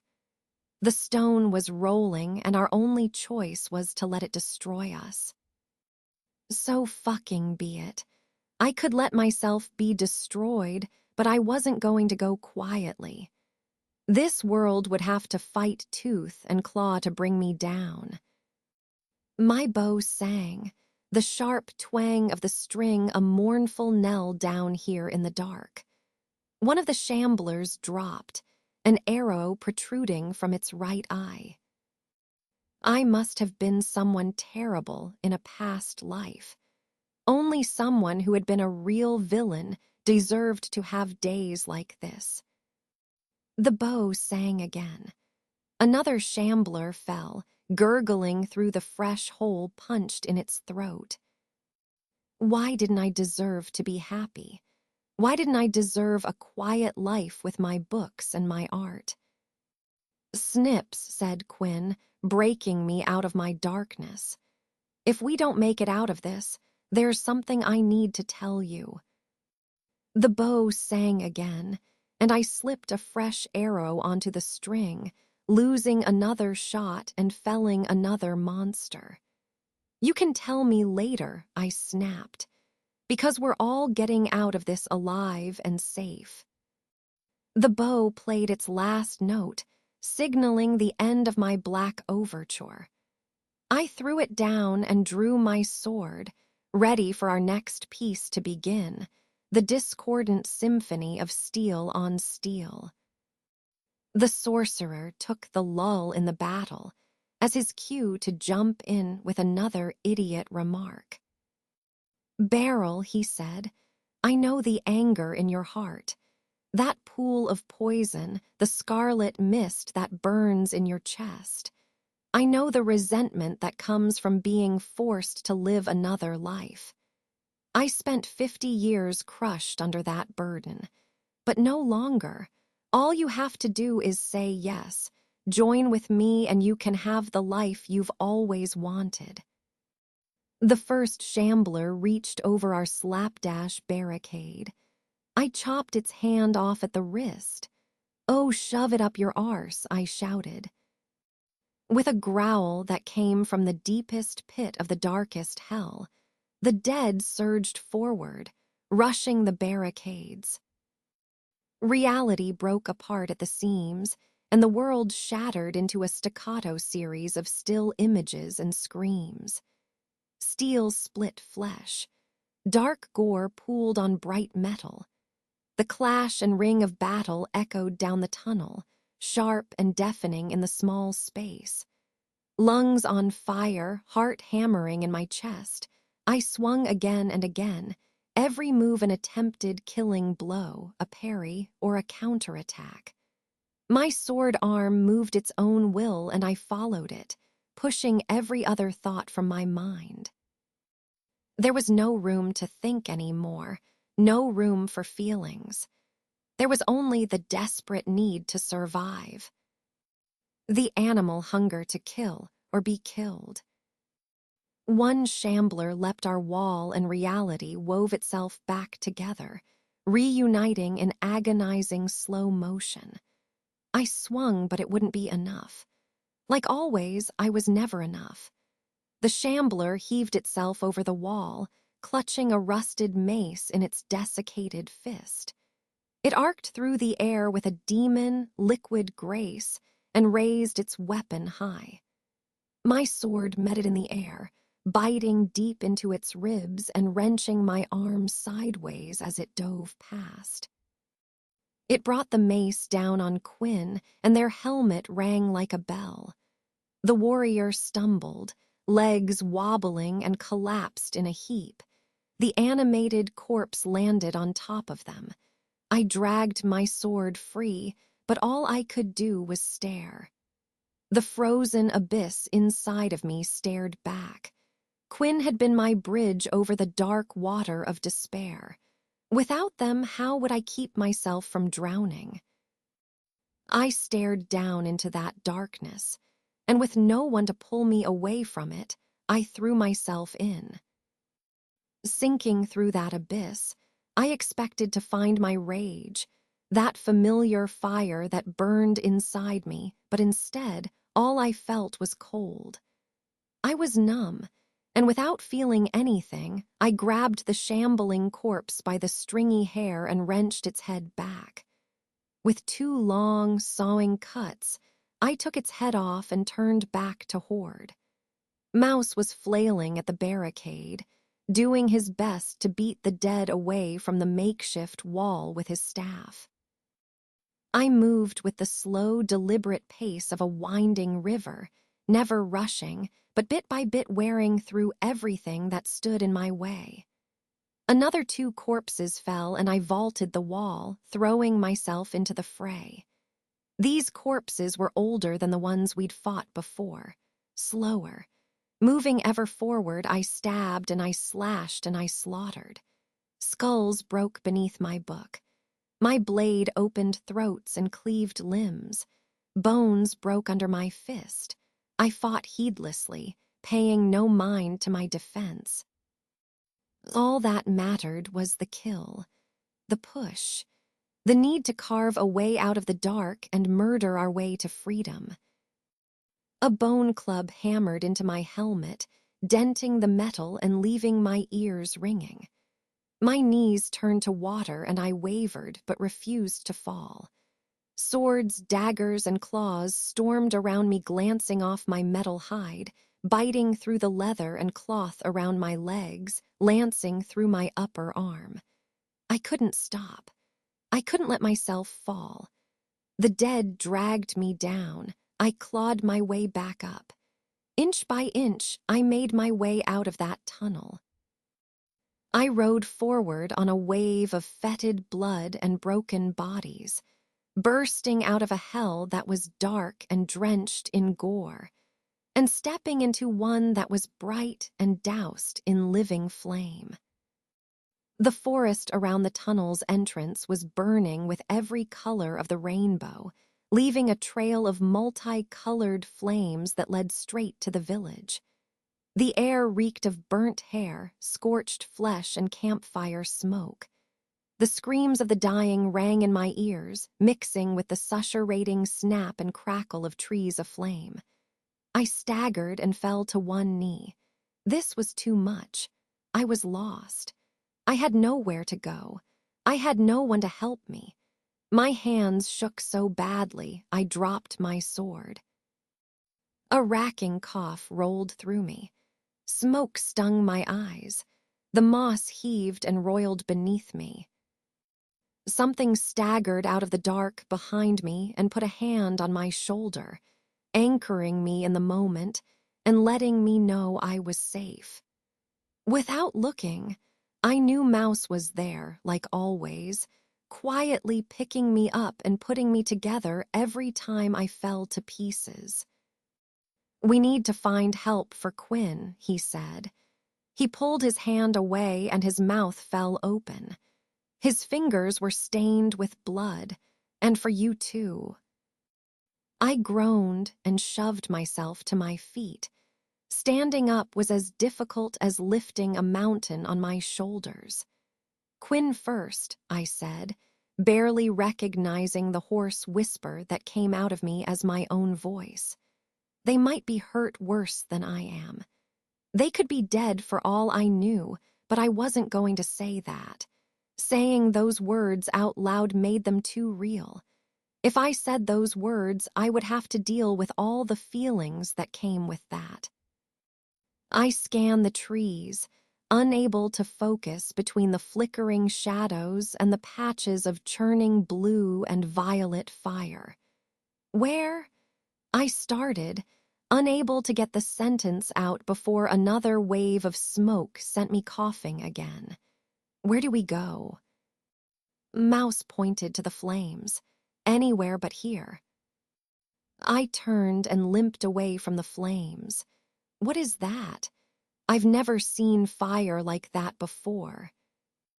Mouse slipped under my left arm and threw an arm around my waist, keeping me upright and moving. "It's Warlock's fire. Whatever happened up here while we were underground was bad news. When two wizards go at each other like that, the result is never pretty." We trudged forward, moving with the speed and grace of a slug that had been half squashed, which was mostly accurate. Come to think of it, the half slug was probably in better shape. I felt like someone had worked me over with a 10-pound maul and then tossed me off the top of the tower. Every part of me wanted to lie down in the coziest-looking bush I could find, stuff my face full of berries and sleep for about a year. But we couldn't. We had to find help for Quinn. A crash of thunder rolled behind us, and for a moment the world went white. All shadow was scoured away by a flash of violent light, and a storm surge of force caught us at the knees, throwing us down into a tangle of brush and vines. We landed in a tangled heap. I fought against the ensnaring brush, struggling to regain my footing. "No," Mouse shouted. "Stay down." His voice sounded far away, even though he was lying on top of me. Everything was muffled. The world sounded like I was underwater. A small figure in dark robes flashed overhead, speeding towards the horizon. A heartbeat later, another person. This one in white dropped into the bushes next to us, spitting a series of curses so vile they would have made a drunken sailor blush. With a snarl, the white wizard hurled a bolt of blue flame after the fleeing warlock. "Wraith," they shouted. "Get back here, you dog-faced son-o'-whore." They bent, resting their hands on their knees and taking a deep breath. "Ah, what's the use? You always were faster." The wizard turned in our direction. "Mouse, Parsnip, you can come out. We're as safe as we can be for now." Mouse rolled off of me and clambered to his feet. "Stargazer," he said. "How did you know we were here?" "It's what I do, boy," said Stargazer. "Play cards, roll the bones, know things, that's the job description. Is Quentin with you?" I struggled to my feet, and locked eyes with the old wizard. He was a slight man with dark mahogany skin that was creased with deep wrinkles. His white hair was clipped short and sat atop his head like a dusting of fresh snow. But most striking were his eyes. He had eyes as dark as a moonless night in midwinter and just as cold. They were eyes that peered through you and took in everything there was to know about you in a single glance. No wonder Mouse was so afraid of him. I shook my head. Quinn fell, I stuttered. A stargazer turned and blasted a spruce sapling to ash. Damn, things have shifted then. He turned to Mouse.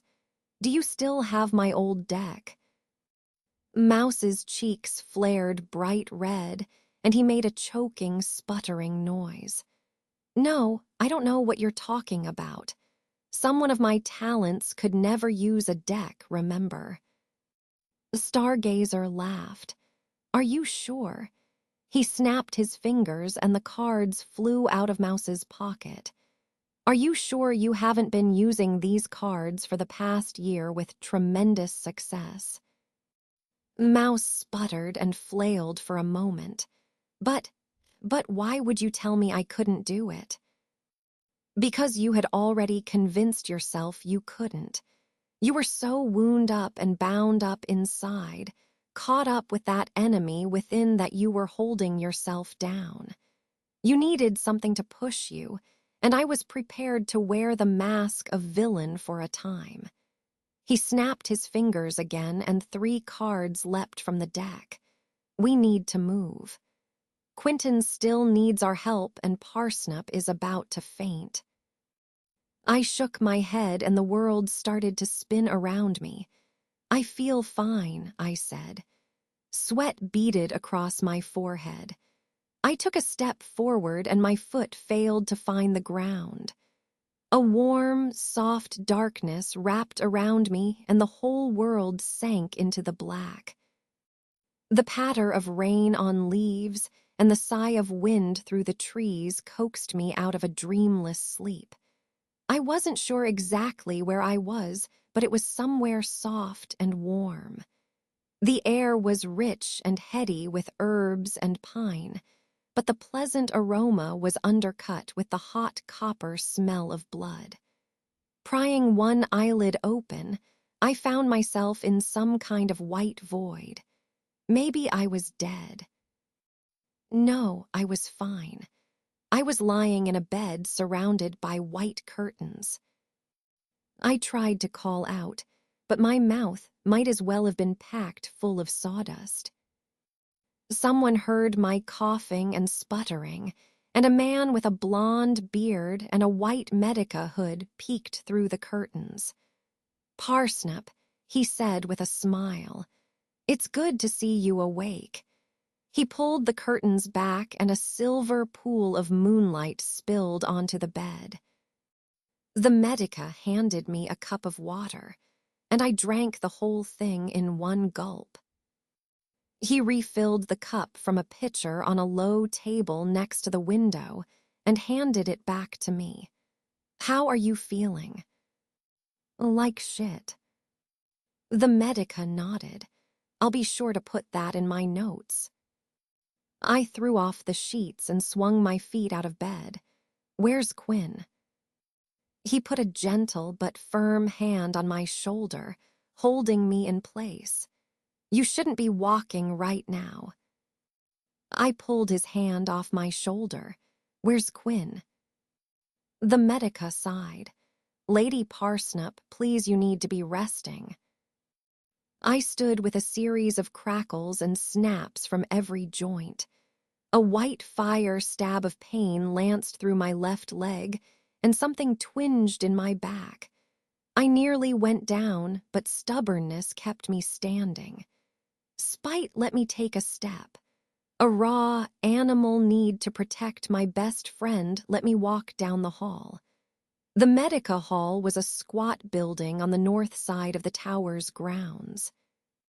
Large windows lined either side of the hall to catch the sunrise and sunset.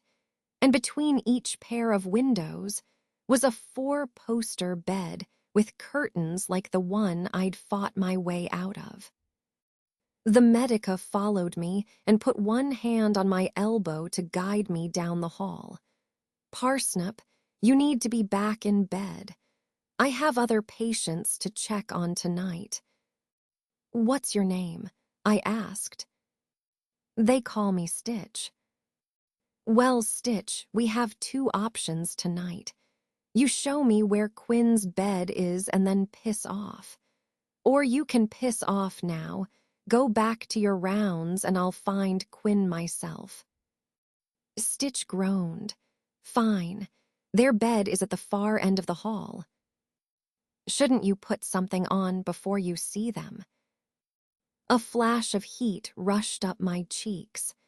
This was like one of those nightmares I had where I was giving a presentation to Hawk completely naked. Cringing, I looked down at myself and found I was mostly dressed. The medica staff had put me in a thin shift that fell to just above my knees. It was a far cry from walking around naked. "What's wrong with this?" I said. "It's not exactly proper," said Stitch. "Let me guess," I said, letting go of his shoulder and taking another step down the hall. "You're a Northman, right? Probably from somewhere up beyond the gray marshes." Stitch frowned but agreed. "That explains a lot," I said. "See, Quinn is from the south. The far south past the Sunfire Mountains. Things are a lot less conservative there. Quinn won't care." Stitch opened the curtains of the last bed in the hall. "You're certainly right about that. They haven't stirred at all since Mouse brought you both in 2 days ago. You've been on sleeping drafts since then while we patched you up, but Quinn won't wake no matter how many waking files we try to administer." Stitch shuffled down the hall and left through the double doors at the end of the hall. I took Quinn by the hand. It was cold and clammy. Their features were drawn and sallow. Altogether, Quinn looked to be in pretty rough shape. "I'm not sure if you can hear me," I said, "but I hope you can." I squeezed Quinn's hand and it almost felt like they were squeezing back for a moment. "You need to pull through, okay? I know it probably seems hard right now, but I'm here for you. I'll always be here for you. I can't do all the heavy lifting on my own this time. I'm here to help, but you need to fight too. You need to wake up for me. Please." I wanted to say more, but my voice caught in my throat and tears stung my eyes.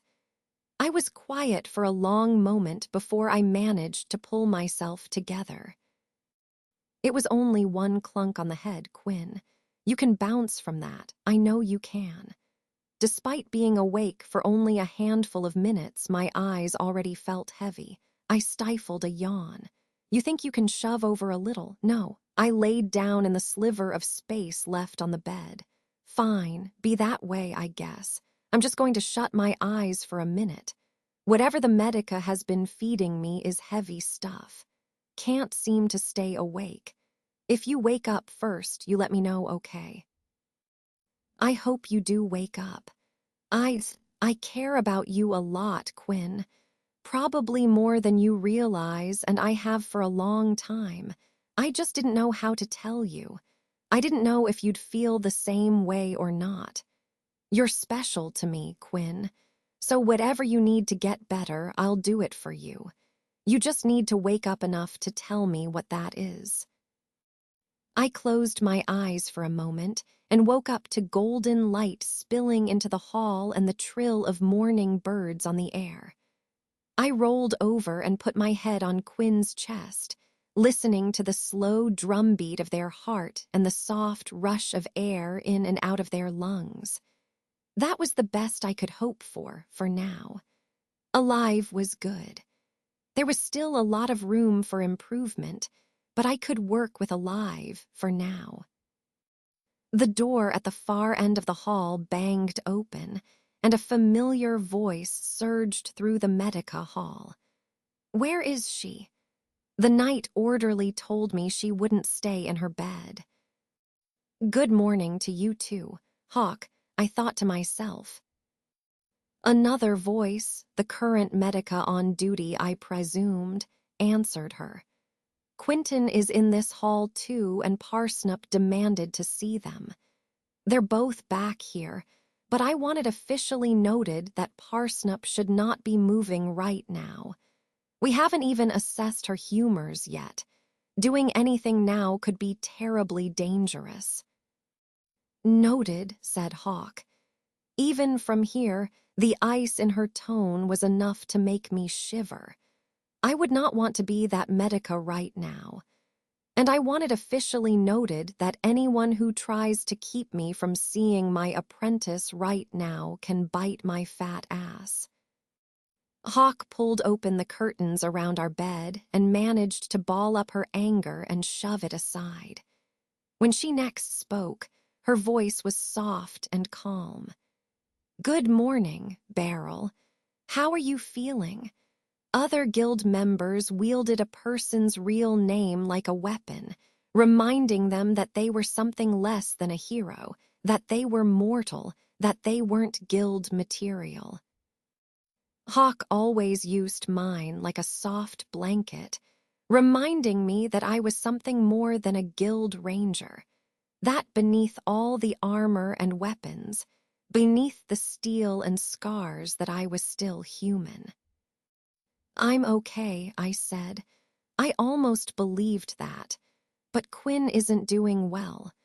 Their breathing is getting shallow, and they won't wake up no matter what the Medica gives them. "They'll pull through," said Hawk. "I know they will. Are you well enough to walk with me?" I stood. It was a laborious process, and when I came to my feet, I kept all my weight on my right leg. I can walk, so long as it's not very far. Hawk helped me over to my bed, where she had laid out one of my everyday dresses. She helped me into the simple green dress and laced up the back for me. We just need to go to the map room in the tower. I swallowed hard, and that familiar shadowed cliff made of 1,000 yards of fear and dread loomed over me inside my mind. The map room was where all of the tower's official planning was done. It was where the senior guild members made their plans. It was where all the real jobs were put together. It was not the kind of place you'd take a poor, helpless Parsnip. "What for?" I asked. Hawk took me by the hand and helped me towards the door. "A dark wizard with powers unknown doesn't often come out of nowhere," she said. "We've been aware of Wraith for some time now, but no one knew he was this close, or just how powerful he's become. We thought we'd have more time." She paused and shook her head, breathing a tired sigh. "I thought I'd have more time to make sure you were ready." Me, what good am I in something this big? This is a job for real heroes. Hawk led me out into the warm sun of morning. Soft golden light streamed over the horizon, setting the dew on the grass ablaze with scattered reflections of sunlight. I stopped for a moment, savoring the quiet, the gilded hush of sunrise before the bulk of the tower was awake. Hawk pulled me forward, slipping in under my arm and helping to take the weight off my injured leg. "Parsnip," she said. "I have met a lot of heroes in my time, but none of them are quite like you. I don't know how someone so talented and capable can be so damned hard on themselves. I'll admit, I don't think anyone in the guild would call you conventional. I mean, the book on storm serpents proves that. How many years have we spent saying all you need to know is there is a soft spot under their chins? That's where you should. That's all you need to know. In 100 years, I never would have thought to study them like you have. We're going to need that in the days to come." I scoffed. "You're going to need my book on serpents." "No, we're going to need your mind. We're fighting something we know less than nothing about, and we'll need to fix that as soon as you're recovered enough to travel. Against this wraith and his legion of walking dead. I'm sorry, I don't see how that'll help." Hawk pushed open the door to the map room and ushered me inside. I took one look around the room and nearly threw up. Saber and Stargazer were both staring up at me from a massive table covered in a spread of history books and old maps. My heart leapt into my throat, and once again I wished for a nice big hole to open up in the floor and swallow me up. There was no way this was a job for me. Stargazer rushed to his feet and pulled out a chair for me. "Seven hells, Hawk," he said. "What are you doing pulling her up out of bed like this? You know it's going to be days before she can put any weight on that leg. Weeks before it's healed." "I know," said Hawk. "I know, but we need her. You said it yourself that she was the key to this." Stargazer let out a low groan, and his eyes flashed with violet light. "I think I also said that if we told her that it could ruin everything." Hawk opened her mouth to say something else, but Saber held up a hand to stop her. "Enough," he growled. "We're not going to sit here and talk about Parsnip like she's not here. You invite her to the table, that means she gets treated like an equal." He turned and fixed me with a glare that could have peeled paint. "So, what do you have to say?" My mouth was suddenly so dry I could barely open it, and it took me more than a few fumbling attempts to find my words. What do I have to say about what?" "About Wraith and his horde of walking carcasses." My mind was as empty as a blank canvas. I couldn't think. I couldn't speak. I couldn't answer that. Idiot that I was, I tried to answer anyway. "I don't think I have anything to say about that. I know as much as you do, less probably." Saber rolled his eyes and flicked the text he was reading closed. "Then why are you here?" A flush of heat rolled up my cheeks, and I stared down at the scarred tabletop. A sharp slap echoed through the room, and when I looked up I saw Hawk standing over Saber looking like she was about to unhinge her jaw and bite his head clean off. "One more word like that, and I'll have you run up the flagpole by your balls. Parsnip is an equal here. She bled for the guild. She fought just as hard as all of us. You are not going to treat her like that." Saber sat a little straighter and rubbed the red hand print blazing on his cheek. "Sorry, Hawk," he muttered. I guess I'm not feeling much like myself today. I don't know what came over me." He shook his head, and the color drained from his face. He wavered in his seat and put a hand on the table to steady himself.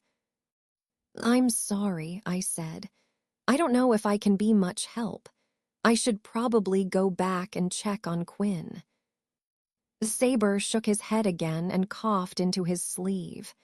When he pulled his arm away, his sleeve was flecked with blood. "Well, fuck," he said. "That certainly isn't good." "You should probably check into the Medica," said Stargazer. "We'll hold things together here." "Not the worst idea," said Saber.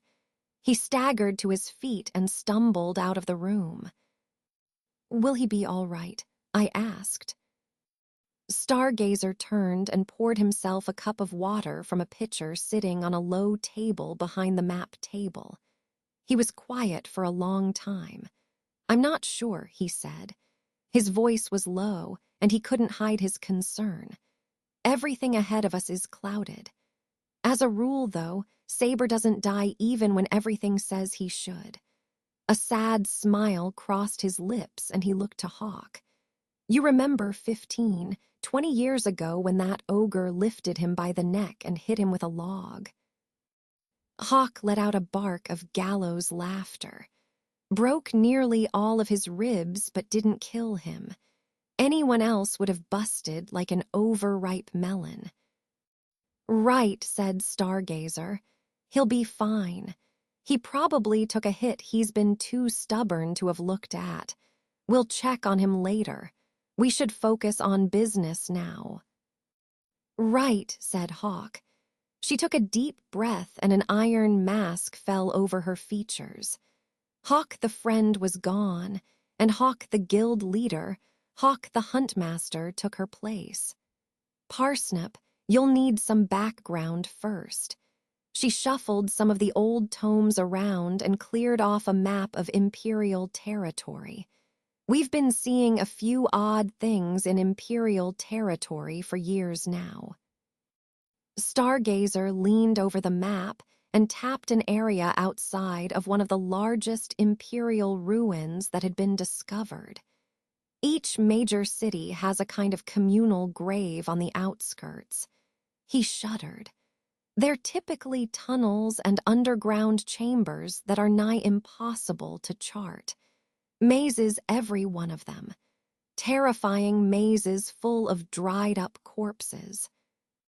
Impossible to chart, said Hawk, unless you're a real master of direction and cartography like me. We've been exploring and mapping for a while now.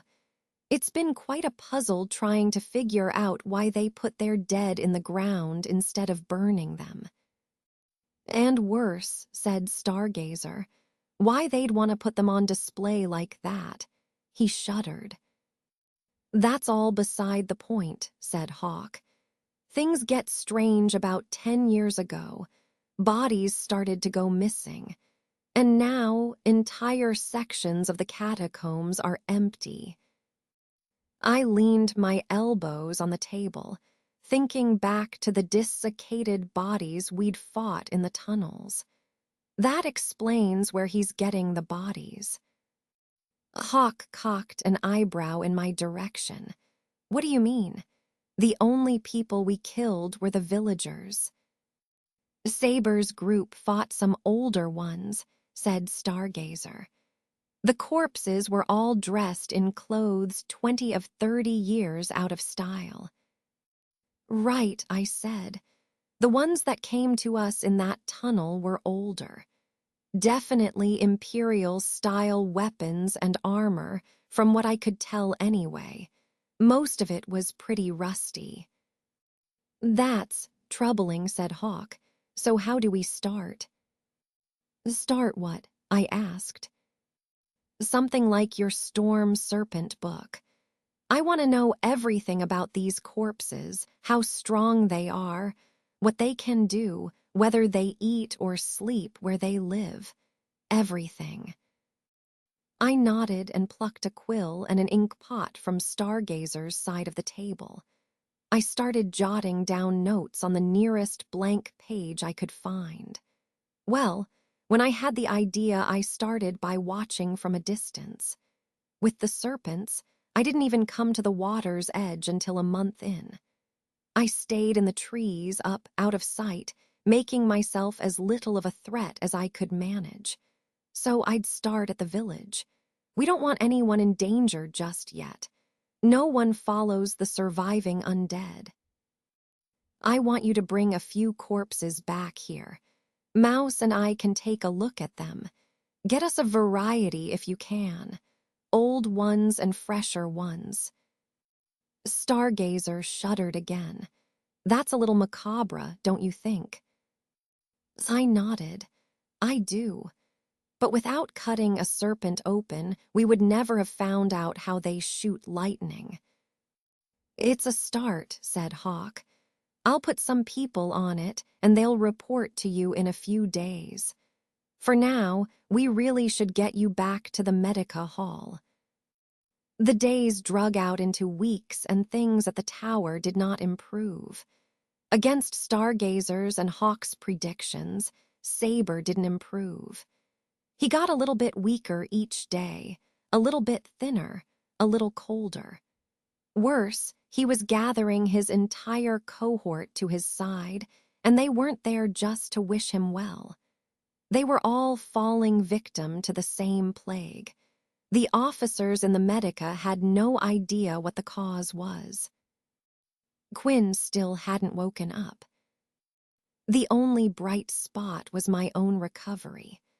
I could limp around the tower without help, provided I didn't do too many stairs on my own, and the Medica predicted I'd make a full recovery.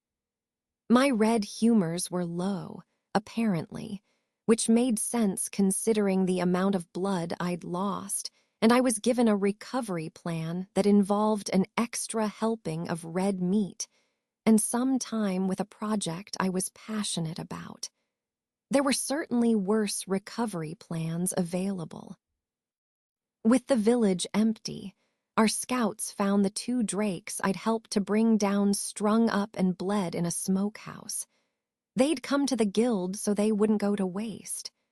The extra materials had gone straight to my workbench in the crafting hall as part of my recovery plan, and Mouse had a brand new cloak made of scales and lined with wolf's fur. The next thing on my plate was finding a use for the drake's skull and back plates. I was hopping to find some way to reinforce Quinn's helmet, but the steel was not cooperating. When they woke up, they were going to have a better helmet for sure, one that no mace in the realm could break. Mouse knocked on the side of my cubicle, pulling me away from my work. "Snip," he said. His voice was rough and his eyes were red. "We're needed in the Medica Hall." The bottom dropped out of my stomach and I dropped my tools. "Is it Quinn?" Stargazer didn't say. Things don't look good, though. What if Quinn catches what all the other warriors are coming down with? I stood and took him by the hand. "We don't know that. Best not to leap to any conclusions." Mouse took in a deep, shaky breath.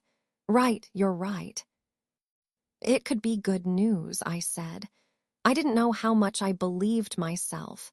Maybe they're awake. "I hope so," said Mouse.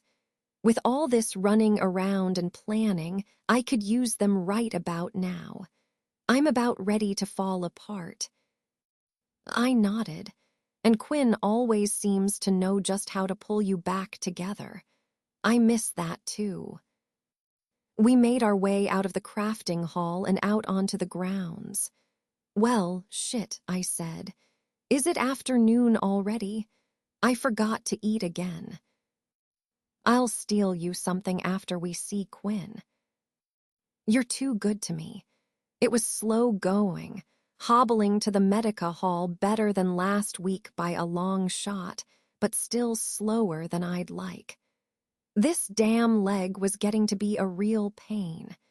If it took any longer to heal, I'd be tempted to track Wraith down and see if he had any forbidden magic that could heal someone instantly. And then once I was fixed, I'd kill him. Do you think there'll be an end to all of this? "This what?" asked Mouse, gesturing vaguely around. "The whole war with some kind of strange wizard and his armies of undead. Us studying revenants in the tower undercroft. Our guild masters asking our opinions on things and making us make decisions. I think that should be wrapped up in 2 days." "Good. If Hawk asks me for any more advice or opinions, I'm going to snap. I don't think I ever want to be this important again." "Me either. I just want this to blow over and go away." A muscle in my leg twitched, sending a buzzing, irritated pain rattling up to my hip. I need a second. I found a nice stump to sit on and took a precious moment to relax and enjoy the gentle hum of a fat bee flitting between the flowers. Did you hear the latest reports? I nodded. Gut Hook and his thugs tracked a pack of the older shamblers to a cave north of the village. It seems to fit with our theory that Wraith is storing the undead in independent packs or small maniples. Any idea why? Mouse shrugged. You're still no fan of Gut Hook, eh? Listen, you don't just forgive a guy stealing your lunch every day. Plus, he gave himself just the worst guild name. Only way it could be worse is if he put a "the" in front of it. That was, what, 10 years ago? Still, he was 17, and I was 10. It takes a real asshole to steal a kid's lunch. Well, I won't argue that, said Mouse. And no, we can't seem to see any pattern or reason behind where the dead are holing up. They're vaguely close to the tower, but not in any kind of strategic spots. And it's been how many days since the last attack? Mouse ran a hand through his hair and sat next to me on the stump. About a week. He hasn't made a move since he took out Dagger and her team. I'm worried. I feel like he's planning something big. I agree, said Mouse. It's been quiet for too long, and we aren't really making any progress with our stack of bodies in the cellar. I groaned. Don't remind me. Hawk keeps asking for updates, and I don't know what to tell her. Should probably go with the truth. Mouse shrugged. They just look like regular bodies. There's no reason they should be able to get up and walk around. They don't have any overly apparent weaknesses. That's not exactly going to make her happy, I said, shaking my head. Might as well get it over with, shouldn't we? You're right, I said with a sigh. I'm only going to feel worse the longer I sit on that news. You know, that almost sounds like a half-reasonable answer. Who are you, and what have you done with my Parsnip, who runs away from all her problems and hides in the woods? That Parsnip is still in there, and maybe if she had full use of both legs she would run away. But we could run as long as we want and still not get away from this one. The best way to get back to normal is to fight our way through, help where we can, do whatever it takes to keep our little corner of the world from going completely to hell.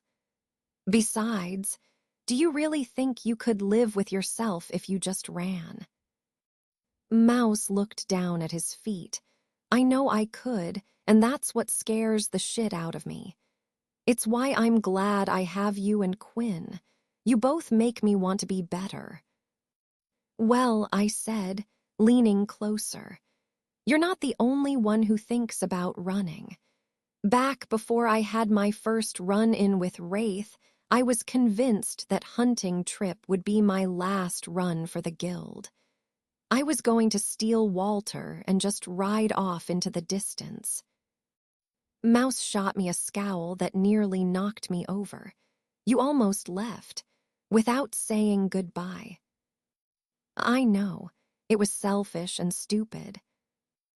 And you gave Quinn hell when you thought they were going to do the same thing. I hung my head in my hands. I know. I think I was mad at myself more than anything. I know it was wrong to think about slipping away on you guys. You're a brother to me, Mouse, and you deserve at least a goodbye. Mouse laughed to himself. I still can't believe you thought Quinn was going to leave on us. I saw these letters in Quinn's room. Well, half letters, really. They weren't finished, I said, lifting my head. It seemed pretty clear to me what their intentions were. Mouse patted me on the shoulder. Snip, you're the smartest fool I know. That's not what Quinn was trying to say. You know about the letters. Who do you think helped write them? You know Quinn doesn't have much of a gift for words. They weren't happy with any of my suggestions, though. When they wake up, we'll get it sorted out. What were they really trying to say? I think Quinn would prefer to tell you themselves. Fine. I pushed myself to my feet with a groan. Come on, let's go see Quinn, then. Maybe they'll be up and we can get some answers. Mouse slipped in under my arm, taking some of the weight from my injured leg. I hope it's good news. It took an excessive amount of time for me to hobble across the yard to the Medica hall. Mouse shoved his way through the door and held it open for me. I limped inside and found Hawk and Stargazer crowding close around Saber's bed. Glad you could make it, said Hawk. We've had to move our council here. Seems like most of the guild will be here at this rate. Hawk's cheeks were sunken and there was a sickly, sallow cast to her skin. My shoulders slumped and I dropped my gaze to the floor. I was hopping for better news. I know, said Hawk. She glanced over her shoulder where Quinn lay unmoving. But at least they aren't getting any worse. The Medica are doing all they can to keep Quinn alive. They've used every spell in the book, every potion they could brew, but... I brushed past her and took Quinn by the hand. But they still won't wake up. The good news is they aren't catching whatever the rest of the guild is coming down with. A wet, hacking cough rolled out from behind the closed curtains of the bed opposite Quinn's bed. A skeletal shaking hand pushed the curtains open, revealing what was left of Saber. The old man was wasting away to nothing and his skin was loose and ashen. His eyes were dull and flocks of dried blood patterned his lips. And that, he rasped, brings us to the reason I called this meeting. I think I'm walking down my last road. He stood with a series of snaps, pops, and groans and held out a hand to Hawk. Hawk unsheathed her sword and pressed the hilt into Saber's hand. He grumbled and gave the blade a small flourish. Not great, but it'll do. I shared a confused look with Mouse. Excuse me, but what's going on? A promise I made to myself a lifetime ago. If I'm going to die, I'm dying on my feet, steel in hand. He lowered the sword and put a hand on my shoulder. You're here so I can apologize to you. I was too harsh with you last time we spoke, and you deserve better than that. You're a hell of a ranger, quick and smart. You're resourceful. And I don't think I've seen anyone who's a better shot. Not even Hawk. Saber took his hand off my shoulder and took a step towards Mouse. And Mouse, you and I haven't spent much time together at all, but from what Stargazer has to say about you, that's a damn shame. The old bastard doesn't say it enough, but he really does believe in you. Stargazer limped around the hall, sharing an encouraging word or a kind thought with every warrior there. When he was finished, he looped back around to Quinn's bed and sat next to the wounded soldier. Alesha, he said. He didn't use Quinn's name like a weapon anymore. This time he held it out like an olive branch, doing his best to bridge the gap between them. I couldn't keep the sneer from my face. It was too little, too late, and Quinn wasn't even awake to hear it. I don't have the words to explain how sorry I am, said Saber. I've had more time to think than I ever have in my whole damn life, and I don't know why it seemed so hard for me to listen to you. to put in the barest scrap of effort to see things from your angle. I'm sorry for all those times I called you sir, when you felt more like a lady. I'm sorry for letting the other apprentices badger you. He paused and wiped away a tear. I'm sorry I let you be named after the dummy we knocked down in jousting practice. It's not much or a reason, but I kept pushing you because I thought it would make you stronger. I thought it would harden you into the best version of yourself, but now I see it's made you resent me more than anything. And I don't think it was me pushing you down all those years who molded you into the wonderful guildsman, no, guildsperson that you've become. Gods, I wish you could hear me. He stood and gave a sharp nod to Hawk and Stargazer. I think I'm ready. Hawk grit her teeth and took a steadying breath. The iron mask came down and she squared her shoulders. I took an involuntary step back, bracing myself for the tirade of orders I knew was coming. You heard the man, she shouted. I want every able-bodied apprentice in the garden. Step lively, lads. I need someone to run a message to the quartermaster. Mouse looked sheepishly around the hall. I can do that, he said. It doesn't seem like anyone else around here is fit to run. Hawk slapped a rolled-up piece of parchment into his hand. Mouse made the mistake of unrolling the scroll. Hawk glared. I winced. I didn't ask you to read, she shouted. I asked you to run. Now move. Mouse stammered halfway through an apology before tearing off down the hall and rushing out the door. I shook my head. Poor little bugger, I muttered. And that did it. It was my turn to have Hawk glare daggers right through my soul. All of a sudden, I envied Quinn. Parsnip, she said, you were ordered to gardens. Get moving or I'll bust your other leg. I snapped her a quick guild salute. Yes, sir, Hawk. Right away, sir. I found a mostly healthy-looking warrior and leaned on her as we made our way out into the garden. We made for an utterly miserable procession. The warriors who weren't weeping were hacking their lungs out into blood-stained rags. The garden was half-assembled when we arrived, with attendants scrambling to lay out tables and chairs. A chef nearly bowled me over on his way to set down a platter of bread and cheese. I was broken free of my supporting warrior and left to drift, and the chaos spun around me.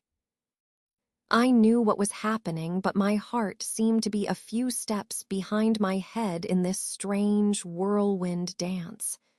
I knew that Saber was dying, but I didn't feel it. Not yet, anyway. There was a pit in my heart that should have been filled with sorrow, but instead there was only a bitter numbness. Mouse sliced through the crowd and pulled me out of the eye of the storm, taking me by the hand and leading me to a secluded table at the rear of the garden. We were half hidden by an overgrown shrub and only a few steps away from a table bearing a platter of dried meats. How do you always do this? I asked. Do what? Mouse replied, putting a plate of meats and cheeses down in front of me. Find the perfect table every time. It's my only real talent. Not your only talent, but it's a pretty good one. I looked out at the gathered warriors and rangers. The garden was a dark reflection of the midsummer feast.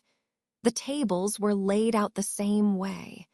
A band was preparing under the old spruce.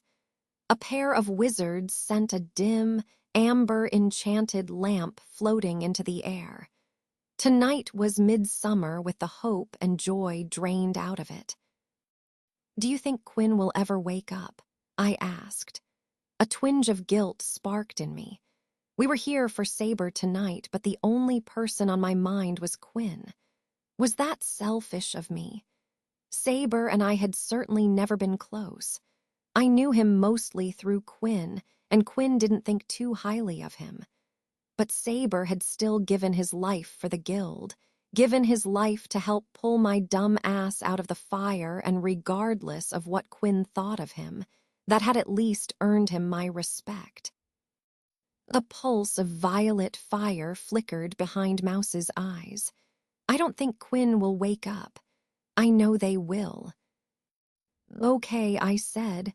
That flash of flame lifted my spirits. If Mouse saw it, then I trusted in his clairvoyance. That's good enough for me. I hope they wake up soon. We have a lot to talk about.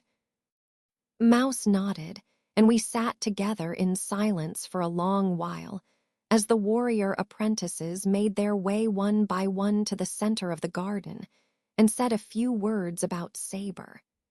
Most of the stories were surprisingly light, and most of them were at Saber's expense. Looking at it from the outside, you could almost believe this was some secret meeting for the apprentices to let off steam.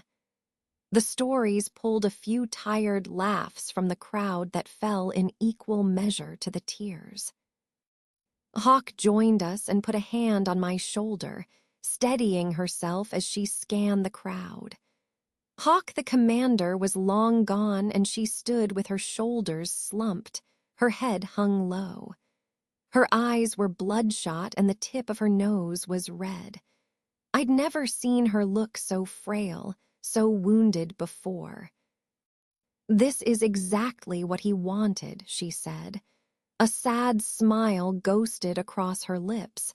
I think he would have been happy with this. She reached down to her belt and handed me a short metal flask. "Here, drink up. Saber said he wanted everyone drunk and laughing at his funeral. Share with Mouse." Mouse held up both hands. "Oh, I couldn't. I'm still an apprentice." "I think we can make an exception for tonight," said Hawk.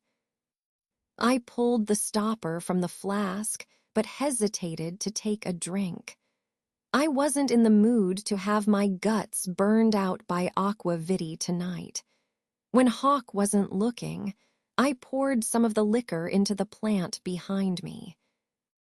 Mouse leaned to one side and squinted at something behind me. "Do that again." Hawk frowned at him. "Do what?" I turned and dumped another portion of the liquor into the plant. A handful of leaves fell off the shrub's branches and rained down on my shoulder. "Give me that," said Mouse.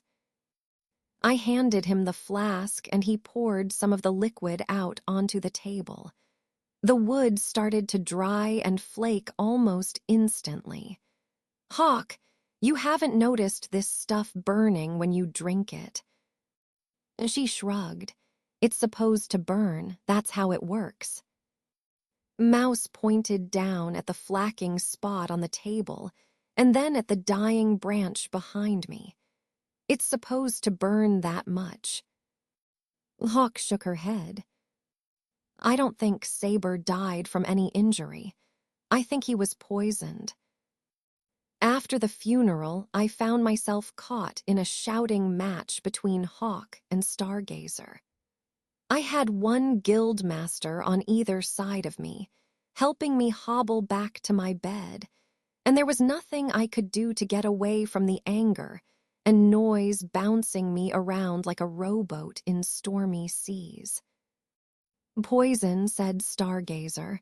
He spat the word out like it was the foulest thing he'd ever tasted. "Honestly, poison. That rat-eating little shit. I can't believe it." Stargazer kicked a stone lying in our path and it burst into flames. "Filthy, ogre-fucking son of a whore." "Calm down," said Hawk through gritted teeth. "Swearing about it isn't helping." Stargazer snapped his fingers. and a tree across the yard exploded into a cloud of splinters. "And neither is breaking things," said Hawk. "It's certainly making me feel a hell of a lot better. Excuse me for being upset that our friend is dead and half the apprentices are dying." Saber lifted a hand and clenched his fist like he was strangling the life out of someone. A boulder burst from the earth and started to spin slowly, rotting and flacking apart with each rotation. Hawk let go of me, leaving me tottering on my one good leg. "Don't you dare think for 1 second that I'm not upset. The least you could do is show it. It's like you don't care at all." "I do care," she snapped. "I know it's hard seeing Wraith again. I know it's hard beyond belief to lose Saber, and it's tearing me up inside to see so many young guildsmen hurt. But it's not helping anything if we both fall to pieces right now. We need to focus on the problem. We can pick ourselves up later, like we always do." "If I could see him," Stargazer growled, "I'd burn him to ash. It's not seeing him that's the problem." "What do you mean, see Wraith again?" I asked. "Sounds like you know him." "Know him," Stargazer snapped. "He was our god's damned guild master." The ground seemed to drop out from under me. "He what?" "He taught me everything I know," said Stargazer, "and he betrayed all of us." Hawk took the weight off my busted leg again, and we resumed our trek towards the Medica. "And this didn't seem important to tell me earlier," I asked. Stargazer shrugged. "People are dying, Parsnip. Studying his legions and trying to track Wraith down seemed more important than the history lesson." Hawk shoved the Medica hall doors open and guided me towards my bed. Mouse was sitting on the edge of Quinn's bed, holding the warrior's hand. "I don't believe this," I snapped. "The worst threat in Tower 4's history, and you don't think it's important to tell us you're best friends with the bastard at the center of it." "Please," said Hawk, rolling her eyes. "We were never best friends with Wraith." "Because that's the important piece here," I said. "You still should have told us." "Would it make a difference?" asked Stargazer. Mouse picked up the thread of the conversation. "It might," he said, running the hem of his sleeve between his fingers. He swallowed hard and locked eyes with Stargazer, looking at the older wizard like he was staring down a Highland drake. "Even the smallest details could be important. You taught me that." "I was talking about your visions when I said that. It's different." "Of course," said Mouse. His tone slipped into what I like to call his actually voice. It was the one he used when he was about to beat you over the head with a sack full of facts and loose information. "I have no idea what we're up against. You do. You know what he's like, maybe what his habits are, places he'd hide. Any information is better than what we have now." Stargazer glared down at his apprentice. "You think we haven't already thought of that?" Quinn shifted in their bed and let out a low groan. "Can we kill each other later?" Whatever nonsense had spilled out of Quinn's mouth didn't matter to me. A jolt of lightning arced down my spine and catapulted me up out of bed. A fire lit inside my heart, and my head was somewhere up above the clouds as I threw myself onto Quinn and wrapped my arms around them. "Easy, Snip," they said. Their voice was weak and thin. "You're crushing me." I couldn't answer. Not with anything intelligible anyway.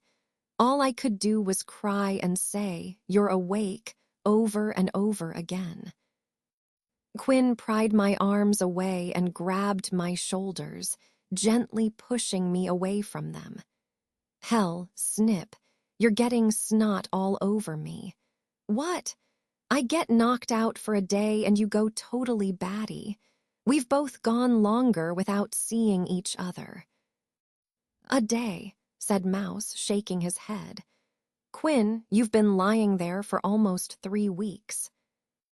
Quinn blinked slowly and sat up. No, then you carried me here, and someone has been sitting here on my bed chatting at me ever since. It's been all day. Makes it damn hard to get any rest. We've been sitting with you in shifts, said Mouse. Someone has been with you most of the time, keeping an eye on you in case anything changes. The Medica's been investing quite a lot to keep you going. Quinn glanced down at the box full of empty potion bottles and glass vials next to their bed. Okay, they swallowed hard and stared off into the middle distance at nothing for a long while. I guess I'll process that later. What were we talking about? It can wait, said Hawk. We should get someone to take a look at you. Mouse frowned at Fiddled with the hem of his sleeve. His face scrunched up the way it always did when there was a puzzle he couldn't figure out. The wizard, he blurted out before anyone could stop him. The one behind all this. Everyone knew him and didn't tell us. Like it would have done any good, said Stargazer. 3 steps behind, as usual, Mouse. We've been stalking all of his old hideouts, keeping an eye on places he used to visit. Star and Spirits, Hawk has even been tracking pheasants just in case he gets hungry for the stew he used to love, and she can catch him hunting. We are out there as much as we can be so that you can stay here safe. And what good has that done? Said Mouse, shooting to his feet with fire dancing in his eyes. Maybe we'd be 1 guildsman stronger if you trusted us enough to be out there with you. Stargazer clenched his hands into fists, and a curl of smoke rose from his nostrils. Hawk stepped in close to him and put a hand on his shoulder. Simmer, she said. Her tone was like a sword in a silk sheath, gentle on the outside but cold and hard underneath. We don't want to throw any fireballs in here. You'll cook us all. Stargazer closed his eyes for a moment and took a calming breath. I know. His voice broke and he blinked away a tear. I just need a minute. He pushed Hawk away and stormed out of the hall. Hawk took a step after him, but caught herself and turned back to us. I wiped my nose on my sleeve. You can go, I said. We'll be fine here. Hawk looked to us and then to the door. You're sure? Yes, I said, pouring as much confidence as I could into my voice. It probably didn't help. I certainly didn't feel like I was going to be fine. Catch him before he burns the tower down. Hawk didn't spare us a third glance and rushed out the doors, slamming them shut behind us and leaving us frozen in a cool, quiet silence. The 3 of us sat there looking at one another like idiots, none of us quite sure what to say. I locked eyes with Mouse and quirked an eyebrow in his direction, silently asking him if he wanted to break the news or if he wanted me to do it. Mouse ran a hand through his hair, turning it from usual mess to I'm working through a deep problem tangle. He shook his head slightly and answered my quizzical eyebrow raise with a barely perceptible half shrug. All right, said Quinn. Out with it. Out with what? Asked Mouse. I don't know. Quinn folded their arms across their chest and fixed us with their "I'm not kidding" anymore glare. But I know when you two are keeping something from me. I can see all your silent conversations. Mouse stood and threw up his hands in defeat. It's His words faded to an anxious mumbling of mixed syllables, and he ran a hand through his hair again. I don't even know where to begin. Quinn's eyes darted between the two of us. You're starting to worry me. I could hear you guys sometimes when you were here talking. I know Saber was sitting with me. Is he mad? Is he pissed off at me for punching him? Quinn unfolded their arms and hung their head in their hands, their long black hair falling down into a curtain around their features. Gods, am I out of the guild? So I said, you didn't hear his last speech. His speech. No, said Quinn. I'm sorry, guys, I never should have hit him. I hope it didn't cause any problems for you. Mouse started to pace and flounder for words again. I stepped in to rescue him. You're fine, Quinn. You're not out of the guild. And we're not in any trouble. Well, not any trouble you caused anyway. I started to paddle desperately for words as waves of confusion washed me into an undertow of hurt and sorrow. It was Mouse's turn to throw me a lifeline. He's dead. The words struck us like lightning, and Saber's death was all the more real. I felt like I was caught in a hurricane. One moment I was staring into the dark, feeling the pain of the guild and around me, and at a complete loss of how to help, and the next I was locked in a sealed tomb, refusing to believe that the most angry, stubborn member of Tower 4 was gone. Quinn's head snapped up, and they pointed an accusatory finger at Mouse. Not funny, Mouse. I put a hand on Quinn's arm. I'm sorry, I said, but he's gone. Quinn shrugged away from me and threw the blankets off of their bed. No, they stood shaking their head and took one wobbling step towards the door. No, that can't be true. Quinn tapped the center of their chest. He has the mark, right there. The warrior returned. He can't be killed. Mouse tried to catch Quinn in a hug, but the warrior dodged away from him. How? Asked Quinn. It was Wraith, I said. Tears stung my eyes. He poisoned the wine, the casks of aqua ferrum. Everyone is sick. My words got tangled with a sob on their way out, but I couldn't stop them. Saber got the worst of it. Guess he drinks the most out of all of us. And everything is going wrong, and I don't know what to do. Quinn sat on the nearest bed, collapsing like the weight of the world landed on their shoulders all at once. So he's just gone. Mouse sat next to them and put an arm around their shoulders. I'm sorry, Quinn. I just said, Quinn, I just don't know how to take that. He's gone. That's it then. I sat down on Quinn's other side and joined in on the hug. I know I didn't always like Saber, said Quinn. Hell, some days I even hated him, but I never wanted to see him dead. Most days I wanted to knock his teeth in, but I didn't think anything could kill him. Quinn wiped away a tear, and I hugged them tighter. Gods damn it, said Quinn. Their voice was light and brittle, like the crisp layer of ice on a lake in early winter. The last thing I said to him was stuff it up your arse. I think you said stuff it up your arse, sir, said Mouse.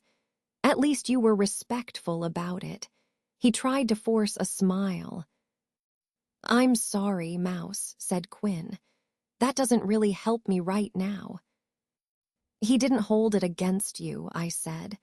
He was proud of you, and he was sorry for pushing you too hard and not taking the time to understand you. Quinn shook their head. That doesn't really help either. They swallowed hard and wiped their eyes again. What do we do now? I don't know, I said. Quinn shoved us away and staggered to their feet. I mean, really, if the toughest, strongest one of us couldn't do a damn thing, what hope do we have? We can't fight this. Our own masters don't even believe in us. Whatever happens, said Mouse, we're in this together. I know we're not much, but I'm not going to sit here and mope myself to death. We'll figure something out. Quinn dropped their shoulder and bulled their way past Mouse, heading to the door. The 3 worst apprentices in the history of the guild. We don't have a fucking chance. I bent to scoop Mouse up off the floor. He scrambled to his feet and pulled away from me. Stop, I'm fine, Snip, he muttered through gritted teeth. I can get up by myself. I'm not made of glass. You don't have to swoop in to check for cracks every time I fall down. I rolled my eyes and threw my hands in the air. Oh, come on, I said. What has gotten into you tonight? I glared down the hall and shouted towards the door. Both of you. Quinn stopped short. What are you talking about? Can't I get one damned second alone? 1 second, I snapped. You had weeks to yourself in here. Weeks. Quinn rounded on me, spreading their arms wide and puffing out their chest.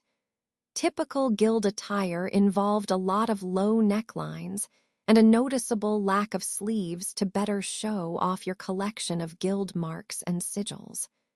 A pose like Quinn's was guild shorthand for take a look at what you're dealing with and make damn sure you want to do this. Quinn was still dressed in their knee-length medica robe, but their stance still carried the same impact. You can't be serious, said Quinn. It's not like I was taking a vacation in dreamland. It's not like I was staying away on purpose. I opened my mouth to say something cruel and biting, but the retort died on my lips. My eyes dropped to the floor. I'm sorry, I said. Quinn turned back to the exit from the medica hall, and that lit a fire deep in the pit of my stomach. I'm sorry, I repeated, louder this time, staring Quinn down. I'm sorry for spending 3 weeks worrying about you. I'm sorry for being excited to see you awake. I'm sorry for wanting to be there for you. Quinn walked out the door. I'm sorry I need a minute alone, they called over their shoulder. I'm sorry I can't run to you all the time. Hot tears ran down my cheeks, and I limped after them, ignoring the sharp twinge of pain lancing through the meat of my thigh with every step. Hey, said Mouse. He stepped out in front of me. Give them some space. I rubbed at my eyes with the heel of my hand and hobbled past the tiny wizard. They need us, Mouse. I'm not letting them be alone. Not now. Parsnip, a note of iron crept into his voice. Well, maybe not iron. Mouse was a little too soft for that, but he had some brass in there for sure. Quinn wants to be alone. You need to give them some space. Give them some time. I shut him out and kept making my best pace for the door. Mouse blew out an explosive sigh. Stubborn jackass, he muttered. A warm wind blew past me, ruffling the hem of my dress, and the medica doors blew shut. The hollow boom of the heavy doors slamming hit my ears like a hammer blow. I stumbled to a stop. Was that you? I think so, said Mouse. I normally can't move something that heavy. Guess I'm not as useless as you think, huh? An icy claw of hurt wormed its way through my chest and squeezed my heart. I don't think you're useless, Mouse. You know I don't think that. You don't have to think it, he said. I can see it every time you or Quinn or Stargazer looks at me. It's right there on your face. There's Mouse. The one who's too small to protect himself. The one who doesn't have any magic we can use in a fight. The one we have to keep shoved to the back line so he doesn't get himself killed. I'm sick of it. Stars and stones, I am sick of it. I can fight my own damn battles, and at this rate I'll need to. And what does that mean? I said, the words coming out hotter and sharper than I'd meant them to. It means that out of the three of us, I feel like I'm the only one with his mind on the problem right now. Am I the only one who cares that we have some potential new information on Wraith? Well, excuse me for caring about our friend, I snapped. Sorry I'm not as strong as you, Mouse. I'm sorry I can't just ball all my feelings away and keep my mind on the problem that has been making me miserable for weeks. To hell with me for wanting a break, right? That is not what I meant. Whatever. I shouldered my way through the doors and stepped out into the cool night air. Where are you going? Mouse shouted. I'm looking for Quinn, I shouted over my shoulder. A familiar voice answered me from beneath an ancient willow tree growing next to the Medica building. You don't have to look far, said Quinn. You found me. I slid under the hanging branches and sat next to them, making sure there was at least a handspan of distance between us. I thought I said I wanted to be alone, said Quinn. I know, I answered. I want to be here for you if you need me. We don't have to talk, gods, you don't even have to look at me, but I'm staying right here because I missed you. A fresh round of tears tracked down my cheeks. I was surprised there was anything left to cry out. At this rate, I'd whizzle up into a raisin. I care about Quinn. I need you. So you can be as alone as you like, but I'm staying right here. They leaned back against the trunk of the tree. I know. You care about me a lot, maybe more than I realize, and have for a long time, but you don't know how to tell me, right? A nest of moths hatched somewhere in my gut and fluttered up through my stomach. You could hear that. I was in and out, they said.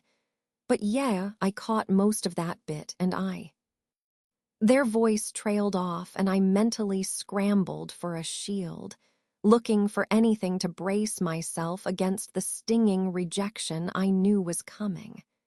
It's okay, I said. If you don't feel the same way, I won't let it change anything between us. We'll still be friends. I promise we'll still spend just as much time together. Everything can go back to the way it was, and we can forget that any of this ever happened. Instead of plucking my heart out and crushing it, Quinn lifted my hand and held it gently. Beryl, they said. My real name threw a stick through the tiny clockwork mechanisms in my heart and brought it to a stop. Slow down. They scooted closer to me and wrapped their arms around me. I feel the same way. I care about you too. Just as friends, I said, keeping my eyes locked to the ground and toying with a loose twig. Quinn placed their hand under my chin and lifted my head so my eyes met theirs. As more than friends, they said. More words started to come out of them, but I was already past the point of hearing. A sweet summer wind had carried me up and away from all the fear, pain and worry that had been gnawing at the base of my skull for weeks. I threw myself against Quinn, spilling us both to the ground, and met their lips in a desperate kiss. It was like I was drowning and their love was air. I fell into that moment, begging all the gods, great and small, that it could go on forever. Quinn pushed on my shoulders and pulled out of the kiss. All of the heat inside me died. It was like someone had poured a bucket of ice water down my back. "I'm sorry," I said, frowning. "Did I do something wrong?" "No," Quinn panted. Their cheeks were flushed and I could see a hunger behind their eyes. "That was good, really good. I just don't know if it's the right time." Their gaze dropped to the tangle of leaves and branches on the ground, or if I'm the right person. I pulled away, bristling at the mere thought that they weren't right for me. I've never heard something so damned stupid in all my life. "I don't know if I can be enough for you. I mean, look at me. I'm not even enough for the guild. God's my first battle and I go down like a sack of shit and don't wake up for weeks. Then look at what happened while I was gone. Saber died. He died on my watch. Everyone is dying and there's not a damn thing I can do about it. It's all just too much. I can feel that you need me, Snip, but I just don't think I have enough to give right now." I shuffled closer and cupped their cheek. "Quinn," I said, keeping my voice as soft and delicate as fresh snow brushing the last of the autumn leaves.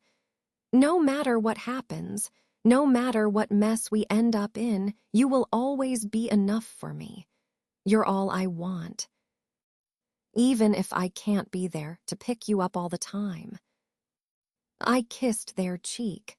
"Especially then," I whispered. "You don't have to be strong for me all the time." Quinn nodded, and we sat in silence for a long moment, savoring being with each other. Leaves rustled behind me, breaking the magic of the moment and pulling me back to dark and terrible reality.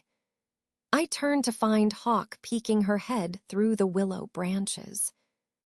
"I don't mean to interrupt," she said, "but we need the two of you in the map room." We threw the doors of the map room open and found Stargazer sitting in front of a map of the tower and the surrounding countryside. From the look on his face, he was trying to scowl and answer out of the ancient scroll. Behind him, Mouse sat by a low table, scribbling notes like a madman on whatever parchment he could find. And when he ran out, he started writing on the table itself. His eyes glowed with violet light. "How long has he been like that?" I asked, pointing to our manic wizard friend. "Not long," said Stargazer with a shrug. "He should be done soon." Quinn paced around the map table slowly, studying every inch of it. "What are these marks?" they asked, tapping the random assortment of red crosses we had added to the map. "Those are places my rangers have found more of Wraith's corpses. Some dead, some just standing, waiting." "It's been a huge pain in the ass," I said. "There's no reason for them to be there. Or at least there's nothing important in those places. It doesn't make any sense to waste troops just standing there." Quinn did another lap around the table. "Do you have a map of Imperial ruins in the area?" Hawk was about to answer when Mouse's head snapped up from his table. "Boats," he interrupted. A collection of blank stares answered him. "Boats," he repeated. "They're using boats." Stargazer stood and ambled over to him, examining the untidy scrawl of notes he's made. "I agree," he said. They're using boats or going to use boats. Possibly the apprentices have already escaped on boats, but that seems less than likely. And that helps us how? Asked Hawk. I groaned and shared a knowing look with Mouse before turning my attention to the winding river on the map. It helps us, because wherever they're going by boat, we can get there faster than they can. But you aren't going to be happy about it. No, said Mouse. I'm not going past him again. Once was enough. Quinn opened a cupboard and started leafing through the rolled-up maps stored there. Going past who? They asked. The big one, I answered. Quinn found the map they were looking for and spread it over top of the map on the table. Who the hell is that? The guildsman with the worst name I've ever heard. It's not a who, said Mouse. The big one was what we called a particularly nasty serpent we met when we were putting our book together. It's large. You don't say, said Quinn, rolling their eyes and shooting Mouse a crooked half-smile. And here I thought you had named it ironically. I wish, I said. He damn near ate our whole boat, but he did teach us that storm serpents live in family groups. And that helps us how? Asked Hawk. Because he lives just past Dead Man's Fork. I pushed Quinn's map aside and pointed to the river that ran past the tower. It split a ways past our group's hiding spot, with one fork making a wide loop around a crest of rocky terrain, and the other continuing on straight. If we go through him, we can avoid rowing through Iron Rider's Loop, and I can guarantee that we catch up to those apprentices. Stargazer peered down at the map and rubbed his chin. Could work, but they do call it Dead Man's Fork for a reason. Mouse shuddered.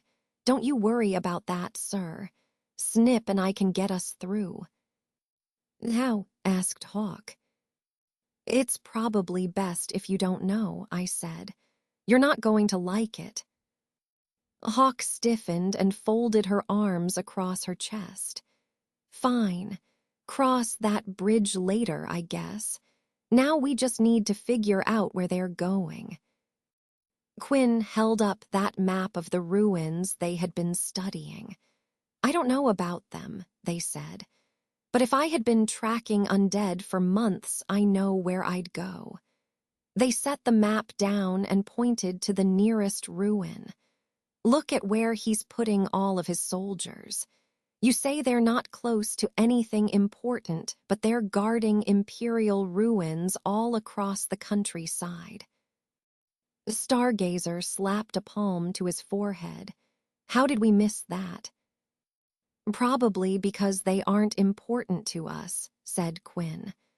I know I couldn't care less about a shitty old pile of bricks, but they must mean something to him. And that's where you think the apprentices are going? Asked Hawk. Quinn nodded. It's what I would do. Half-decent chance of catching the rat bastard himself there. And if you don't find him then, you can still kill his troops and break whatever important thing he's hiding. That's enough for me to go on, said Hawk. Star, you gather some provisions, Mouse, Quinn, weapons, and armor. Parsnip, you and me will get a boat ready. I frowned down at my injured leg. Are you sure? I'm still one leg down and Quinn is freshly back from the dead. We aren't the best choice, are we? No, said Hawk, but you're all we have. I swallowed hard, feeling like I was sinking down into an icy ocean of fear and dread. My stomach knotted, and I had to ball my hands into fists to keep them from shaking. Great, I whispered. Just great. No pressure on us, then. Hawk put her hand on my shoulder. If I didn't think you could do it, I wouldn't ask you to come. You've got this, Parsnip. I believe in you. I nodded, and together we made the trek down past the outer edge of the shattered wall, ringing the tower to the small dock stretching out over the river. I only had to stop and rest my leg twice on the way there. It was a win, a small one, but one worth celebrating.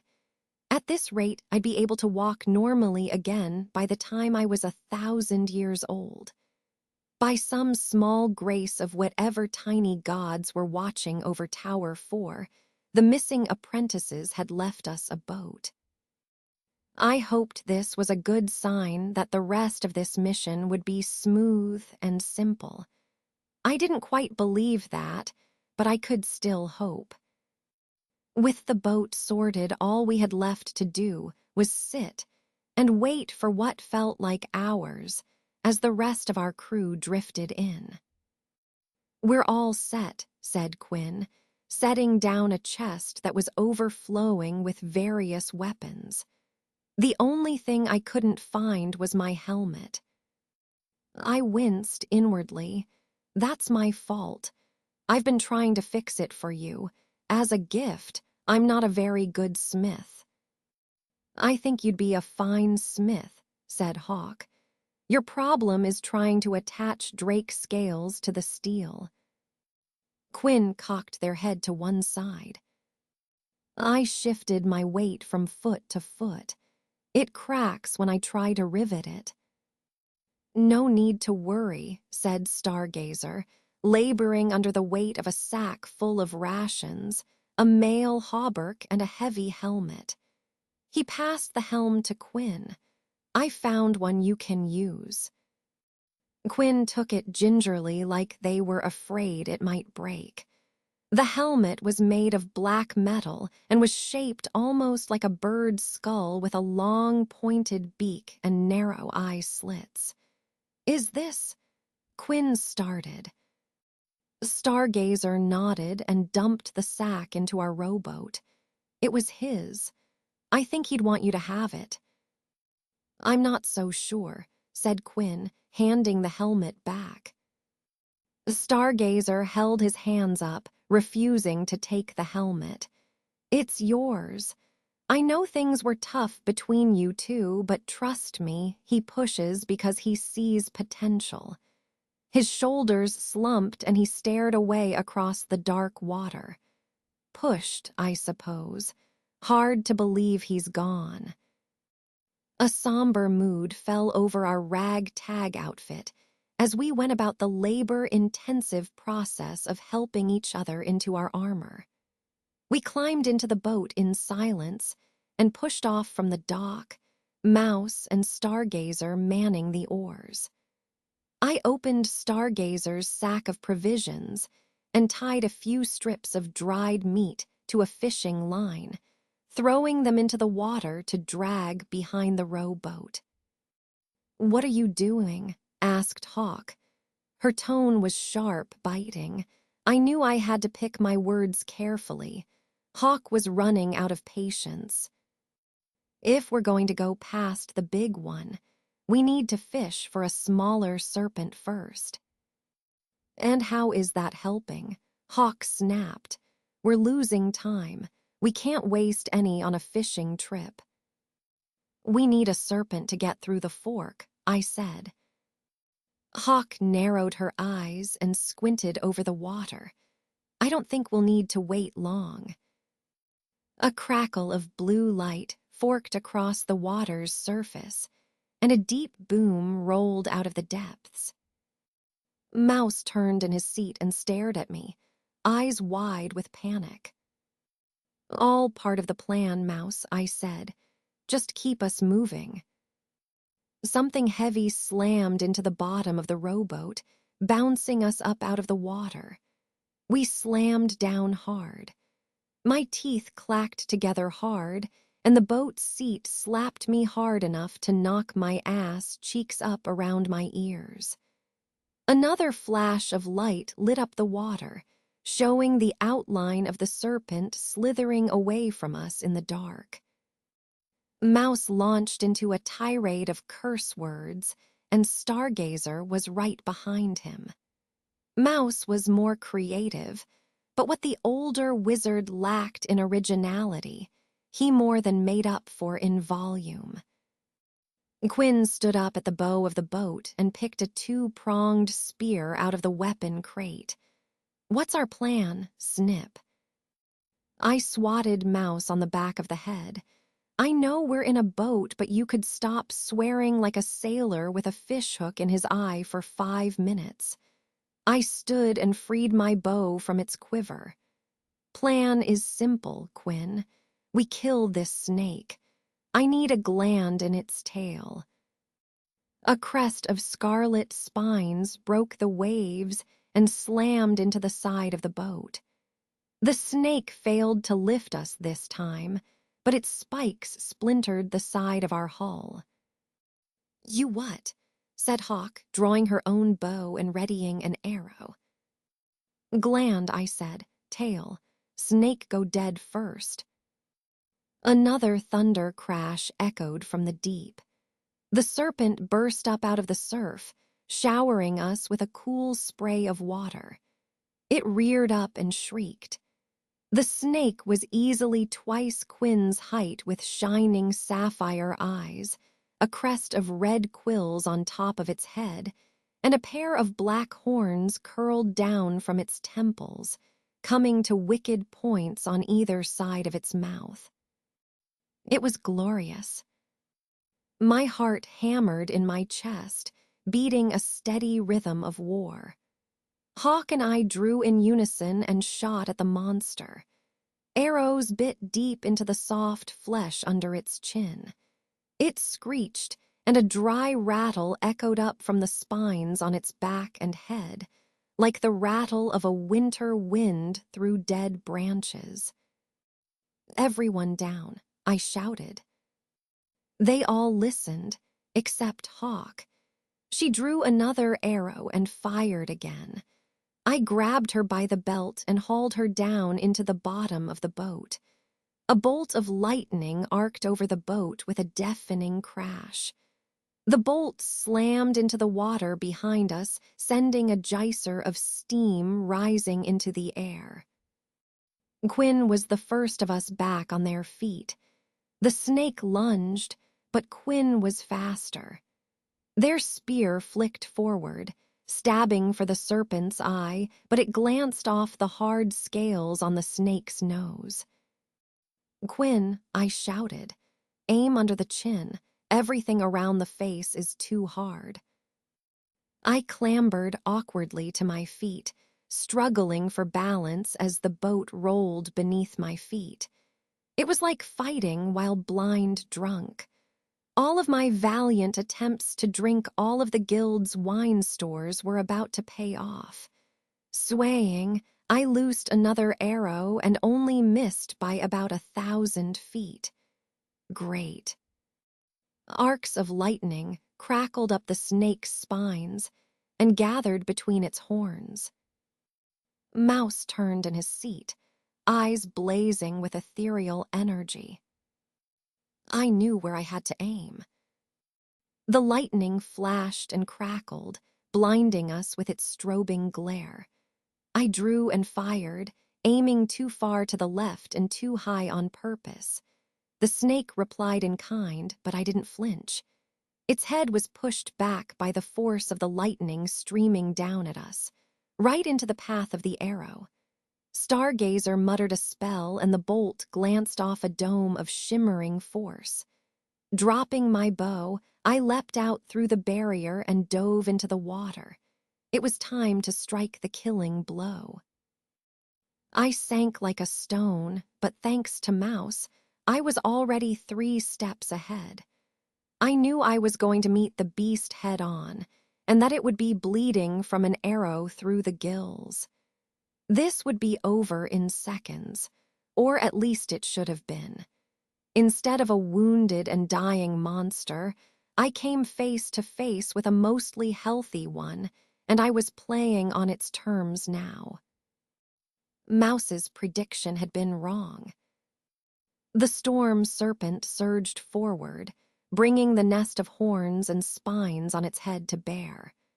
Every instinct I had screamed at me to kick for the surface, but I was too heavy. I stopped flailing my legs and sank, freeing my knife from its sheath. The snake missed and reached out, grabbing hold of its pectoral fins. Its flesh was as rough as gnarled tree bark, and it scraped a line of stinging pain across my palm. With my other hand, I lashed out with my hunting knife, slicing furrows through its underbelly. The snake panicked and shot forward with all of its strength. Reeds and stinging nettle vines snared around me, threatening to tear me away from the serpent and leave me sinking in the depths. I was fighting on borrowed time. All the snake needed to do was head for the deep channel at the center of the river and head for the bottom. My lungs burned and everything started to gray and go fuzzy around the edges. I kept hanging on, kept stabbing. The snake kept running. We hit a warm patch of water, like we were swimming through a shallow zone that had been warmed all day by the sun. Driftwood and stones clawed at the backs of my legs, and a tiny spark of hope bloomed in my chest. The snake hadn't run for the deep water. It was still young, and it was taking me to the only safe place it knew. The shallows where it had been raised. I let go of the fin and crawled through the mud, dragging myself forward inch by inch until my head broke the surface. I coughed and my stomach heaved, vomiting up a stream of water. I rolled onto my back in the shallow water and drew in a deep breath. I wanted to stand, to finish the beast, but it took all of my energy to pull in another breath. A sledgehammer pounded inside my head, slamming off the back of my skull and driving a frozen spike of pain out between my eyes. The snake splashed through the muck somewhere to my left. I staggered to my feet and sheathed my knife, drawing my short sword in its place. "Not so mean now," I rasped. "Are you?" Electric arcs crackled up the snake's back, but now that we were out of the water, I was the faster one. My blade flashed down and chopped into the bundle of red frills behind the snake's ear holds. Scarlet blood jetted out into the water. Walking to the front of the beast, I put my hand on its forehead as the light faded from its eyes. "You fought so well," I said. Mouse and Stargazer paddled the boat into the shallows, and Quinn leaped over the side, sinking to their chest in the cold water. They ran to me in an awkward, stumbling gait, barely keeping ahead of the boat. They reached me in a storm of splashing water and stomping footsteps. "Are you okay?" Quinn asked. I patted the snake's forehead again. "Fine. I wrote the book on these, remember?" "Parsnip," Hawk shouted. All of a sudden, I was 8 years old again and had been caught trying to steal an extra cookie after dinner. I stepped away from the dead snake and shrank in on myself. My shoulders slumped, and I stuffed my hands into the pockets of my trousers. That was the most foolish, most reckless, most impressive, brave thing I have ever seen, said Hawk. I don't know whether to punch you or write up a commendation letter. I straighted, beaming. Commendations are nice, but you might lean more towards that punch when you learn the next piece of the plan. I rolled the snake over and pricked a fleshy sack at the end of its tail with my knife. If we're going to go through dead man's fork, we're going to need to smell like we belong there. Mouse wrinkled his nose. "Oh, I hate everything about this."